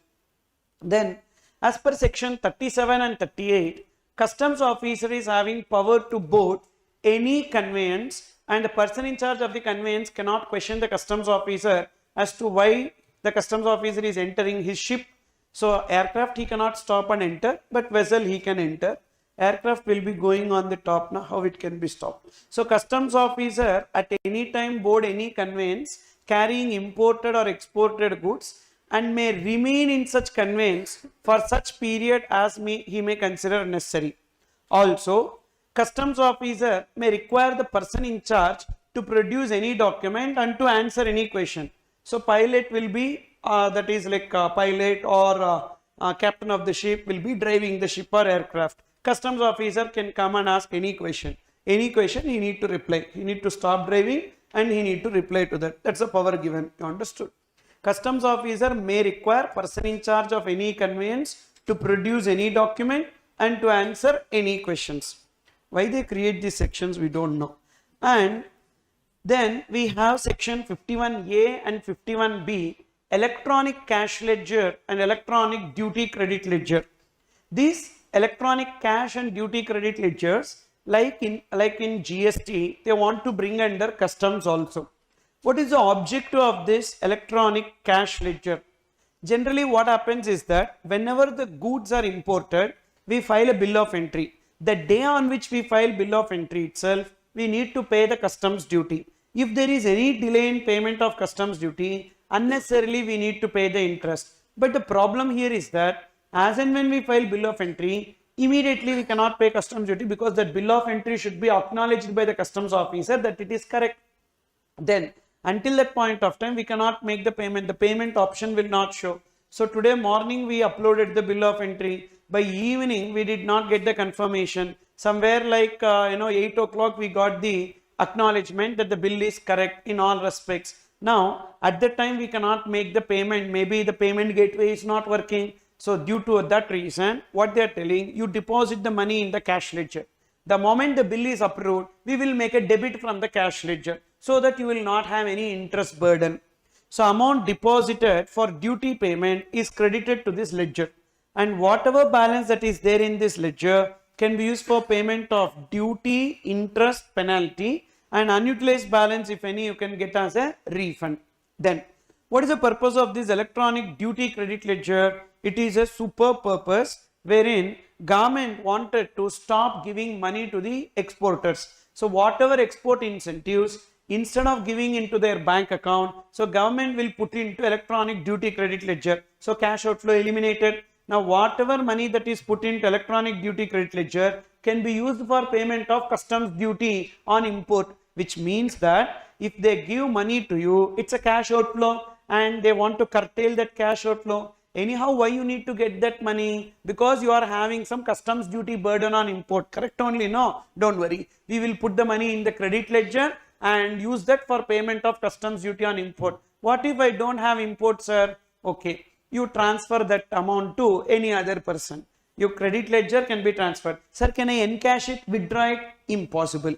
So it is like a virtual money only. So refund payable upon export or incentives under FTP are credited to this ledger. Balance in this ledger can be used for payment of customs duties only. Can it be used for payment of interest, penalty, fees, etc.? No, only for customs duty. And unutilized balance cannot be claimed as refund. At least GST credit ledger is also okay, that in case of zero rated supplies, in case of inverted tax structure, we get the refund of the credit balance. But here nothing, we will not get. Then the last area in this procedures is import of goods at concessional rate of duty rules. So what are these rules? For what purpose? Say you are one manufacturer. You are eligible for import of certain goods for manufacture of notified goods without payment of customs duty. Say you are manufacturing COVID vaccine. You can import the raw material required for making COVID vaccine without payment of customs duty. Now how to import those goods? You need to follow this procedure. Import of goods at concessional rate of duty. Or you are a service provider. You are into a tech company. You imported some equipments, hardware equipments for use in the education industry. Now you can import it without payment of duty or at concessional rate. Again, what is the procedure that you need to follow? You need to follow this procedure. For you, these rules will be applicable. So to whom these rules will be applicable? There is a manufacturer or a service provider who is eligible for a exemption notification. That manufacturer or service provider is eligible for exemption notification either to import goods without payment of duty or to import goods at concessional rate of duty. Now what is the purpose for which you will import that goods? To manufacture the notified goods or to provide the notified service or to supply it to a specified end use recipient, that is supplied to an intended person in the notification. So what is that you will do with that goods here? Either you will manufacture the notified goods or you will be providing the notified services or you will be supplying it to a specified end use recipient. These three things you can do, and you can import the goods either without payment of duty or at concessional rate of duty. And those goods which are brought by a manufacturer can be used for, can be used on his own, or he can get it done on a job work basis. Then that is COVID vaccine you are manufacturing. Either you can do the manufacture or you can get it done on a job work basis. But job work with respect to gold, jewelry, precious stones and metals is not permitted. Now, so from this we understood to whom these rules are applicable. Now, you are that person. You are importing the goods either without payment of duty or at concessional rate of duty. You are eligible for a exemption notification. Now, what is that you need to do? You are located in one place. Okay, say you are located in Coimbatore, Tamil Nadu.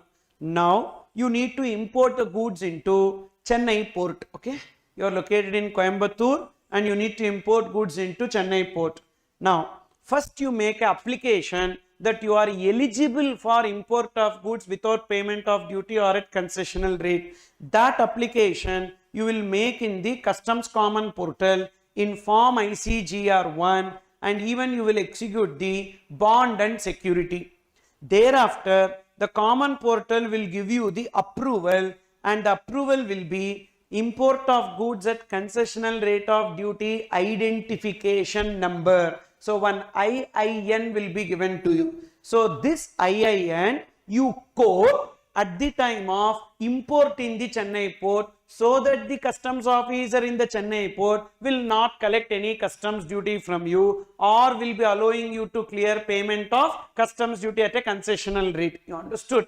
So, this IIN you can quote in Chennai port, wherein you can import and clear without payment of duty or at concessional rate by furnishing bill of entry with IIN and bond number.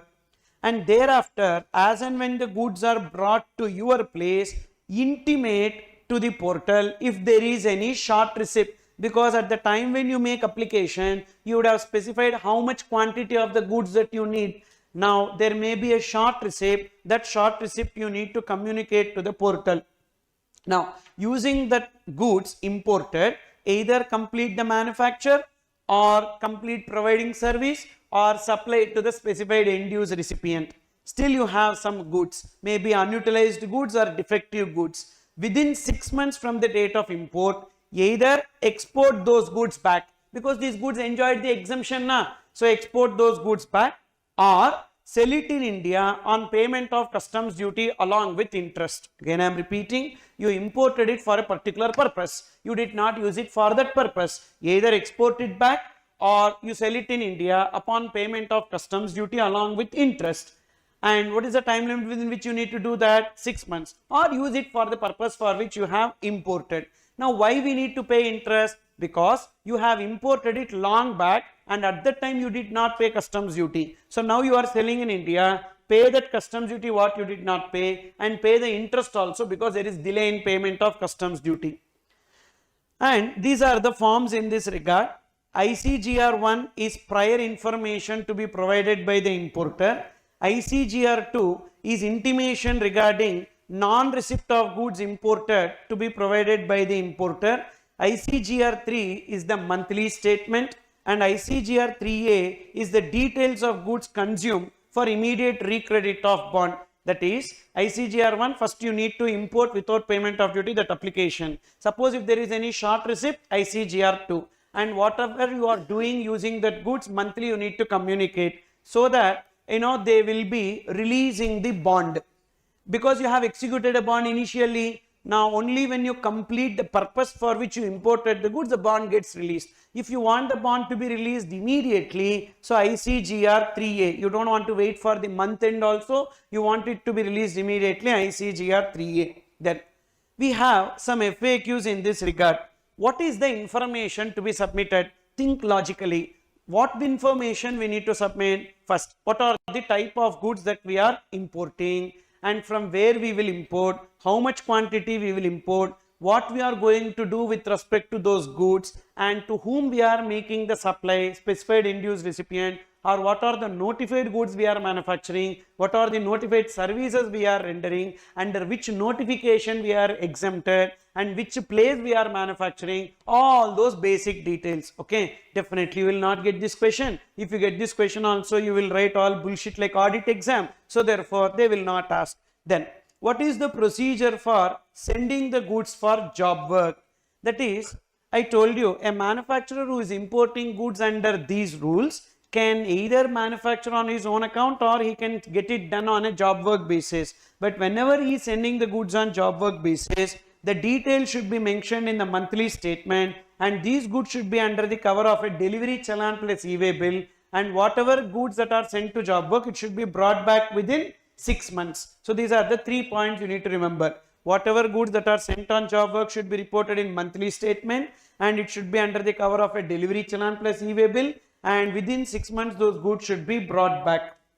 Then, can the imported goods be transferred from one unit to another unit? Of course, it can be transferred. Again, the same process. So, these details should be mentioned in the monthly statement, and it should be under the cover of a invoice plus e-way bill. Why? From one unit to another unit, when we are taking the goods, it's a transaction between distinct persons. Transaction between distinct persons, it should be under the cover of a tax invoice plus e-way bill. Then, what is the procedure for supplying imported goods to the specified end-use recipient? Same. All these 3 questions, same answer. You have to report these details in a monthly statement. It should be under the cover of an invoice plus e-way bill, and the specified end-use recipient who is receiving these goods should maintain the records related to this. So, up to this FAQ 1 to 4 is not important for exam.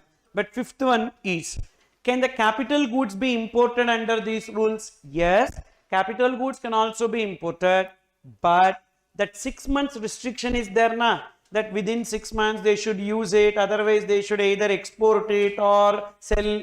That is not applicable for capital goods. So capital goods can be imported at concessional rate for use in manufacture of notified goods or providing notified service. After that, the goods can be cleared in domestic market on payment of duty and interest at depreciated value. What is the depreciated value? You can see in FAQ number 9, what is the depreciation? We need to take depreciation as 4% for every quarter or part thereof in the first and second year. Then 3% for every quarter or part thereof in the third and fourth year. 2.5% for every quarter or part thereof in the fourth and fifth year. So these percentages you can see. So just remember the percentages. 4, 3, 2.5, 2. Okay. 4, 3, 2.5, 2. When is it 4% for every quarter or part thereof in the first year?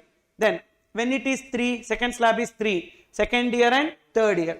Fourth year and fifth year. Thereafter every year it will be 2%. You understood or not? So this is how you need to do the depreciation. Value of imported goods minus this percentage, and you will get the depreciated value of the goods. On the depreciated value of the goods, you need to pay the customs duty, and you also require to pay the interest. What is the rate of interest under customs? Always it is 15% per annum. What is the rate of interest under GST? 18% per annum, and under customs it will be always 15% per annum. So how much interest is payable? See FAQ 7. At the rate of 15% per annum from the date of import of goods till the date of payment, you need to pay this interest. And here customs duty on above shall be equal to difference between the duty leviable on such goods but for the exemption availed and that already paid if any at the time of importation. And whether this depreciation quarter should be computed based on calendar quarter or 3 months taken as one quarter. It is based on calendar quarter only. Calendar quarter means what? Like in GST how we did, the same way. So kindly make one correction here. So this point you remove. This point you remove. So this depreciation should be based on calendar quarter. So here quarter refers to what?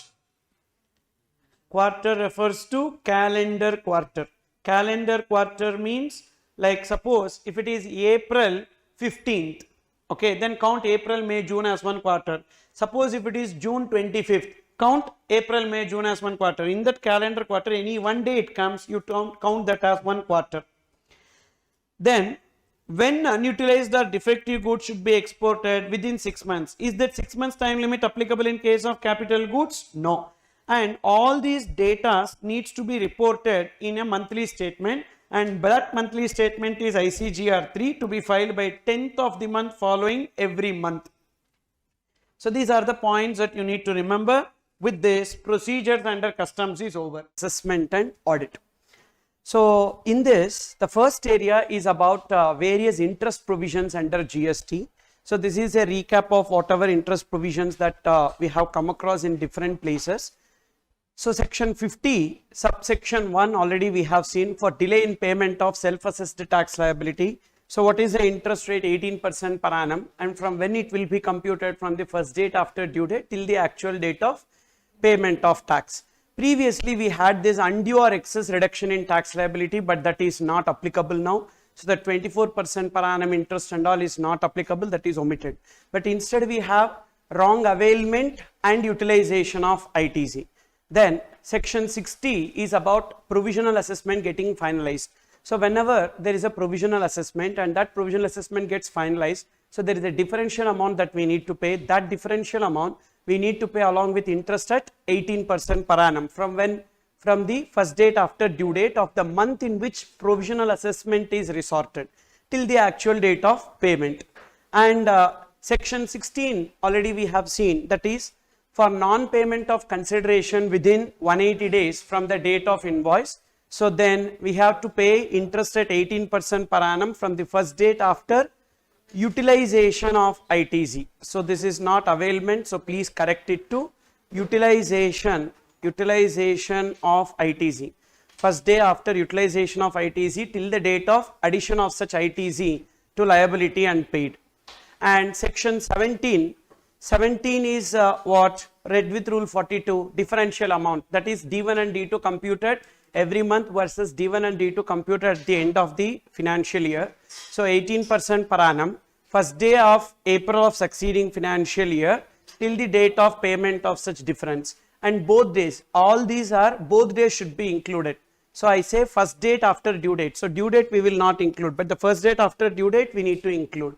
So here everything, both days are included here. Then section 17 read with rule 43, reversal of ITC pertaining to capital goods, 18% per annum. Here it is first date after availment of ITC, that is correct.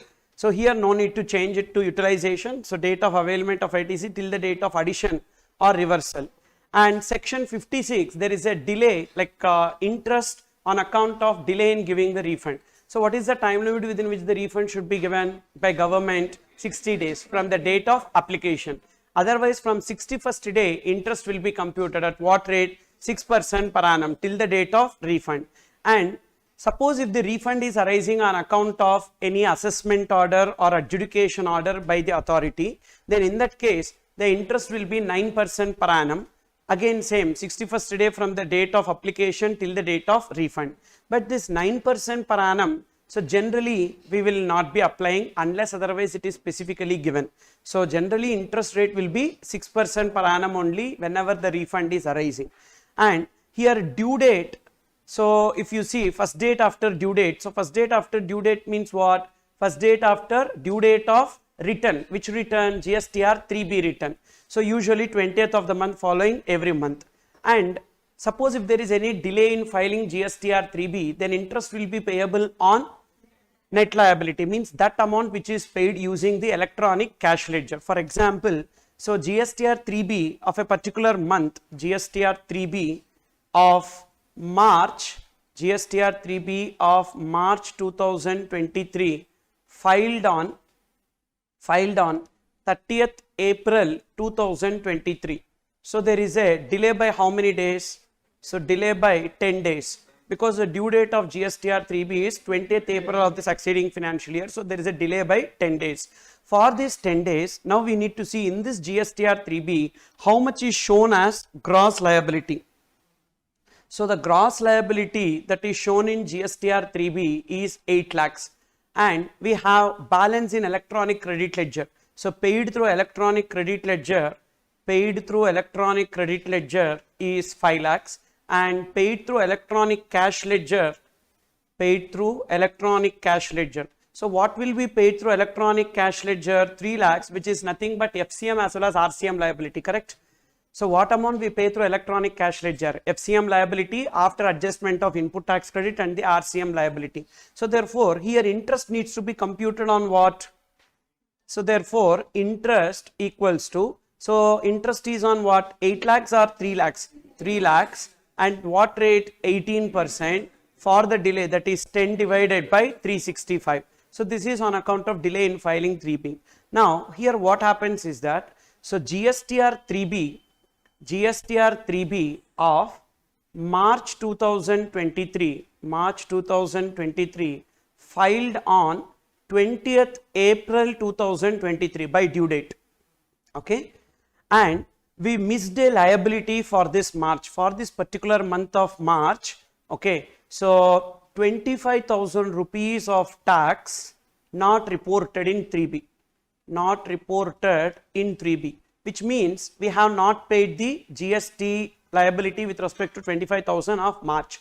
And when are we discharging this? So this 25,000 rupees is paid in GSTR 3B of July 2023. You understood?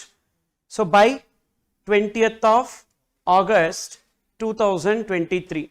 Now this 25,000 rupees whatever we are paying in July 2023, so definitely we will not pay fully by cash ledger, because in this GSTR 3B, that is this 25,000 we are discharging in 3B. But how are we discharging this 25,000 rupees?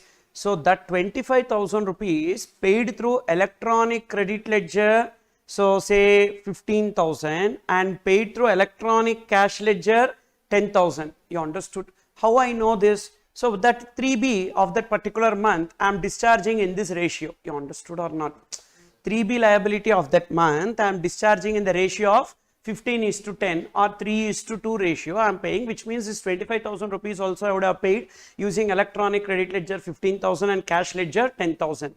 Now interest is payable, correct or not? So what is the period of delay? What is the period of delay? The period of delay is, so this 25,000 pertains to which period? March 2023. For March 2023, what is the due date? 20th of April 2023. So therefore, we need to compute it from 21st April 2023 till the date of payment, that is 20th August 2023. So the number of days, if you see, in April month 10 days, May 31 days, June 30 days, July 31 days and August 20 days. That is 122 days. For this 122 days, interest will be computed on what? So 25,000 or 10,000? 25,000. That is what I mean to say as gross liability. Gross liability does not mean whatever is there as gross liability in 3B. Gross liability means whichever tax I have not paid, that amount I am paying partly using credit ledger and partly using cash ledger. I need to take the entire 25,000 and compute the interest. So therefore, interest will be 25,000 into 18% into 122 divided by 365. So that's how we need to compute the interest. Now got the clarity related to this? Next. So now we are moving on to assessment under GST. We have total, 5 types of assessment: self-assessment, then provisional assessment, scrutiny assessment, then best judgment assessment and summary assessment. So section 59 talks about self-assessment. So what is self-assessment? Every person can compute how much is the tax payable. So, and he will compute that and he will file the return, that is known as self-assessment return. So section 59, who will be doing the self-assessment? Registered person, and note is not applicable. And every registered person has to assess the tax payable and furnish the return. And what is the time limit of the self-assessment? Due date of filing return. And any officer to take permission not applicable. Withdrawal of order not applicable. No consequences. So self-assessment is completed. Now whenever a person is unable to compute the tax payable, self-assessment is unable to be computed. Why it is not able to be computed? Maybe the rate of GST is not known or the value is not known. Then in that case, so taxable person. So what is the status of the person? Taxable person. So by proper officer, is there any notice? There is no question of this. And the situation where the taxable person is unable to determine the value of goods or services or both, or determine the rate of tax. So here the difference is self-assessment will be for registered person, but provision assessment is for taxable person. And who will do the provisional assessment? By the proper officer. And why there is no notice? Because this person, taxable person, is only making application for provisional assessment due to that reason. So what are the cases where provisional assessment will be resorted? When taxable person is unable to determine the value or the rate. And what is the time limit within which What is the time limit within which the provisional assessment order should be passed? Within 90 days from the date of application. And what is the time limit within which the final assessment should be completed? Within 6 months plus 6 months plus 4 years, the final assessment should be completed. So 6 months plus 6 months plus 4 years from which date? From the provisional assessment order.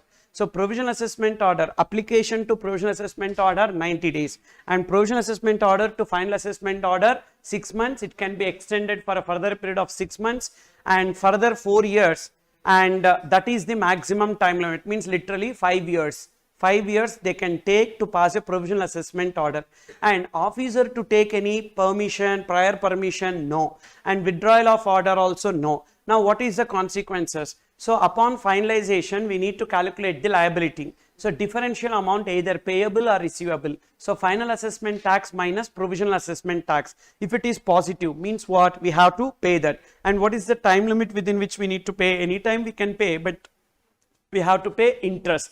Interest will be at the rate of 18% per annum from the first date after due date. Due date of the month pertaining to which we have resorted for provisional assessment till the actual date of payment. Suppose if it is negative, negative means what? So that is, if there is excess payment. So under provisional assessment we have paid excess, and under final assessment it is less. So if it is negative, then get the refund plus interest at 6% per annum from 61st day till the date of refund. Okay, so we need to make an application, and after application, from 68 days, within 60 days they have to give the refund. If not, from 61st day, the interest will be computed at the rate of 6% per annum. But when we need to pay from the first date after due date till the date of payment, that to 18%. But when they give, final assessment will be completed, thereafter we need to make application, thereafter 60 days, and then only interest will be computed from 61st day. And next one, so we have scrutiny assessment. Scrutiny assessment will be done by proper officer, and when it will be happening, so any self-assessed return will be taken up for scrutiny by the proper officer, so registered person. So therefore self-assessment and scrutiny assessment are connected. So whenever we file a self-assessment return, that self-assessment return filed by the registered person will be taken up for scrutiny by the proper officer, and definitely they will be giving a notice. So because if there is any discrepancy during the scrutiny, so they will be giving notice for that reassessment.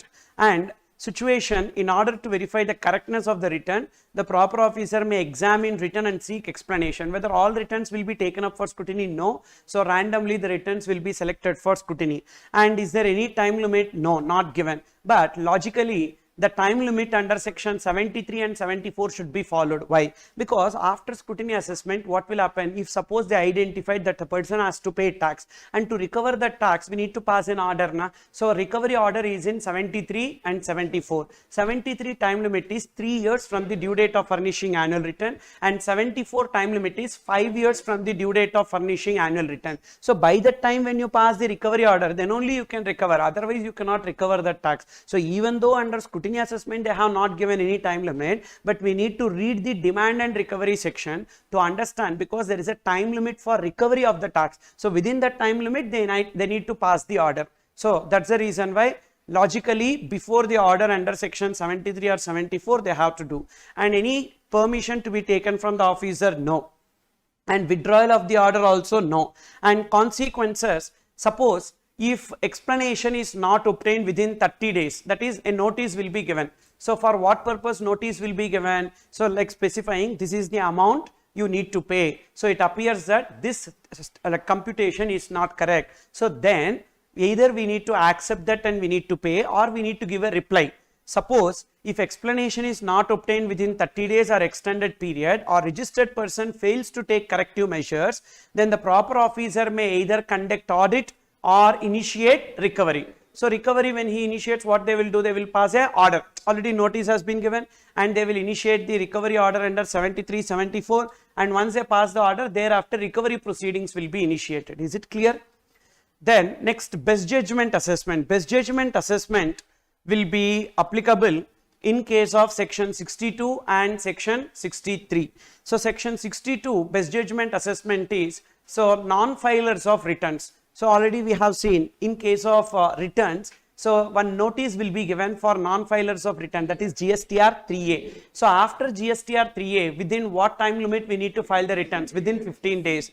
Within 15 days, if we are not filing the return, so then what will happen? So the proper officer can initiate best judgment assessment, and any opportunity of being heard is given. Yes, that notice is there under GSTR 3A. The registered person fails to furnish the return within 15 days from GSTR 3A notice, then proper officer will do the computation of tax payable. And what is the time limit within which best judgment assessment should be completed?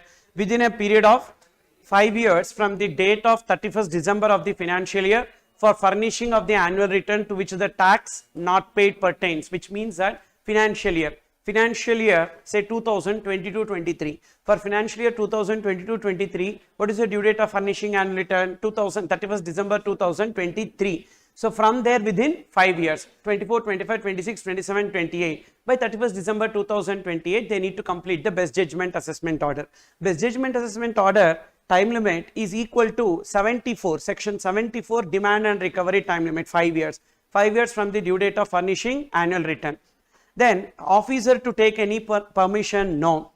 And withdrawal of order, yes. Because once they pass the best judgment assessment order, we need to pay the tax as per the best judgment assessment order. But we have not filed any returns. So therefore, within 30 days from the best judgment assessment order, we can file the returns. If you are filing the returns, so actually best judgment assessment under section 62 is initiated for what reason? Not filing of returns. So file the returns within 30 days from best judgment assessment order, so that the order will be withdrawn and we will proceed to assessment as per our returns. You understood? So order withdrawn if valid return is filed within 30 days of the order. So within 30 days from the date of best judgment assessment order, if you are filing the returns, means you are filing the returns, there is no problem. Actually best judgment assessment under section 62 is initiated because of non-filing of returns. You file the returns. So then as per returns only it will be the tax. So best judgment assessment order will be withdrawn. Whereas another best judgment assessment order is there in case of unregistered person liable to pay tax. So there is an unregistered person who has suppressed his turnover and he is required to pay tax. So on that person, the proper officer can initiate best judgment assessment. Here also a notice will be given for passing best judgment assessment order. So situation where a taxable person fails to obtain registration even though liable to do so, or registration has been cancelled under 29, means what? Notice has been given for cancellation of registration, but he is liable to pay some taxes. Why he is liable to pay some taxes? Whenever there is a cancellation of registration, before the date of cancellation, whatever is the inputs as such held in stock, inputs in WIP, inputs in FG and capital goods, ITC avail needs to be reversed. For reversal of that ITC, so suppose if you don't have that much of balance in ITC, we have to pay. So if there is any tax payable by that person after cancellation of registration, to recover that they will pass a best judgment assessment order. Time limit same, 5 years from the due date of furnishing annual return. Officer to take any prior permission, no. And withdrawal of order also not applicable. So here there is no withdrawal of order. So in case of one best judgment assessment order, yes. So which one? Non-filers of return. But another best judgment assessment order on unregistered person, there is no withdrawal of order, which means what the person has to do, either he need to pay as per the assessment order, or if he want, he can go for an appeal. So pay as per assessment order or prefer appeal if not satisfied with respect to assessment order. Understood? Then, sir, but how he can make an appeal? He is an unregistered person. How he can make an appeal? So he need to get registered, because this registration he will not do. Proper officer will suo moto make this person registered. The moment proper officer pass a best judgment assessment order on that person, when the proper officer is of the opinion that he is an unregistered person but liable to pay tax, then proper officer suo moto will mandatorily make him get registered. Means proper officer will give the registration number directly. So this is your registration number. So his permanent account number will be there. How his permanent account number will be there? First of all, proper officer will come to know this fact based on the bank account. So bank account of that person, some credits are there. So which is more than 1 crore or 2 crores. But he suppressed his turnover. He did not get registered at all. Now bank account will be linked to permanent account number. So means we know his permanent account number. So based on that, proper officer will suo moto get the registration number and give it to him. So therefore, using that registration number, so this particular person needs to file the returns, whatever returns are there or appeals, etc. and all he need to know. But here, unfortunately, once the best judgment assessment order is passed, even if he file written also, there is no other go. So he need to pay as per that assessment order only, or he can go for appeal. Then next one, section 64 summary assessment order. So students were asking for inter marathon, etc. and all. I am doing already. So some of your known people, if they are, please let them know. I am doing one free fast track batch for CA intermediate. So starting from tomorrow, it is in Mylapore Fine Arts Club. So free face to face I am doing. So if you know any inter students, do let them know. Okay. So some students have asked me here. So for them I am telling. Already I am doing. Okay. So timing morning 9 to 6. So section 64 summary assessment. Summary assessment is on the taxable person, and when the summary assessment will be conducted. So summary assessment, there is no notice. There is only one assessment in entire GST. Without notice, the assessment order will be passed. That is summary assessment. The summary assessment is like income escaping assessment. And who will be doing this summary assessment? Proper officer will be doing this summary assessment. And the proper officer has evidence that a taxable person has incurred a liability, and proper officer has sufficient grounds to believe that delay in passing assessment order may adversely affect. Say for example, proper officer visited the premises of a person and they have identified there are some goods, and these goods, so if they are delayed, if there is any delay in passing the assessment order, he may escape with payment of tax on that goods. So immediately they will pass a summary assessment order. Is there any alternative to summary assessment order? Yes, seizure order is there under section 67. So under section 67 there is a seizure order. Either they can pass a seizure order. Seizure order, if it is passed, the goods will be taken, and thereafter only upon payment of tax and penalty the goods will be released. That is under section 67 read with section 130. Okay, so that is one alternative. Another alternative is this summary assessment. Either they can resort to summary assessment or they can go for seizure order. So it is like department is having multiple powers. So whichever power they want to use, they can use that. So here the proper officer has evidence that a taxable person has incurred liability. What is that? Some goods are identified and on that goods tax is payable. And the proper officer has sufficient reasons to believe that delay in passing an assessment order may adversely affect the interest of the revenue. So then in that case, the proper officer may pass the provisional, like the summary assessment order. And is there any time limit? No, time limit is not given. But again, logically, this assessment should be completed within the time limit of recovery, because for recovery there is a time limit 5 years. So means by the time limit they have to pass this order. And officer to take any permission, yes. So because summary assessment order, there is no opportunity of being heard na, no principles of natural justice. That's the reason why prior permission of additional or joint commissioner should be taken. Withdrawal of order, yes. So whenever the order is erroneous, that is those goods are actually exempted goods, and thinking it as taxable goods, a proper officer has passed the summary assessment order. So order is erroneous. If the order is erroneous, or if the person is making the payment as per the assessment order, so then proper officer may withdraw such order and follow the procedure under 73-74 recovery procedure. So that is with respect to assessment. Total 5, section 59 provisional assessment, section 59 self assessment, 60 provisional assessment, 61 scrutiny assessment, 62 and 63 best judgment assessment, 64 summary assessment. Then audit under GST. So this is 65 and 66. We don't have statutory audit under GST. So statutory audit under GST stands omitted. So therefore GSTR 9C is now not an audit report. So GSTR 9C is a self-certified reconciliation statement. And so two audits are there, departmental audit and special audit under section 65 and 66. So departmental audit, who will be conducting? So this departmental audit will be conducted by commissioner or any officer authorized by commissioner to undertake the audit.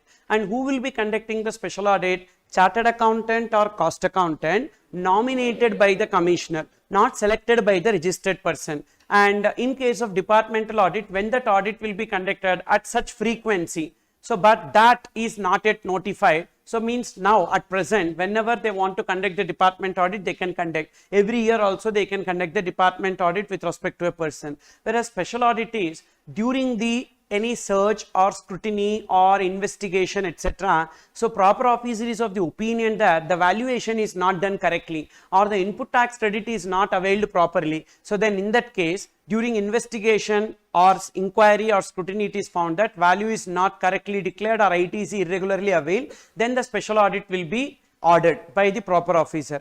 And what is the time limit for completing the departmental audit? 3 months, and it can be extended for a further period of 6 months. Whereas there it will be 90 days plus it can be extended for a further period of 90 days. So, there 90 plus 90 special audit, but departmental audit will be 3 months plus 6 months. And to whom the audit report will be submitted? In case of department audit report is submitted both to department as well as to the registered person within 30 days of conclusion of the audit. So, the registered person, based on this audit report, if there is any discrepancies, he can make the payment of tax so that the show cause notice will not be issued.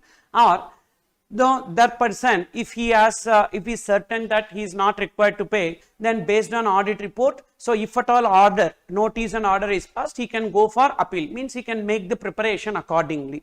So, but he don't have to go for appeal against the audit report. See, audit report is a precursor, and based on audit report, notice will be given. After notice, order will be passed. Okay. So, if really there is a genuine tax liability to be paid, we can pay, so that notice and order will not be passed. Or suppose if department initiating notice and order based on the department audit report, so we should be prepared. Okay. Either that is to make a reply to that notice, or suppose if order is passed, we need to go for appeal. So, that is about this audit report given to the registered person also. Whereas in case of special audit, the special audit report will not be given to the registered person. The special audit report is shared only to the jurisdictional ACDC. And who will bear the expenses of audit? Expense of audit is borne by department, both cases, department audit as well as special audit. And scope of audit in department audit, as they can verify all records, like whatever records that we have seen, I formats, everything they can verify, and even trial balance or even income tax audit report, cost audit report, all records they can verify. Whereas in case of special audit, they can verify the records relating to value of supply or input tax credit, because there the scope of audit is limited to valuation and ITC. Then notice for audit. In case of department audit, a 15 days or 15 working days prior notice will be given. So, suppose if the audit is to be conducted today, a 15 working days prior notice will be given. So, for the purpose of conducting the audit, which means within this 15 working days, we need to prepare all the records, etc. and all, maintain those records. That is the meaning. And in case of special audit, there is no notice, means it is like a surprise. So, one fine morning, so chartered accountant or cost accountant selected by the commissioner will come and knock our door, and we have to give our records for the purpose of audit. So, direction to get audited to the CAR CMA will be given, but there is no notice given to the registered person for audit. Whereas in case if the audit is already completed under departmental audit, so or special audit, so again can they order the other audit? For example, department audit over, can they order special audit? Yes. Special audit over, can they order department audit? Yes. Suppose if company's audit is over, stat audit or income tax audit, again can they audit department, etc.? Yes. So, audit under this section is mandatory even if the audit is completed under any other law. Then can the audit be conducted for part of the year also? Yes. So, department audit can be conducted even for part of the year. For example, I am a newly started business. I started my business in November, and November to March. So, can they do the audit? Yes. So, not that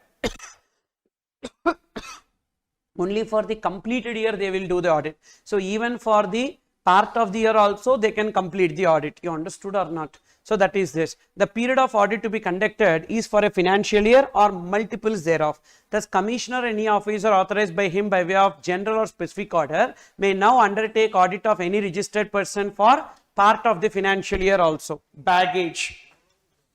Page number 199, segment 29, baggage. Baggage refers to passengers' luggage, and we have certain concessions with respect to baggage, and in remaining cases wherever it is dutiable, we need to pay baggage duty 38.5% on the baggage. So, let's try to understand the rate of duty on baggage. Suppose if the concessions are over, that is after taking out the concessions, we have certain concessions on baggage. After taking out the concessions, what is the rate of duty on baggage? On baggage, if we have three articles, that is firearms, cartridges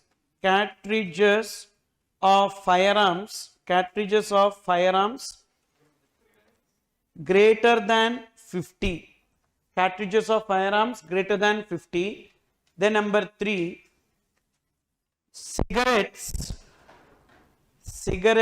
exceeding 100, cigars exceeding 25, and tobacco exceeding 125 grams.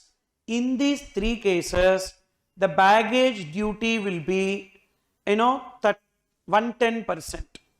The baggage duty is 110%. What are the three articles?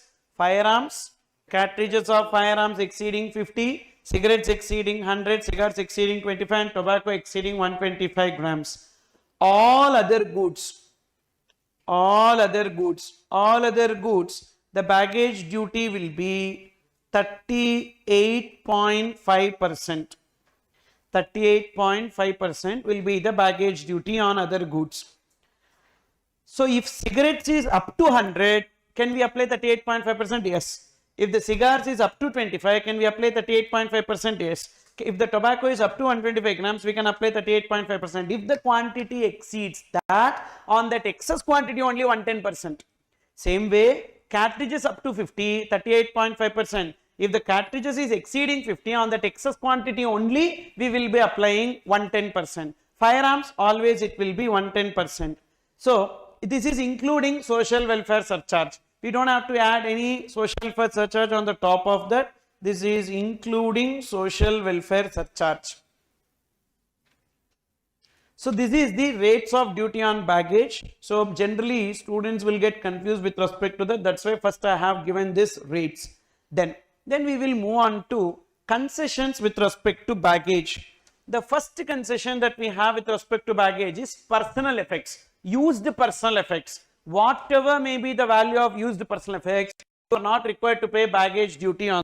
What is the meaning of used personal effects? Which is used by the, which is for use by the person to meet his day-to-day necessities is known as used personal effects. So whatever may be the value of those used personal effects, we don't have to pay. So that is the first concession we have.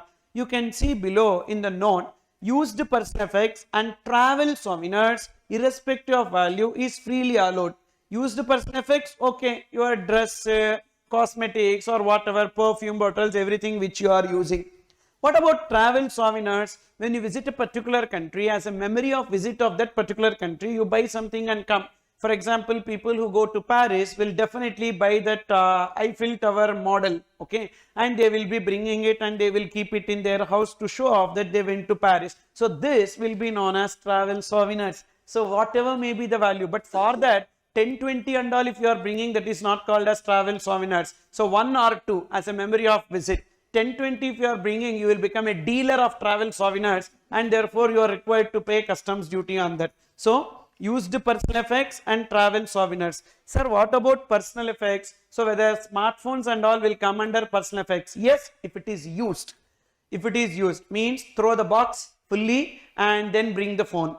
And so 2 phones usually they are allowing.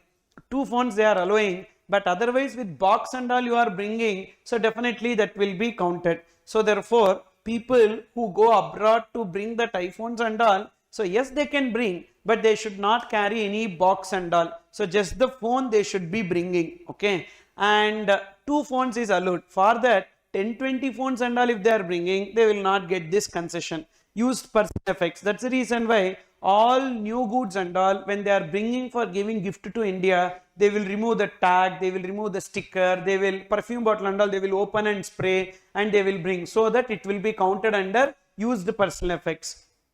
Then Personal effects means things required for satisfying daily necessities but does not include jewelry. Jewelry will not be considered as personal effect at all.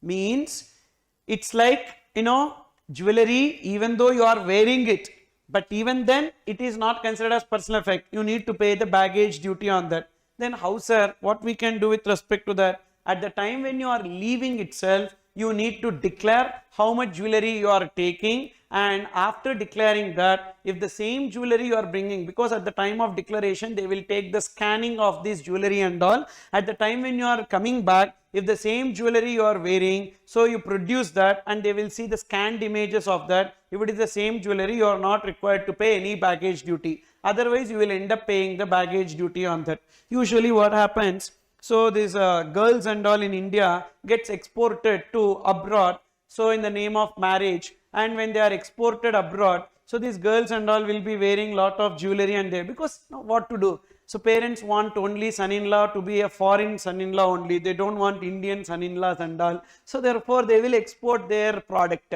And when they export them, so that girl will go there and she will not get accustomed, because there the lifestyle is completely different. They have to work like pigs and all, morning to night, and only weekends. That weekends also this idiot will be sitting and playing PUBG. So then that girl will return. When she is returning, she will bring the jewelry along with her. Whether she is required to pay the baggage duty? Of course, yes. If at the time of taking it, if she has not given any declaration, then baggage duty is payable, because jewelry will not be coming under personal effects. Then what about alcohol? Sir, will alcohol come under personal effect? That is not necessity. So therefore it will not be coming under personal effects.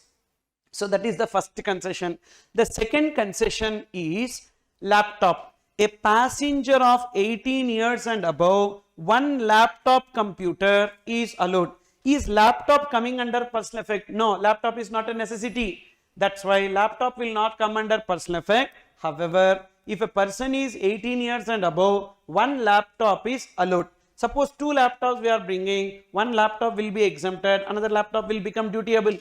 What if one laptop and one tab is brought? Any one we need to show, the other one will be coming under dutiable. Then the third allowance what we have is the general free allowance. What is a general free allowance? If they are coming from Nepal, Bhutan, Myanmar, that too by air route, 15,000 rupees is the general free allowance. Don't say anything. The person is coming from Nepal, Bhutan, Myanmar, and that too they are coming by air. Then it will be 15,000. That is other than land route. Air means air, water, or train. Okay, not train, air or water. So land route it will be nil. Air or water it will be 15,000 rupees is the general free allowance. Suppose if they are coming from other than Nepal, Bhutan, and Myanmar, if they are tourists of foreign origin, the general free allowance is 15,000. If they are other cases, 50,000. So what are the 4 points you need to remember in general free allowance? First, divide it into two. Passenger coming from Nepal, Bhutan, Myanmar, coming by land route, 0. Other cases, 15,000. Then other than Nepal, Bhutan, Myanmar, again divide into two. Tourist of foreign origin, 15,000. Other cases, it will be 50,000. And for infants, there is no general free allowance. That is, child not more than 2 years of age is called as infant. Otherwise, in the name of infant, 50,000 rupees worth of articles we will be bringing. Okay. So, therefore, child not more than 2 years of age, there is no general free allowance. Everything will be dutiable. Sir, what about diapers, etc. and all? That will come under personal effects. So, therefore, it will be anyhow exempted. Then jewelry allowance is there. Next allowance is jewelry allowance. First allowance we saw used personal effects. Second, laptop. Third, general free allowance. Next, look into 4, jewelry allowance. So, but this jewelry allowance is available only if they stay abroad for more than 1 year. Just like that, if they go and come, this allowance will not be given. So, their stay in abroad should be more than 1 year, and how much they can bring gold. If they are male passenger, 20 grams with a value cap of 50,000. Female passenger, 40 grams with a value cap of 1 lakh. So, this jewelry is purchased abroad, not taken from India. If the jewelry is taken from India, anyhow they would have given the declaration. When the same jewelry they are bringing, they are not required to pay baggage duty. Then this is for what? This is for the jewelry which is purchased there. Okay, and male it is 20 grams subject to a value cap of 50,000. Means what? Suppose if the value of this jewelry, like say 25 grams, Mr. X, 25 grams with a tariff value, 25 grams with a tariff value of, so 1 lakh. So 25 grams with a tariff value of 1 lakh. How much will be allowed? 20 grams will be allowed. So how to calculate this 20 grams? Simple. First, 1 lakh is for 25 grams. So how much it is for 20 grams? 80,000 or 50,000, whichever is lower. So how much will be the allowance? 50,000. Therefore, what will be the dutiable value? Duty will be what? 50,000. On that we need to pay 38.5%. Is it clear? Suppose if it is 25 grams, Mr. Y, 25 grams with a tariff value of 55,000, because for different quality of gold the rate will differ na.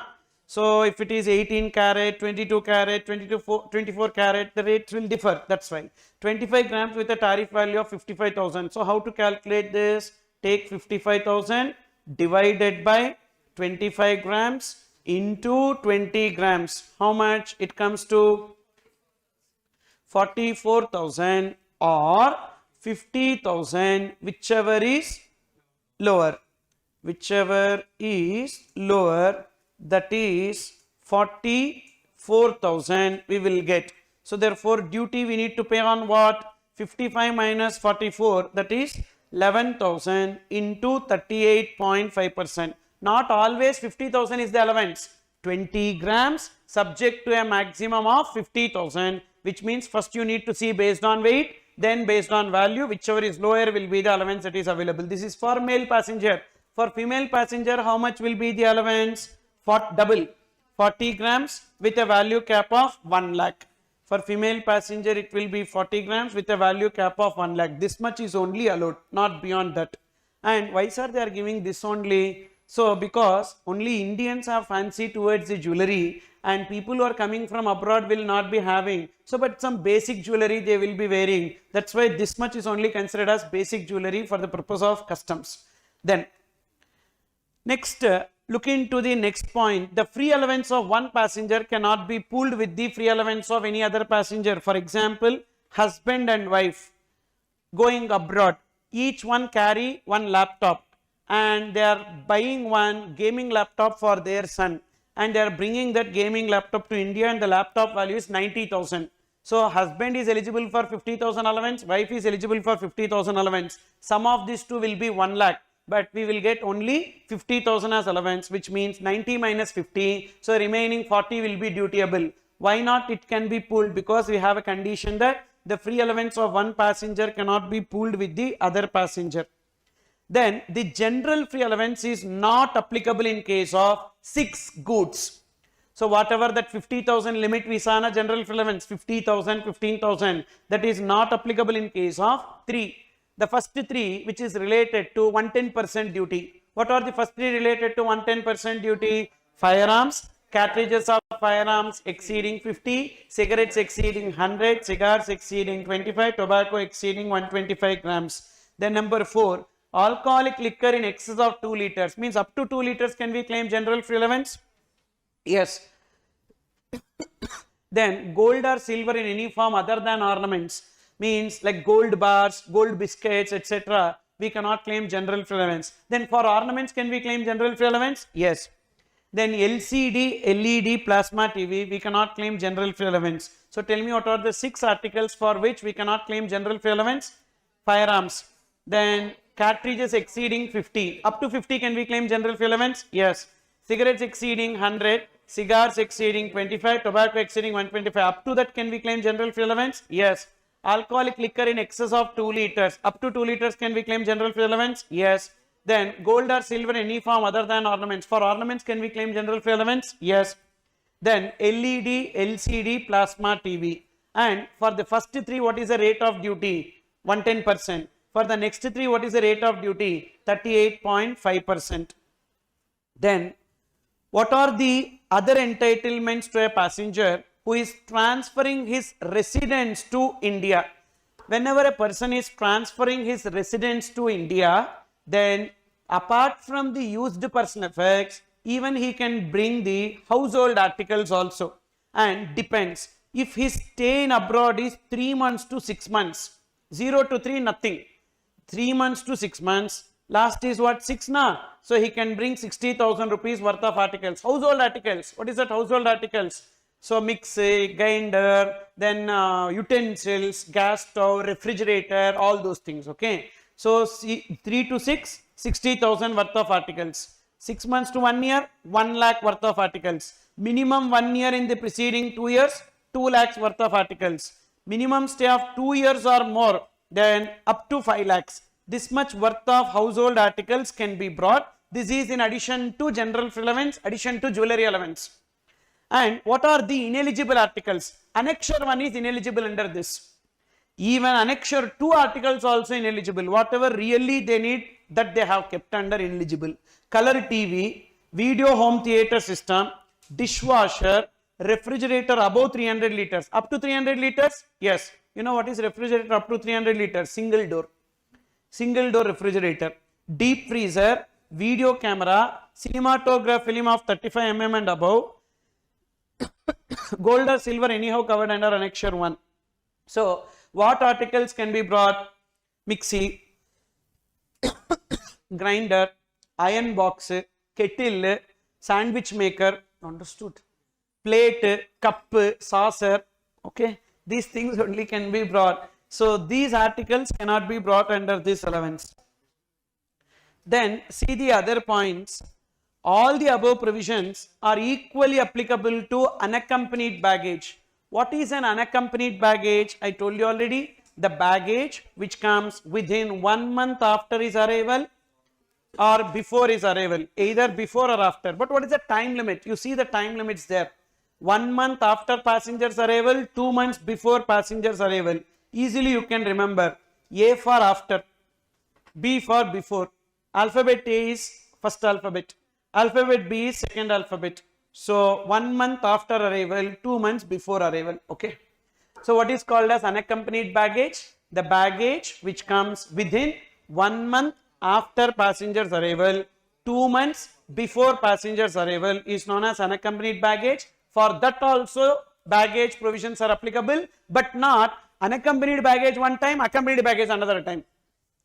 Bag came, for that one allowance sir, 50,000. Again I am bringing something sir for that. No, for one visit only one time. You understood or not? So you decide between unaccompanied and accompanied. Then member of crew, people who work in the aircraft, ships and all, if they are in service, they can bring petty gifts up to 1,500 for personal or family use. They are not getting 50,000 allowance. If they get 50,000 allowance, half of the articles in India will be brought by them only. So they are not eligible for general free allowance. Only 1,500 chocolates, cosmetics. Which cosmetic come for 1,500? So therefore some petty things can be brought for 1,500 rupees only. But when they complete their service, contract gets over and they come now, at that time are they eligible for the general free allowance? Yes.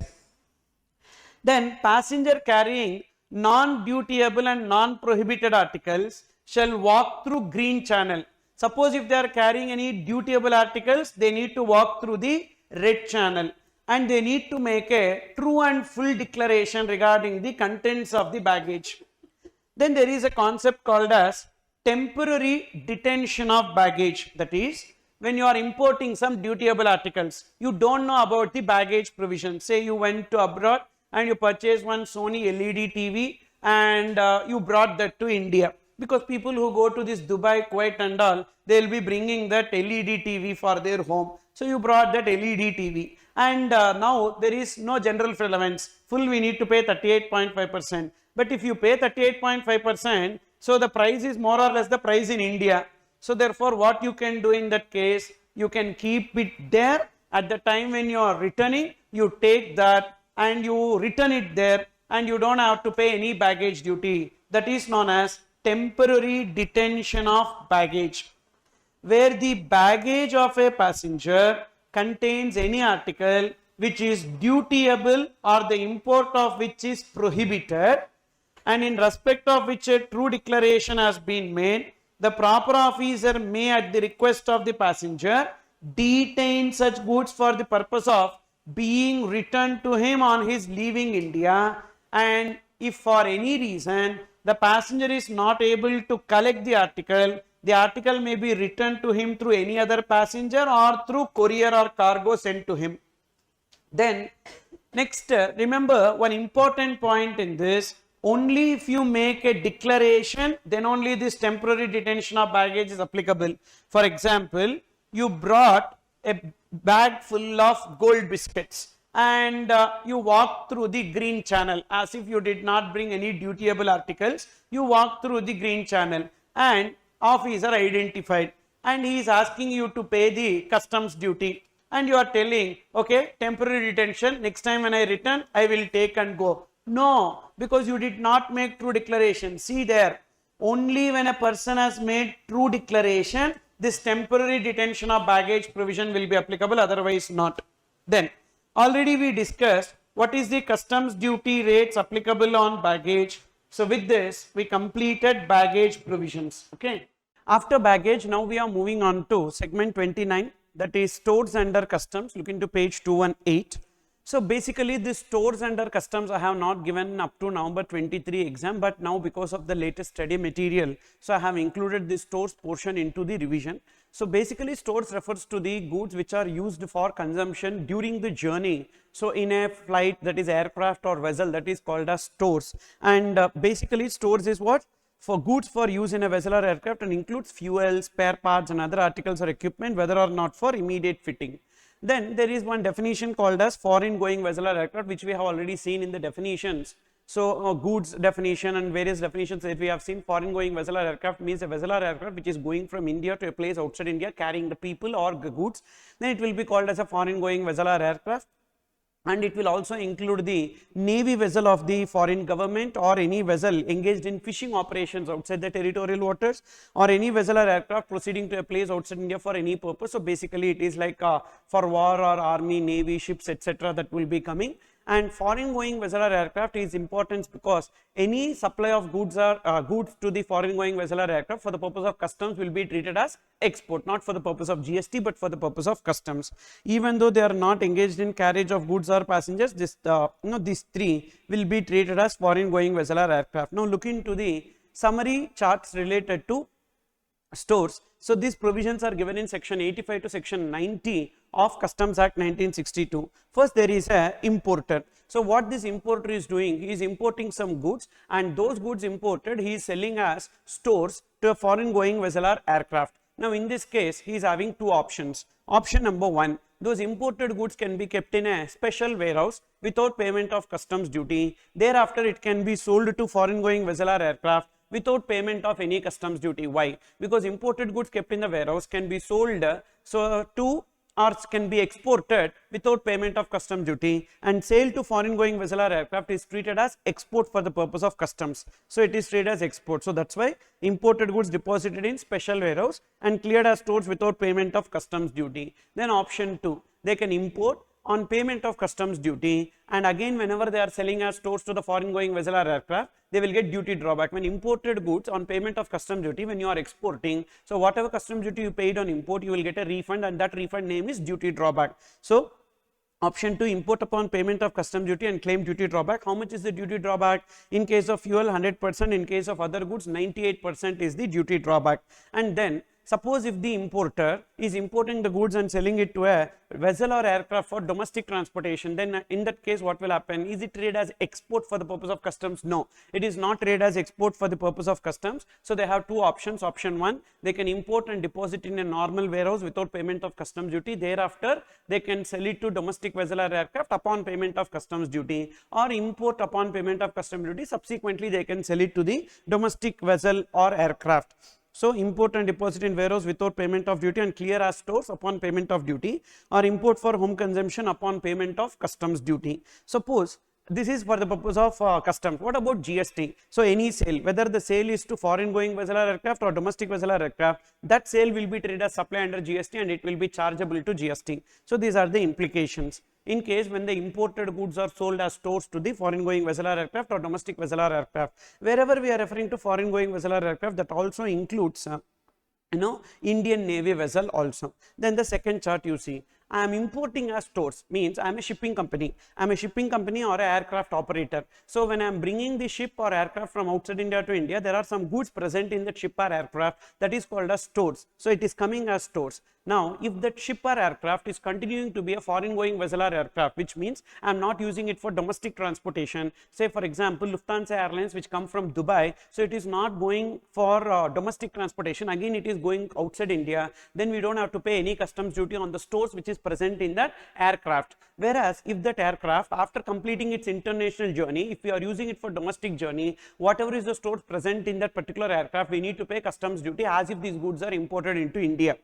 So import of stores, shipping company or aircraft operator, if it is a foreign going vessel or aircraft and it is retained in it, so till the time it is foreign going vessel or aircraft, customs duty not payable on the stores. Whereas suppose if that particular foreign going vessel or aircraft and thereafter it is being used for the purpose of domestic transportation, then we need to pay customs duty on such imported stores. So therefore any foreign going vessel or aircraft, if it is coming to India, so thereafter it should not be used for domestic transportation. If they want to use it for domestic transportation, they need to unload all the stores which are present in that foreign going vessel or aircraft, and then they need to load a new set of goods, and that should be used for the purpose of domestic transportation. If the same foreign going vessel or aircraft, if they convert into domestic vessel or aircraft, the remaining stores, whatever is there in that foreign going vessel or aircraft, we need to pay customs duty on that. That is the ideology behind it. So that's the reason why usually what will happen is that whenever the foreign journey is completed by the aircraft, so there will be some gap like 45 minutes, 1 hour, and sometimes 1.5 hours also they will be staying for making domestic journey, because they will unload all the goods in that foreign going vessel or aircraft and again load new set of goods including the fuel.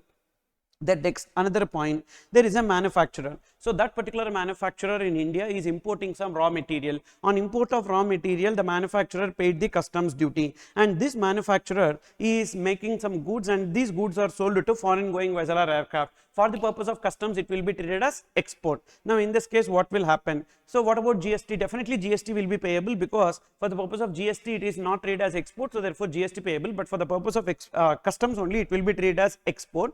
Now these goods may be dutiable goods or non-dutiable goods. If it is non-dutiable goods, the question of payment of duty shall not arise. If it is dutiable goods, then also up to permissible quantity no need to pay duty. If it is beyond the permissible quantity, then we need to pay the export duty. So dutiable, non-dutiable customs duty not payable, even dutiable up to permitted quantity duty not payable, otherwise duty will be payable. Then suppose if the manufacturer is importing the raw material, makes the finished goods, and those finished goods are sold to the domestic vessel or aircraft, then what will happen? For the purpose of GST it is sale, chargeable to GST. For the purpose of customs it is not export, so only GST will be applicable in that case, not treated as export under Customs Act. And there is no question of duty drawback also here. So these three charts you need to remember, and wherever we refer to foreign going vessel or aircraft, that also includes Indian Navy vessel also. And these are the points that could be tested in the exam related to stores, maybe as theory question or as MCQs. And the next area, segment 30, page number 220, that is related to warehousing under customs. So basically warehousing provisions deals with import of goods that can be deposited in the warehouse without payment of customs duty, and again at a later point of time we can clear it from the warehouse upon payment of customs duty. So let's have a overview into this particular warehousing provisions. You can see here First, as and when the goods are imported, that imported goods will be under the custody of custodian for a period of 30 days. So 30 days it will be under the control of custodian, and within 30 days either we need to present the bill of entry for home consumption or bill of entry for warehousing. Within this 30 days, if it is not presented, either the goods will be deposited in the warehouse by the customs officer or it can be disposed of by way of auction. Now, in this 30 days period, we are filing a bill of entry for warehousing or inbound bill of entry. When we are presenting the bill of entry for warehousing, we also needs to execute a bond. So goods are cleared without payment of customs duty, but a bond needs to be executed. Now, from this particular port or airport, so we will be taking the goods to either public warehouse or private warehouse or special warehouse. What is a public warehouse? Public warehouse is a warehouse where the goods belonging to any person can be deposited in that warehouse. So store goods belonging to any person. Whereas private warehouse means only goods belonging to the warehouse keeper can be deposited in that warehouse. That is called as private warehouse. So store goods belonging to license holder. Whereas special warehouse means store notified goods belonging to any person. So one of such notified goods already we have seen in stores, that is stores will be coming under notified goods. Apart from that, there are other notified goods, but the notified goods list we don't have to remember for exam purpose, but remember notified goods will be kept in a special warehouse. How public and private warehouse will be different? For example, I am having a warehouse, so and my goods only can be deposited in that warehouse, that is called as a private warehouse. I am having a warehouse, my goods also can be deposited, some other person's goods also can be deposited, that is public warehouse. Now, how public and private warehouse is different from the special warehouse? Special warehouse will be under the physical control of the customs department, which means customs officer will be present in the special warehouse and it will be operated based on customs lock and key. Whereas private warehouse or public warehouse, it will not be under the physical control of the customs officer. It will be records based control, which means the customs officer will not be present, but the warehouse keeper need to follow certain guidelines as specified by the regulations in this regard. So that is about the private warehouse or public warehouse, records based control, but special warehouse physical control. But all these three warehouses are licensed by the customs department only. So commissioner or principal commissioner will give the licenses with respect to these warehouse based on certain licensing conditions. Now, as the goods are deposited into the warehouse, so these goods, how many days it can be in the warehouse? So these goods can be in the warehouse for an unlimited period of time. So in this warehouse, even manufacturing and other operations are permitted in this warehouse. So we can carry out the manufacturing. For example, we can import the raw material or we can import the goods in unassembled or disassembled form, and we can do the assembly also inside the warehouse. So manufacturing operations are permitted inside the warehouse. And here what happens is that if the goods are imported by 100% EOU, so export oriented unit, EHTP, electronic hardware technology park, STP, software technology park, or private warehouse where the warehousing operations are permitted, they can keep the goods till the time they are clearing it for home consumption, and there is no interest also that they need to pay. Suppose if it is any other warehouse, in that case they can deposit the goods maximum for a period of 1 year, and this 1 year can be extended for a further period. Sometimes the 1 year can be reduced in case of perishable goods also, but as per the law, the maximum period is up to 1 year, and in this there is an interest free period also, that is 90 days. So which means both these things should be counted from the warehousing order. So from the warehousing order, it can be deposited for a period of 1 year. In that also 90 days is the interest free period. From 91st day we need to compute the interest at the rate of 15% per annum. Remember, the interest rate under customs is 15% per annum and it is not 18% per annum. And from warehouse, for what purpose it can be cleared? Either it can be cleared to another warehouse, or it can be cleared to the importer's place, or it can be exported. Suppose if it is cleared to another warehouse, what reason? Maybe this particular warehouse where we have deposited the goods, they have cancelled the license with respect to this warehouse, then we will remove the goods from this warehouse to another warehouse. In that case, what are the formalities? We are not required to file any new bill of entry because already we filed a into-bond bill of entry. Only when we clear it for home consumption, we need to file ex-bond bill of entry. So we don't have to file any bill of entry, but just a transfer request we need to make. And again, no need to execute a new bond. Already the bond that was executed at the time of deposit of goods in the first warehouse, that itself will be sufficient. So no bill of entry, but a transfer request to be made. Customs duty not payable and the bond will be retained. Suppose if the goods are taken for importer's place, so what will happen? So that is for home consumption, ex-bond bill of entry needs to be filed and the customs duty is payable, and the bond whatever is executed will be released upon payment of customs duty. And here there is one like two Supreme Court cases, Kesoram Rayan case and SBEC Sugars case by Supreme Court, which says that if the goods are not cleared within the permissible warehousing period, on expiry of the warehousing period, the goods are deemed to have been removed for the purpose of collection of customs duty. So usually we will take the relevant date for determination of rate of duty on the date of ex-bond bill of entry. But suppose if what happens, the warehousing period is over, and thereafter we are filing the ex-bond bill of entry. The date on which warehousing period got over, on that date whatever is the rate of duty that should be taken, not the date on which ex-bond bill of entry is filed. But usually we will take the rate of duty prevailing on the ex-bond bill of entry. So this is because of the Kesoram Rayan case and SBUC Sugars case. They are telling that if the goods are deposited in a warehouse and the permissible warehousing period is expired, on expiry of the warehousing period the goods are deemed to have been removed, and we need to do the computation of custom duty and collection will arise. So that is this, goods deemed to be improperly cleared on expiry of warehousing period. And then for clearance to the importer's place, ex-bond bill of entry for home consumption needs to be filed, cleared upon payment of custom duty, and bond executed will be released. Or the goods can be taken to export from the warehouse. When the goods are taken from our export, we don't have to pay customs duty because goods did not cross the customs barrier. So we don't have to pay customs duty on the import. And whenever we are exporting, we need to file a shipping bill or bill of export. That formality is only to be done. So no bill of entry, but a shipping bill needs to be filed. Customs duty not payable, and the bond will be released because the goods are no more in the warehouse. Then when the goods are in the warehouse, so owner of the goods is having certain rights. What are those rights? Number one, so owner can inspect the goods. So he can check with respect to those goods at time to time, and he can sort or inspect the goods. So sorting of the goods and showing them for sale. But the warehouse keeper so has to put certain restrictions to ensure that the goods are not damaged. Even the importer should, the owner of the goods should exercise care and caution to prevent the loss, deterioration or damage, because if there is any damage or loss at the warehouse stage, then in that case we will be claiming remission of duty or abatement. So that is loss of revenue to the government. So that's why this caution needs to be exercised by the owner of the goods. And see some more points in this regard. So come back to page 220. Imported goods can be deposited without payment of customs duty in a customs warehouse. Basically that is licensed by the customs department. So the types of warehouses, if you see it, we will have public warehouse, private warehouse and special warehouse. So section 57, 58 and 58A. And in public warehouse, goods belonging to any person can be deposited, but in a private warehouse only goods belonging to licensee can be deposited. Only notified goods can be deposited in special warehouse, which will be under customs law.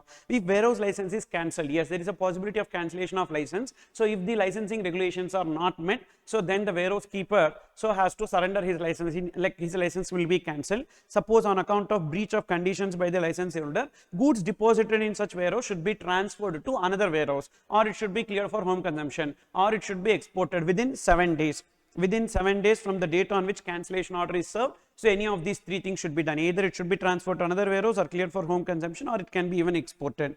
And at the time when we deposit the goods in the warehouse, we need to execute a bond that is called as warehousing bond. And that warehousing bond is 3 times the customs duty payable on such goods. So we need to execute. So warehousing bond is required for deposit, which is of 2 types, consignment bond and general bond. So consignment bond will be 3 times the duty payable at the time of deposit. General bond as specified by the officer. Upon execution of the bond, the proper officer will pass a warehousing order. Of course, in bond bill of entry needs to be filed and warehousing order will be passed. And what is the warehousing period? 1 year from the date of warehousing order. Considering the nature of goods, it may be reduced or enhanced, and this period is not applicable to EOU, EHTP, STP and warehouse where the manufacturing operations are permitted.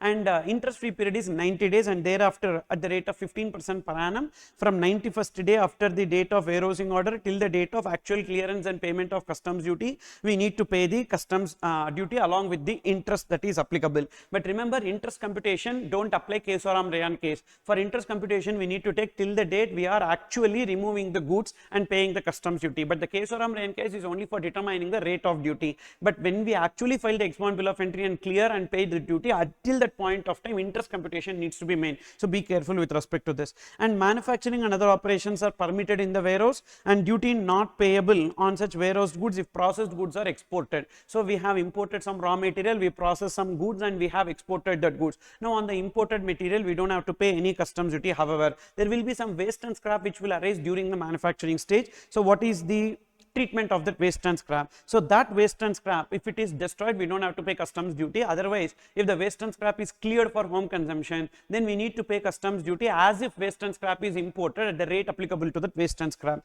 However, customs duty payable on waste and scrap at the applicable rate to waste and scrap arising out of manufacture if such waste and scrap is not destroyed within the warehouse. Then in case of volatile goods, so we will be able to claim the remission. So customs duty not payable on the quantity lost on account of evaporation or other causes. So that is with respect to volatility. For example, whiskey is imported and we have kept it in a barrel, and that whiskey imported, one barrel is some 1000 liters, and at the time of actual removal only 970 liters is there. Now on the 30 liters we don't have to pay customs duty. That is what section 70 says. So in case of volatile goods, we have some allowance that is available. So these are the provisions that we have with respect to warehousing. And next we have, so segment 31, page 223, refunds under customs. So in this refunds under customs, so basically we have three sections which talks about the refund. Section 26, which is refund of export duty, and 26A, refund of import duty, and section 27. So normally when we pay customs duty in excess, so when section 26 is applicable. Section 26 we have seen already in the context of section 20. Whenever the export is happening, on export we are paying the customs duty, and those exported goods are being imported. So then at the time of import of that particular goods, so whatever customs duty we paid at the time of export, that we will get as a refund. So goods exported on payment of duty and imported otherwise than as a resale, which means that it will be like rejections or returns only. So it should not be resale. Like I am selling to B outside India and B sell to C, and from C I should not pay. That is not allowed here. So I am selling to B means B should return the goods or B should reject the goods, then this section 26 will be applicable. So here 100% of the customs duty paid at the time of export we will get as a refund. And what is the time limit within which the exported goods should be re-imported? 6 months, and it can be extended for a further period of 6 months. So basically it is 1 year. So goods should be imported within 1 year from the date of export. So from the date of export, the goods should be imported within 1 year. So 1 year usually is applicable in which case? So when we are exporting and when we are importing. So usually in case of remaking, reprocessing, refining, so there only it is possible export goods will be re-imported within 1 year. And refund is subject to unjust enrichment. Actually this is not applicable. Refund subject to unjust enrichment is not applicable in case of section 26. So this is not applicable, you just omit that. And how much refund we will get? 100% of the customs duty paid on export we will get. What is the time limit? 6 months from the date of order of home consumption. So 6 months from the order for home consumption we will get the now we can make the application. So after the date the goods are exported, the goods are imported na. So from the time it is imported we can make application within 6 months, and export to import the time limit will be 1 year. And here customs duty not payable on re-import on account of section 20. Yes, that's what we have seen. Whenever the exported goods are imported for the purpose of repairs, remaking, reprocessing, we have that notification which says that we don't have to pay customs duty, so that will be applicable. So these are the various provisions, like various points related to section 26. Now look into 26A. 26A is applicable in a scenario where the imported goods are defective, but we don't know that it is defective at the time when we are clearing it for home consumption, and after clearing it for home consumption we came to know that the goods are defective. Then in that case, is there any relief? So basically if you see that section 13, 22, 23 subsection 1, 23 subsection 2 is before the time of clearance. But what if we have cleared and thereafter we came to know that the goods are defective? Then in that case 26A will be applicable. So first, imported goods are either exported or destroyed or relinquishment of title. So basically, so we have relinquishment of title. Abandoned means we are relinquishing the title with respect to that. So exported, destroyed or abandoned. So that is we relinquish the title as they are not conforming to the specifications or defects. So what is the time limit for application? So we need to make application within 6 months from the late export order. So in case if the imported goods are exported or if the goods are destroyed from there within 6 months, and suppose if the goods are abandoned, that is relinquish the title, from there within 6 months we need to make application for refund of customs duty paid on import. How much is the refund? We will get 100% of customs duty paid on import, and the goods must be exported, destroyed or abandoned within 30 days, or it can be extended for a further period of 3 months from the date it is imported, cleared for home consumption, and it should not be used, and we should not claim duty drawback. So if you claim duty drawback, already you are enjoying the benefit. Imported goods exported, you are getting the duty drawback, then you will not get the customs duty refund in case of 26A.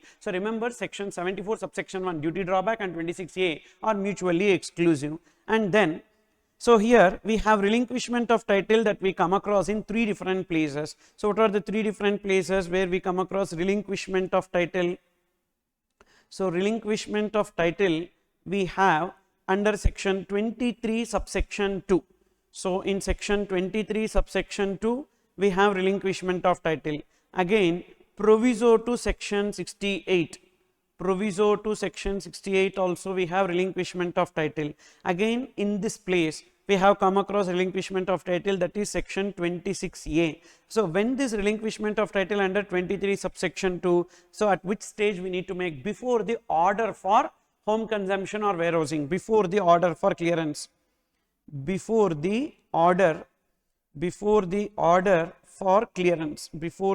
for clearance, okay. Whereas when the relinquishment of title under proviso to section 68, warehoused goods, with respect to warehoused goods, we can claim the relinquishment of title under proviso to section 68, whereas 26A, that is after actual clearance, after clearance within 30 days plus 3 months, within 30 days plus 3 months. So this is the time limit by which we need to claim the relinquishment of title. So that is what it is given here.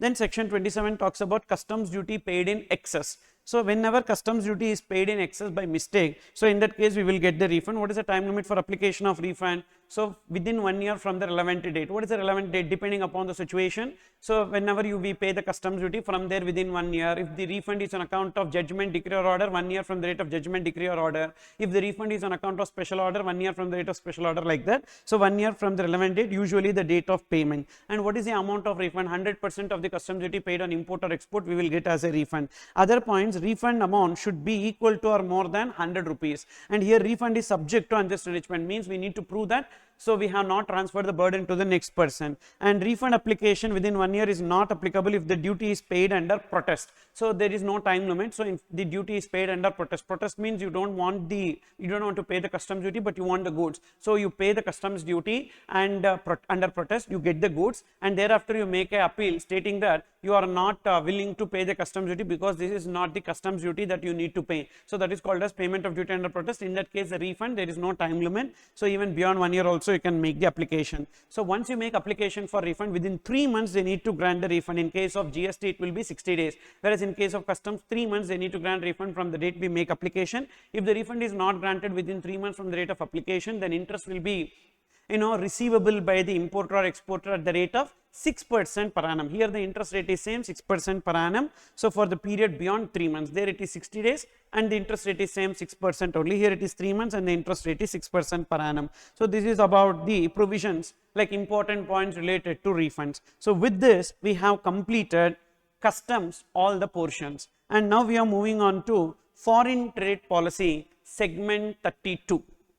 So this foreign trade policy is actually, previously it was guaranteed area, but now as they have reduced the weightage of the customs to 20 marks, I don't think so they will be asking a question on foreign trade policy for like definitely. So may or may not be asked, but there are some standard areas which are very, very important in foreign trade policy. You need to focus on that particular areas, and this particular lecture, you please quickly have a look into this revision lecture, plus whichever areas I am telling as important, those areas you mark and you please revise those areas 2-3 times, so that if at all the question comes in exam also, you will be able to write. Okay. So first of all, what is foreign trade policy? Foreign trade policy refers to the set of guidelines which is given by the Directorate General of Foreign Trade. This Directorate General of Foreign Trade is an authority which is under Ministry of Commerce and Industry. Ministry of Commerce and Industry has been delegated with the power with respect to regulating the imports and encouraging the exports. So for regulating the imports and encouraging the exports, one law has been created, that is Foreign Trade Regulation and Development Act 1992. Under that Foreign Trade Regulation and Development Act, the job of regulating imports and encouraging exports is given to the Ministry of Commerce and Industry. So that Ministry of Commerce and Industry delegated that power to DGFT, Directorate General of Foreign Trade, and the DGFT will come out with a policy for the purpose of doing this. So that is called as foreign trade policy, and they will implement this foreign trade policy through their regional authorities who are located across the country. So that is about this foreign trade policy is about. Then what is the difference between foreign trade policy and Customs Act? Foreign trade policy talks about the brain of the international trade, what to import and what to export, whereas Customs Act talks about the procedures, valuation, how to import and how to export. So what to import, what to export is in FTP, how to import and how to export is in Customs Act. And this foreign trade policy, current foreign trade policy is with effect from 1/4/2023, and for current foreign trade policy there is no sunset clause, which means usually every foreign trade policy is for a period of 5 years, but the current foreign trade policy we don't have any end date. So till the time it is withdrawn or it is amended, so this foreign trade policy will be existing. So current FTP shall continue to be operation unless otherwise specified or amended. And so these provisions of foreign trade policies are governed under Foreign Trade Regulation and Development Act, and I told you, so it is controlled by DGFT and regional authorities. So basically, what are the contents of foreign trade policy? We have the basic policy plus export incentives. So what is the policy with respect to import of certain goods, whether it is prohibited, restricted, etc., and what are the various export incentives? Then we have handbook of procedures, which is not there in syllabus. So then that is what are the procedures to be followed. Then what are the forms and standard input output norms and harmonized system of coding, that is Indian trade classification. So for what product, what is the policy, etc. So this point number 2 to point number 5 is not there for us. Only the basic policy and export incentives is applicable. In that, the basic aspects of FTP that we are trying to understand. So imports and exports are classified into 4 in case of FTP, that is prohibited, which means you cannot import that or you cannot export that. It's called as prohibited. Restricted means you can import it or export it, but you need a license to import or export. That license is called as authorization. And number 3, so that is called as reserved for STA, which means only state trading enterprises can import those goods or export those goods. For example, food products can be imported only by Food Corporation of India. Petrol and other fuel products can be imported by IOC or ONGC. That is called as reserved for state trading enterprises. And finally, freely importable and freely exportable, which means that you can import it or export it without any license. Not that freely importable means no need to pay duty. So here we don't bother about the custom duty, we are talking about the policy. So therefore, freely importable, freely exportable means you can import it or export it without any license. That is called as freely importable and exportable. And then authorization refers to the license. So generally, whenever the restricted goods are there, those restricted goods can be imported only under an authorization. So this authorization we need to obtain from Directorate General of Foreign Trade. This is like a license required, and either through DGFT or through regional authorities we will be getting. Authorization is not a right. When we make an application, if they are not granting, it does not mean it is a right and we should get it. And DGFT or regional authority may refuse to grant or renew, and license under old FTP continue to be valid in the new FTP also. And restricted goods imported are subject to actual user condition. Actual user means only the person who is importing should use those goods. He should not be transferring those goods to any other person. But DGFT is having power to dispense the condition. So which means they can allow these goods to be sold to any other person also. So actual user condition may be dispensed with. And every importer and exporter is required to obtain an import-export code from DGFT, and that is a 10-digit permanent account number. Your permanent account number itself will be notified as the IEC, but we need to make application for that. And specific provision in FTP shall prevail over the general provisions that we know. And we have some trade facilitations under foreign trade policy. So these are the various trade facilitations that they have given, Indian government has given to the importers and exporters. So what are those trade facilitations? So now whenever you get a question, so write a brief note on trade facilitations under FTP. So any few points you remember and you need to write that. The first trade facilitation is they have appointed a National Committee on Trade Facilitation. So this is an inter-ministerial body. So for the purpose of, like single point clearance with respect to all the formalities. So this inter-ministerial body has been created, and they have 4 pillars. So transparency, technology, simplification of procedures, and risk-based assessment and infrastructure. So these are the 4 pillars of this National Committee on Trade Facilitation. So transparency, so all the procedures will be transparent and there are no hidden costs, etc. associated with this technology. Everything will be online. And simplification of procedures and risk-based assessment. So not that everyone will be assessed, only based on risk criteria. So the assessments needs to be done. That is that. Then free passage of export consignments. So whenever the goods are being taken for export, so generally we should not be putting much restriction on export, and unless there are doubts that these goods are hazardous or prohibited goods, they can do the examination. Consignments meant for export shall not be withheld or delayed for any reason by any agency of central or state government. In case of any doubt, authority may ask for an undertaking from exporter and release such consignment. No seizure of export related stock. That's what. No seizure has to disrupt the manufacturing activity, but in exceptional cases, so based on prima facie irregularities, they can seize for a maximum of 7 days unless irregularities are substantiated. So because export should not be restricted, so that's the reason why, so they have relaxed these conditions. Then they created something called as authorized economic operator program. So this authorized economic operator, so it is like they are partners in the nation building, so to enable the business involved in international trade to reap the benefits. So what are the various benefits that are given to this authorized economic operator? So the government will notify certain exporters as authorized economic operators, so to them certain privileges are given. So you mark this as important. So what are the various benefits that are given to the authorized economic operator. Remember the keyword preferential bids, preferential. So preferential bids, preferential bids. So this authorized economic operator will get a preferential bid. What is it preferential bid? First, preferential customs treatment in terms of reduced examination. So there won't be much examination. They will get a preferential treatment with respect to reduced examination and faster processing and clearance of cargo. Number 2. So not only in India, even at the time of export, so Indian government will have some agreement with the foreign countries. So with those countries where India is having some trade agreement, so there they get the border clearance privileges.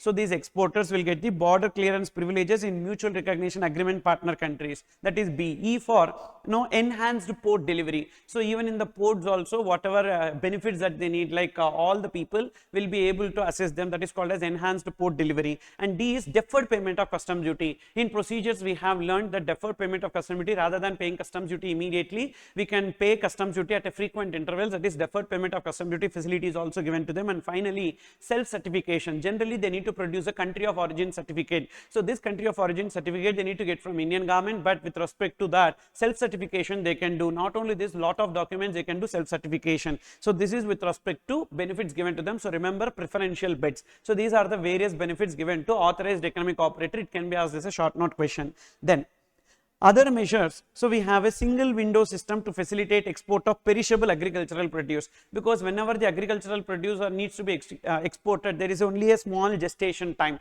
So within that time the agricultural produce needs to be exported. So therefore in the form of formalities it should not be delayed. So therefore they have established a single window clearance. So that authority has given the clearance, which means that the goods agricultural produce can be exported. Niryat Bandhu. So this Niryat Bandhu is like mentoring the exporters. So they will be mentoring the new entrepreneurs who has started the business of exporting. So then issue of eIEC. So now IEC is made online, and DGFT online customer portal is there. So 24/7 whatever queries we have, we can get it solved there. And online facility for e-registration cum membership certificate. RCMC refers to registration cum membership certificate. Generally, if you are an exporter, you need to get this membership certificate from the relevant export council. So for example, if you are an onion merchant exporter, so then there will be Onion Merchant Exporters Association will be there. In that association, you need to take a membership. Same way, if you are a gold merchant, so there will be Export House for Gold. So in that place, you need to get a membership. Otherwise, you will not get the benefits under foreign trade policy.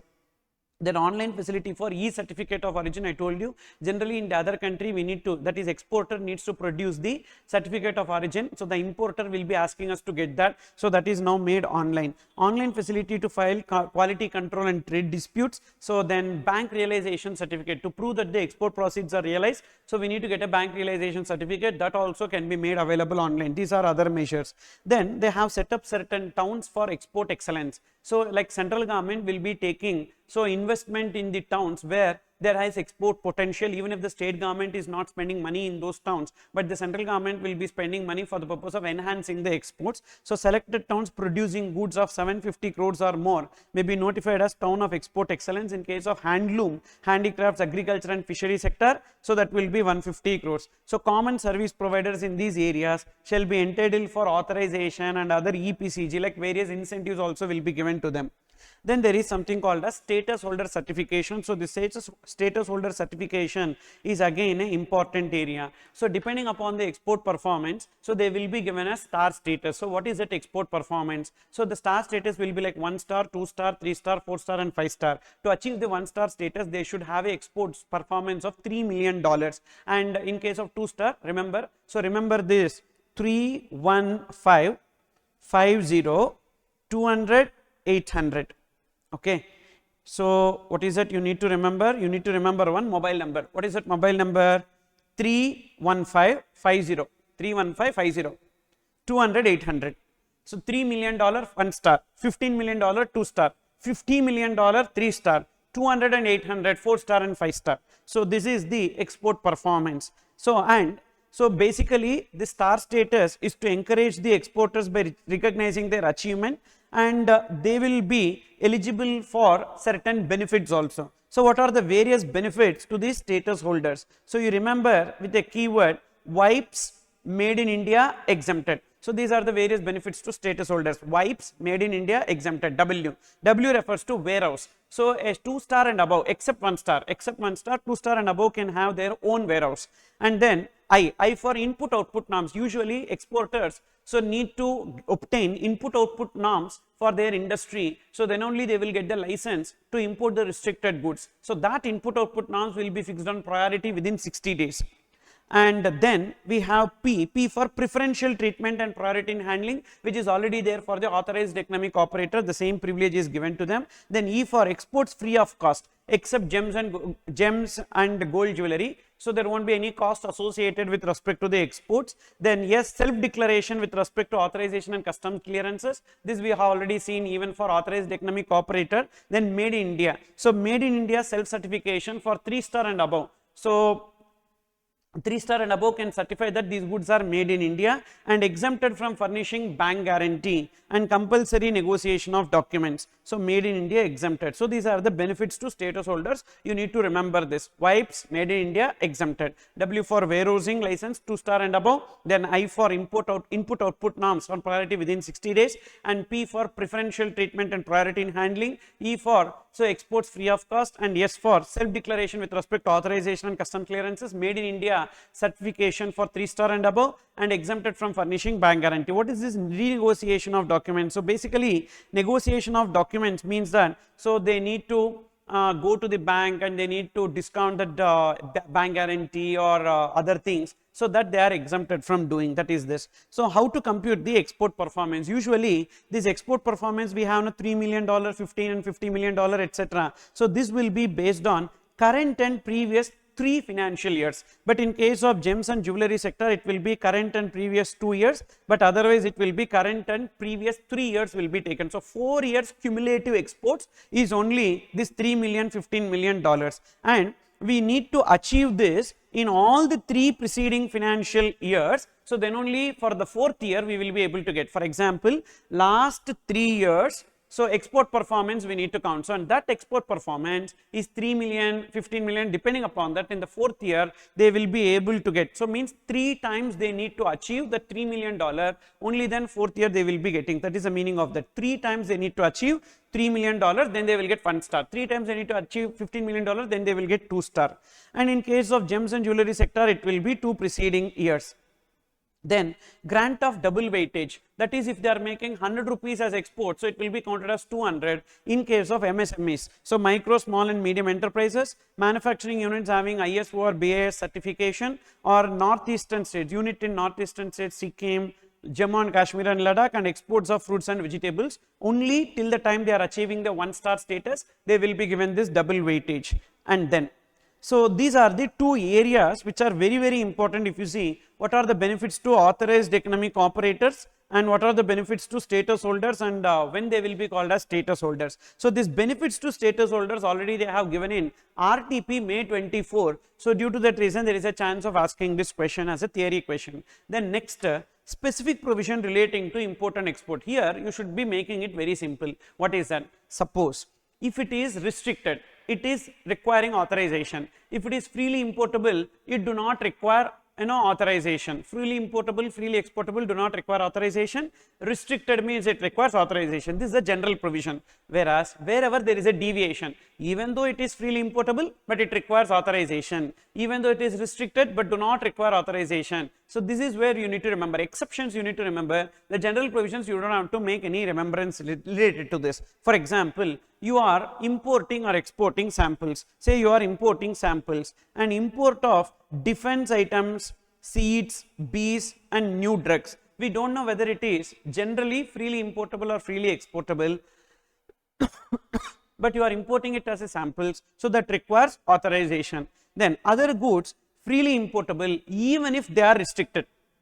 So generally those goods are restricted, but when you are importing it as samples, you don't need any license. But with respect to 4 goods, always license is required. What are they? Defense items, seeds, bees and drugs. So requires authorization. Then whenever you are exporting some goods, those goods are generally restricted goods. It requires authorization. Those goods are freely exportable goods that do not require authorization. So this you don't have to remember. So this is based on the general provisions. So this whatever is there, this is general. This is general. So there is nothing to remember. But this part is there na, import part. So that import part you need to remember. So what is that you need to remember in this import part? Generally goods are freely importable or restricted, you leave it. But when you are importing samples, okay, let it be freely importable or restricted, for goods as import as samples, you always need authorization. What are they? So that is defense items, seeds, bees and new drugs, that requires authorization. Other goods not require authorization. So don't see what is the type of goods, whether it is generally restricted goods or freely importable goods, that is not required. Then up to what extent we can bring the samples without payment of customs duty? Up to 3 lakhs we can import the samples without payment of customs duty. Okay, then that is this duty free import of samples up to 3 lakhs without payment of customs duty. So this also you need to remember. So you just put a tick, and that only we need to remember more. Then import or export of gifts. So first we will see import of gifts. With respect to import of gifts, so if like again don't see what is the type of the product, whether it is freely importable product or restricted product, you don't see. You are getting something as a gift. Suppose if it is through post or courier, including e-commerce, only few goods can be coming as gifts. Other goods should not come as gifts in post or courier or e-commerce. So only 2 goods, that is Rakhi and life-saving medicines, can only come through post or courier as gift. Other goods should not come as a gift. If it is coming as gift, it will be prohibited. They will not allow you to do the clearances. So they will retain that goods. Okay. So but Rakhi life-saving medicines, you can bring it as post or courier as gift and do not require any authorization. Does not require any authorization. And customs duty payable on gifts imported. Of course, we have to pay the customs duty. Only thing, it do not require authorization. See, it may be originally restricted or originally freely importable. That is irrelevant. You are getting some goods as gift. First, in which mode? It is coming as, so post or courier or e-commerce. Only Rakhi and life-saving medicines is allowed. Do not require authorization. All other goods prohibited. And even though it do not require authorization, but customs duty you need to pay. But for customs duty also they have given a relaxation. If the customs duty is up to 100 rupees on Rakhi, that is exempted. We don't have to pay the customs duty. Whereas if you are importing to other modes, authorization not required, even though those goods are restricted goods, because you don't know whether it is a restricted product or not when they are sending. So that do not require authorization, but it should be coming through other modes. Other modes means what? So like a commercial regular cargo, it should be coming, it should not come as courier or post. So this you need to remember. Then when it comes to export of gifts, simple. So if the product is restricted, definitely that requires authorization, general. If the product is freely exportable, that do not require authorization, normal, that is general. But even though it is freely exportable, but if the value of goods exceeds 5 lakhs, so then that requires authorization, because freely exportable only, do not require authorization. But why? You are exporting it as gifts more than 5 lakhs. So the foreign exchange will get affected. So therefore that requires authorization. That is the exception. Remaining is general point, you don't have to remember. So then next one, passenger baggage. Passenger baggage, so it is fully based on the general provision only. We don't have to remember. If it is restricted goods, that requires authorization. Freely importable goods, authorization not required. Restricted goods, authorization required. Freely exportable goods, authorization not required. But what you need to remember is, even though it is restricted goods, okay, even though it is restricted goods, but if it is household goods and personal effects, drawings, patterns, designs and other notified goods, then do not require authorization. That alone you need to remember. So baggage, general rule. So if it is restricted goods brought as baggage, requires authorization. If freely importable goods brought as baggage, do not require authorization. Same way at the time of export also. But we have one exception. That exception you need to remember. What is that? Generally these goods are restricted goods, but the restricted goods is household goods and personal effects, drawings, patterns and other notified goods for export in baggage. So that do not require authorization. Then import of second hand goods. So you are importing some second hand goods. What are those second hand goods? If it is capital goods or other than capital goods. See, capital goods, even though first hand when it is imported, it requires license or do not require license, that is irrelevant. But we have a separate provision related to import of second hand capital goods. What is that? So you are importing some second hand capital goods. So it's first hand, don't bother. Now, what are those second hand capital goods? If it is air conditioners, generator sets, AC, generator, desktop, refurbished or reconditioned spares of laptops or notified electronic goods. Okay, now they have changed the list. So air conditioners, generator sets, desktop, refurbished or reconditioned parts of laptops or desktops and notified electronic items require authorization. Even though it's first hand, do not require authorization. Other capital goods, so do not require authorization. But they have given if it is reconditioned spares, reconditioned or refurbished spares, so at least 80% of the original life should be there for this reconditioned or refurbished spares, because in the name of waste, like reconditioned spares, waste and scrap should not be imported into India. That's why they are telling at least 80% of the original life of the spare should be there. So only 2 points. These goods requires authorization, other goods do not require authorization. Other than capital goods, that is remaining goods.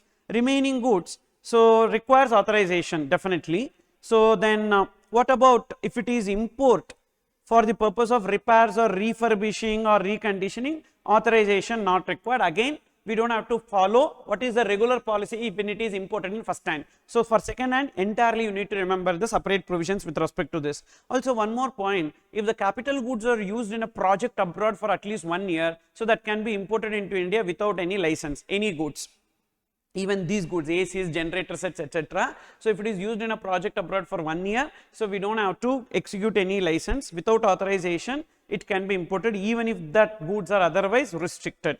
Then prototypes. Prototypes means what? Prototypes means generally it is like a product which is developed. So a specimen of the product or a model of that product. So new or second hand prototypes or second hand samples may be imported without an authorization. So we don't need any authorization. Okay. So provided that it is under actual user condition and the person who is importing is engaged in production or having an industrial license, and he files a self declaration that he is not going to sell it, but it is just a prototype. Okay. So that do not require an authorization. Then metallic waste and scrap always requires authorization, because that is harmful for the environment. So import of any form of metallic waste scrap will be subject to the condition that it will not contain hazardous, toxic waste, radioactive. So it is conditioned that suppose if it contains hazardous, toxic waste or radioactive contaminated waste and scrap, then in that case it is prohibited.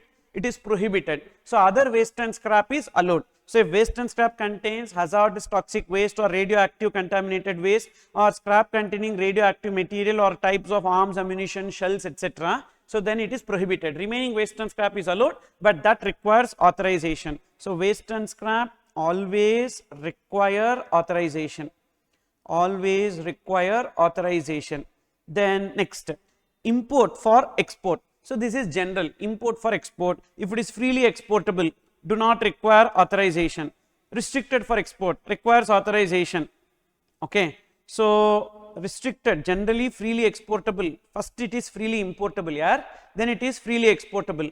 On import, authorization not required. On export also, authorization not required. Okay. Then, so freely importable and restricted for export. So freely importable, so authorization not required for import if exported in the same or substantially same form. For export also we don't require any authorization if it is exported in the same or substantially same form. So what you need to remember, if it is freely importable and it is exported, whether at the time of export the restriction is there or not, don't bother. If the imported goods are exported in the same or substantially same form, you don't need authorization. Then next one, restricted for import. At the time of import it is restricted, definitely authorization required. Simple. So it is general. So only this point you need to remember, and this is general. Why it is general? Suppose if it is freely imported, restricted for import. Once it is restricted for import, definitely authorization is required for import. Restricted for import and export, authorization required for import and export also. Then next one, you are importing some goods or you are locally purchasing some goods and you are exporting it for repairs or quality improvement or upgradation. So if it is restricted goods require authorization, freely importable goods authorization not required. So that's a general rule, you don't have to remember that. So these are the points. So whichever points I have marked as tick, that alone you remember. And then finally we have export promotion schemes. So the various export promotion schemes or export incentives that we have is first advance authorization and duty free import authorization. And let's see what is the purpose of this. This is basically for the purpose of procurement of goods, that is raw material, without payment of customs duty. That is why we have advance authorization, duty free import authorization. That is, you are an exporter, you can procure the raw material without payment of customs duty. Then next we have something called as EPCG. So this RODTEP is there, then EPCG, like how AA and DFIA is for import of raw material or procurement of raw material without payment of customs duty. EPCG is for procurement of capital goods without payment of customs duty.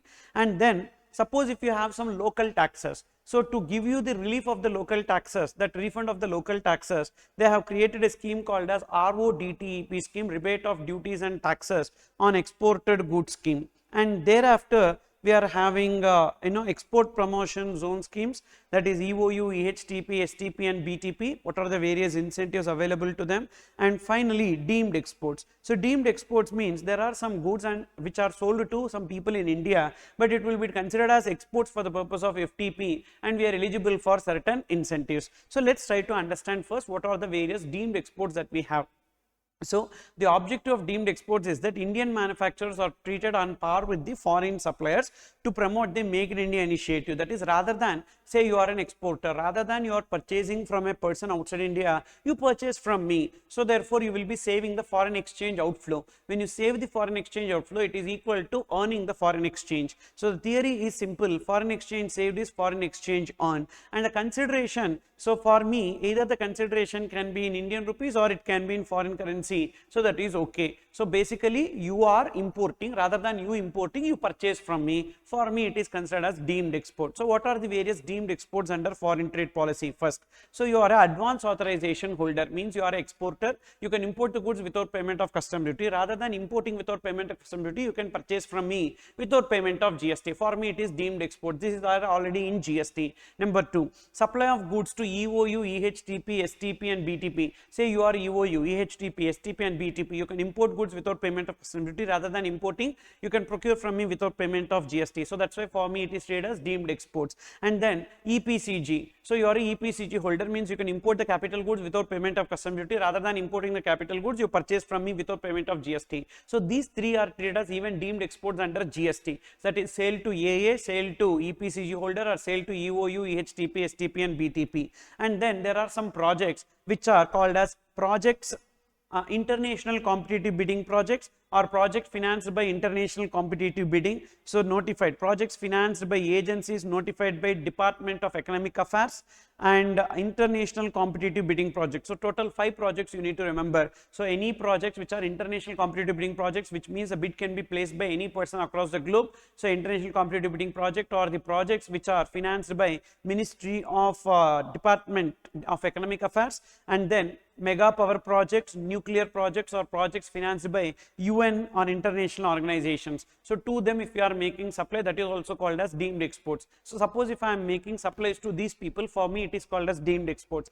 What are the various incentives or benefits in case of deemed export? Number 1, for making this sale, I can import without payment of customs duty under advance authorization. Or for making this sale, I can import the goods whenever I am selling to these people. Whatever customs duty I paid on import, I will get as a duty drawback. These are the 2 incentives. So advance authorization, so I can import the goods to make sale to these people without payment of customs duty, or I can import the goods on payment of custom duty, then I can sell it to them and I will get the duty drawback. Even refund of terminal excise duty. Suppose locally if I procure anything to make the goods, on that locally procurement, if there is any excise duty burden, that also will be refunded to me. So that is the benefits in case of deemed exports. And conditions for deemed exports: supply shall be made directly to the entities listed above. Third party supply shall not be on their behalf, that is on these people's behalf. If I am making supplies to some other person, that will not be counted as deemed exports. In all cases, supply shall be made directly to the designated projects or agencies, and subcontractors may however make supplies to the main contractor instead of supplying directly.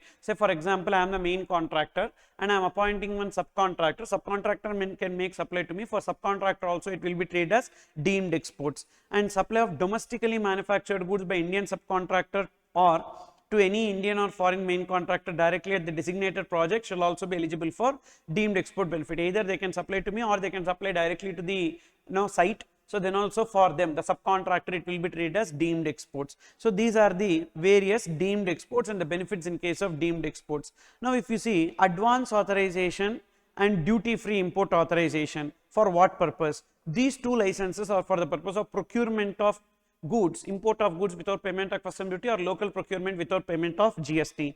And why we have two licenses? So if you see, first point, advance authorization, whatever license that we have got, it is non-transferable, means only the person who is having the license can import the goods, whereas DFIA is transferable after they complete the export obligation. Export obligation means when you are getting a benefit, you also have an obligation to achieve the exports. So both these licenses have an export obligation. So but in case of AA, even after export obligation gets completed, you cannot transfer the license to some other person, but DFIA, duty free import authorization license, can be transferred. Outward supply, under advance authorization, you can make physical export. So including supplies to SEZ will also counted for export obligation, deemed export also counted for export obligation, and sale to foreign going vessel or aircraft is also counted for export obligation. Whereas in case of DFIA, only physical export is considered for export obligation. How much should be the export obligation under AA? So minimum value addition 15%, which means if your import CIF value is 1 lakh, your FOB value of export should be more than or equals to 1,15,000. So minimum value addition 15%. However, in case of specified goods, it can be less than 15%. Whereas under DFIA, the minimum value addition is 20%. Means if the CIF value of import is 1 lakh, the FOB value of export should be 1,20,000 or more than 1,20,000. Then eligibility, who is eligible for advance authorization? An exporter who holds a AEO, authorized economic operator certificate, or 2-star and above status. They both only are eligible for AA, but all other exporters are not eligible for AA. So who are eligible for AA? Authorized economic operator or status holder 2-star and above. Okay, then all other exporters not eligible for AA, they will get only DFIA. And fixation of standard input output norms. AA can be issued even if SION is not fixed, but DFIA will be issued only if SION is fixed. So then duties that are exempted. So basically in case of advance authorization, all the duties are exempted, including the CVD, SAD, IGST and additional customs duties, everything is exempted. But in case of DFIA, only basic customs duty is exempted, but other things we need to pay. But of course, IGST we can take as ITC. And applicability of authorization. So in case of AA, only manufacturer exporter or merchant exporter tied to supporting manufacturer, they only will be getting the benefit. So merchant exporter means the one who is exporting, supporting manufacturer means the one who manufactures. Okay. Whereas in case of DFIA, a merchant exporter, even though not tied to supporting manufacturer, is eligible for DFIA benefit. So when available, so in the case of AA, imported inputs are subject to pre-import condition. Pre-import condition means first you import and you will not be paying any customs duty, then you use it in the export and you need to make the export. Whereas DFIA is like post-export basis. Post-export basis means first you import with payment of duty, you export it, based on export, next time you can import without payment of customs duty. That is basic customs duty. When is it not available? So AA is not available for specified export goods as well as specified inputs. Whereas in case of DFIA, no DFIA shall be issued for an input which is subject to pre-import condition, because for pre-import condition we have only AA. And then import of tires also not eligible for DFIA. And finally, what is the validity? So in case of AA, if you are making deemed exports, the validity is 12 months or the project completion, whichever is later. In other cases, 12 months from the date of issue, and revalidation for further 12 months only once. So 12 months plus 12 months, but DFIA only for 12 months and there is no further revalidation, means within this period we need to import. And export obligation period, in case of AA we need to achieve 15% value addition, DFIA 20%. AA we need to achieve within 90 days from the date of clearance of import consignment, whereas DFIA we have enough time, 12 months from the date of online filing. Then we have something called as advance authorization for annual requirement. So like yearly this much amount you can import, this much value of the goods you can import, like that they have given how much entitlement. So you can import up to CIF value of imports of 300% of FOB value of physical export, or in the preceding previous year, or 1 crore, whichever is higher. So last year export is somewhere like 2 crores. So 2 crores into 300%. So that is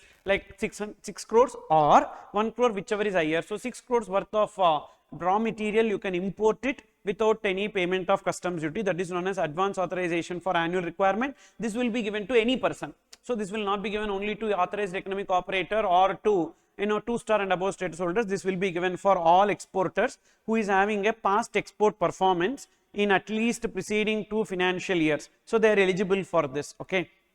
And what is that export performance? So that is what we have seen. So they should be having some exports, they will be eligible for advance authorization for annual requirement.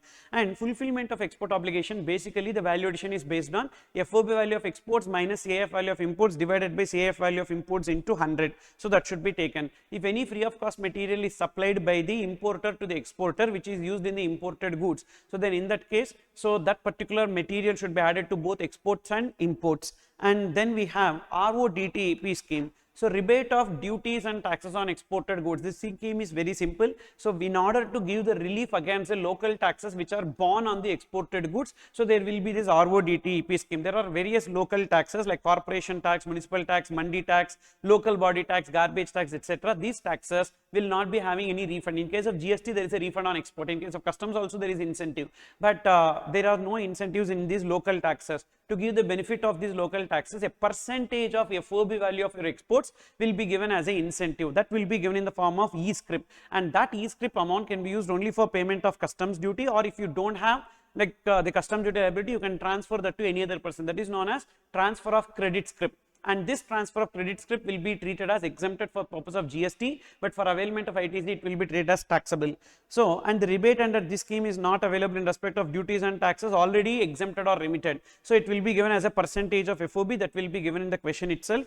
And this rebate is subject to condition that you need to realize the proceeds within the time limit under FEMA, that is 9 months. Not that the rebate will be given only after 9 months. First the rebate will be given, but you should ensure that you are realizing the proceeds within 9 months. And there are some ineligible supplies or categories. So in this case, RODTEP scheme not possible. Number 1, export of imported goods. First of all, there is no local taxes on this. You are importing from one country and exporting to other country, there are no local taxes. And exports through transshipment, same. You are importing from one country and exporting to other country, so there is no local taxes on these goods. Export of goods subject to minimum export price fixed by the government. So you are exporting at the price fixed by government, so there is no element of local taxes in this. So restricted goods and prohibited goods, you will not get RODTEP. Deemed exports also you will not get. And supply of products manufactured by DTA units to SEZ. So whenever we are making sale to SEZ also, there is no RODTEP, that will not be counted. Deemed exports also not counted for RODTEP. Products manufactured by 100% EOU. First of all, there is no local taxes for goods manufactured in 100% EOU. Even goods which are exported under the discharge of value addition under AA-DFIF. For AA-DFIF, we will make some exports. Now, that will not be counted for RODTEP purpose. So, this you need to remember. These are some ineligible cases where you will not get RODTEP benefit.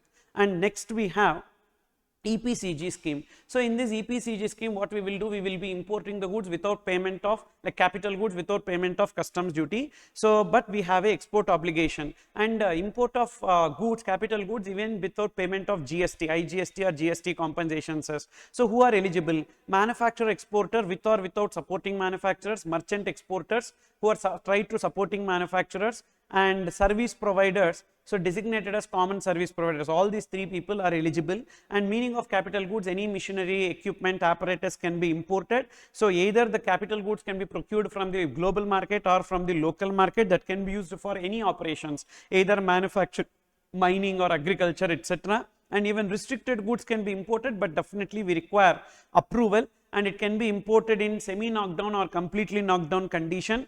And even computer systems also can be imported, molds and dies also can be imported. But all these capital goods which are imported are under actual user condition till the export obligation is completed. After the export obligation is completed, goods can be sold or transferred. How much is the export obligation? Basically, we have two types of export obligation under EPCG, that is specific export obligation and average export obligation. What is the average export obligation? We need to maintain every year exports as the average of the 3 preceding years, and beyond that, if we are making any export, that will be counted towards specific export obligation. How much is the achievement that we need to make? 6 times the duty saved on capital goods. For example, duty saved on capital goods is 100 lakhs, 100 lakhs into 6 times 600 lakhs, but this 600 lakhs is over and above the average export obligation.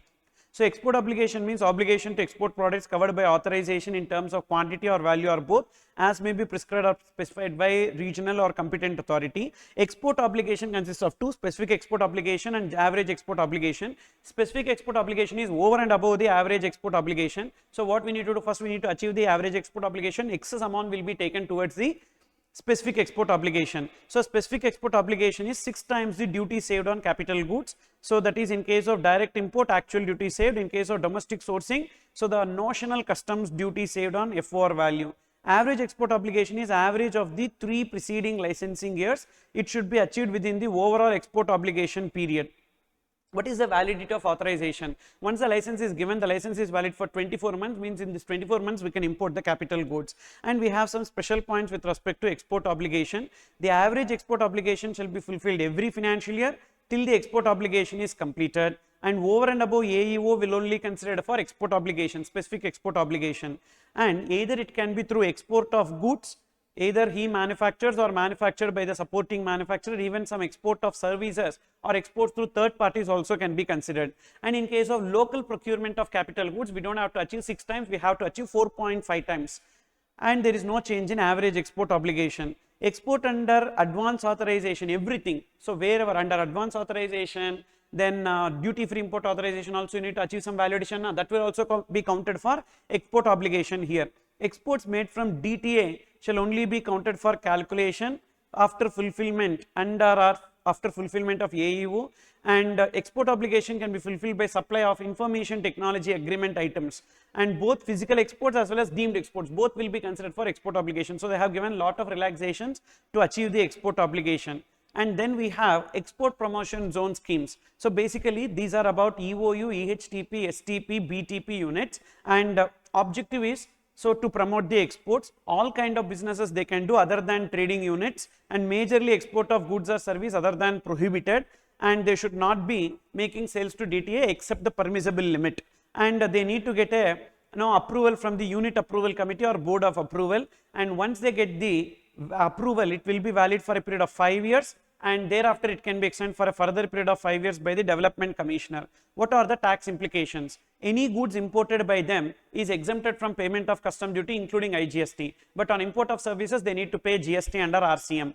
and whenever they locally procure, that is eligible for deemed exports to the supplier. So supplier is having two options, they will not recover any GST or they can recover the GST, and the EOU can claim the refund. Whenever they make supplies to the recipient, that will be chargeable to normal GST. Export of goods or services is exempted from payment of customs duty. So these are the various incentives. And then other entitlements, they are exempted from industrial licensing, and even export proceeds will be realized in 9 months, and units will be allowed to retain 100% of its export earnings through EEFC, exchange earners foreign currency account, and they will not be required to furnish bank guarantee, and 100% FDI permitted through automatic route. So these are some important points you need to remember. Then inter-unit transfer, they can transfer from one unit to another unit on payment of applicable GST. So whatever is there. Then who can establish? Any person who is having minimum investment of 1 crore in plant and machinery can establish in EOU, but board of approval can allow with lower investment criteria. Even existing DTA can be converted into EOU, and they need to achieve a positive net foreign exchange earnings, that is income in forex minus expenditure in forex should be positive in that period of 5 years. Otherwise the next 5 years they will not be getting the extension, and whenever they want to exit from the scheme, they can exit from the scheme, but subject to payment of applicable customs duties and GST. So then if they have not achieved any obligations, they are liable to pay the penalty at the time of exit. So then whenever there are certain benefits with the conditions, if you are not fulfilling those conditions, then that entity will be called as denied entity. So in the following situations, a person shall be liable to penal action. So that is, authorization holder violates any condition or fails to fulfill export obligation or fails to deposit the requisite period amount within the period specified, and any information or particulars furnished by the applicant is subsequently found to be untrue or incorrect, in that case they will be called as denied entity list. And so once they breach this, so their name will be kept under the denied entity list for a period. So then in that case the firm may be refused to grant renewal of any license or authorization. All new licenses will be blocked. The firm name can be removed by concerned regional authority if the firm completes export obligation or pay the appropriate penalty. So these are the various points that we have with respect to foreign trade policy. With this we completed, and I told you few areas which are important. Those areas you please revise it once again and quickly you go through this. So one day before the exam, and this will be sufficient. So with this we have completed the rocket revision completely. So all the portions, and this time little extra only I have given, considering we have 3 days time for the purpose of indirect tax exam. So due to that reason, and I'm extremely sorry for making it little late, customs and FTP portion. GST on time I have given. I told you March mid, I gave it by March mid itself. But customs and FTP only because of the health and other reasons it got delayed. Extremely sorry for that.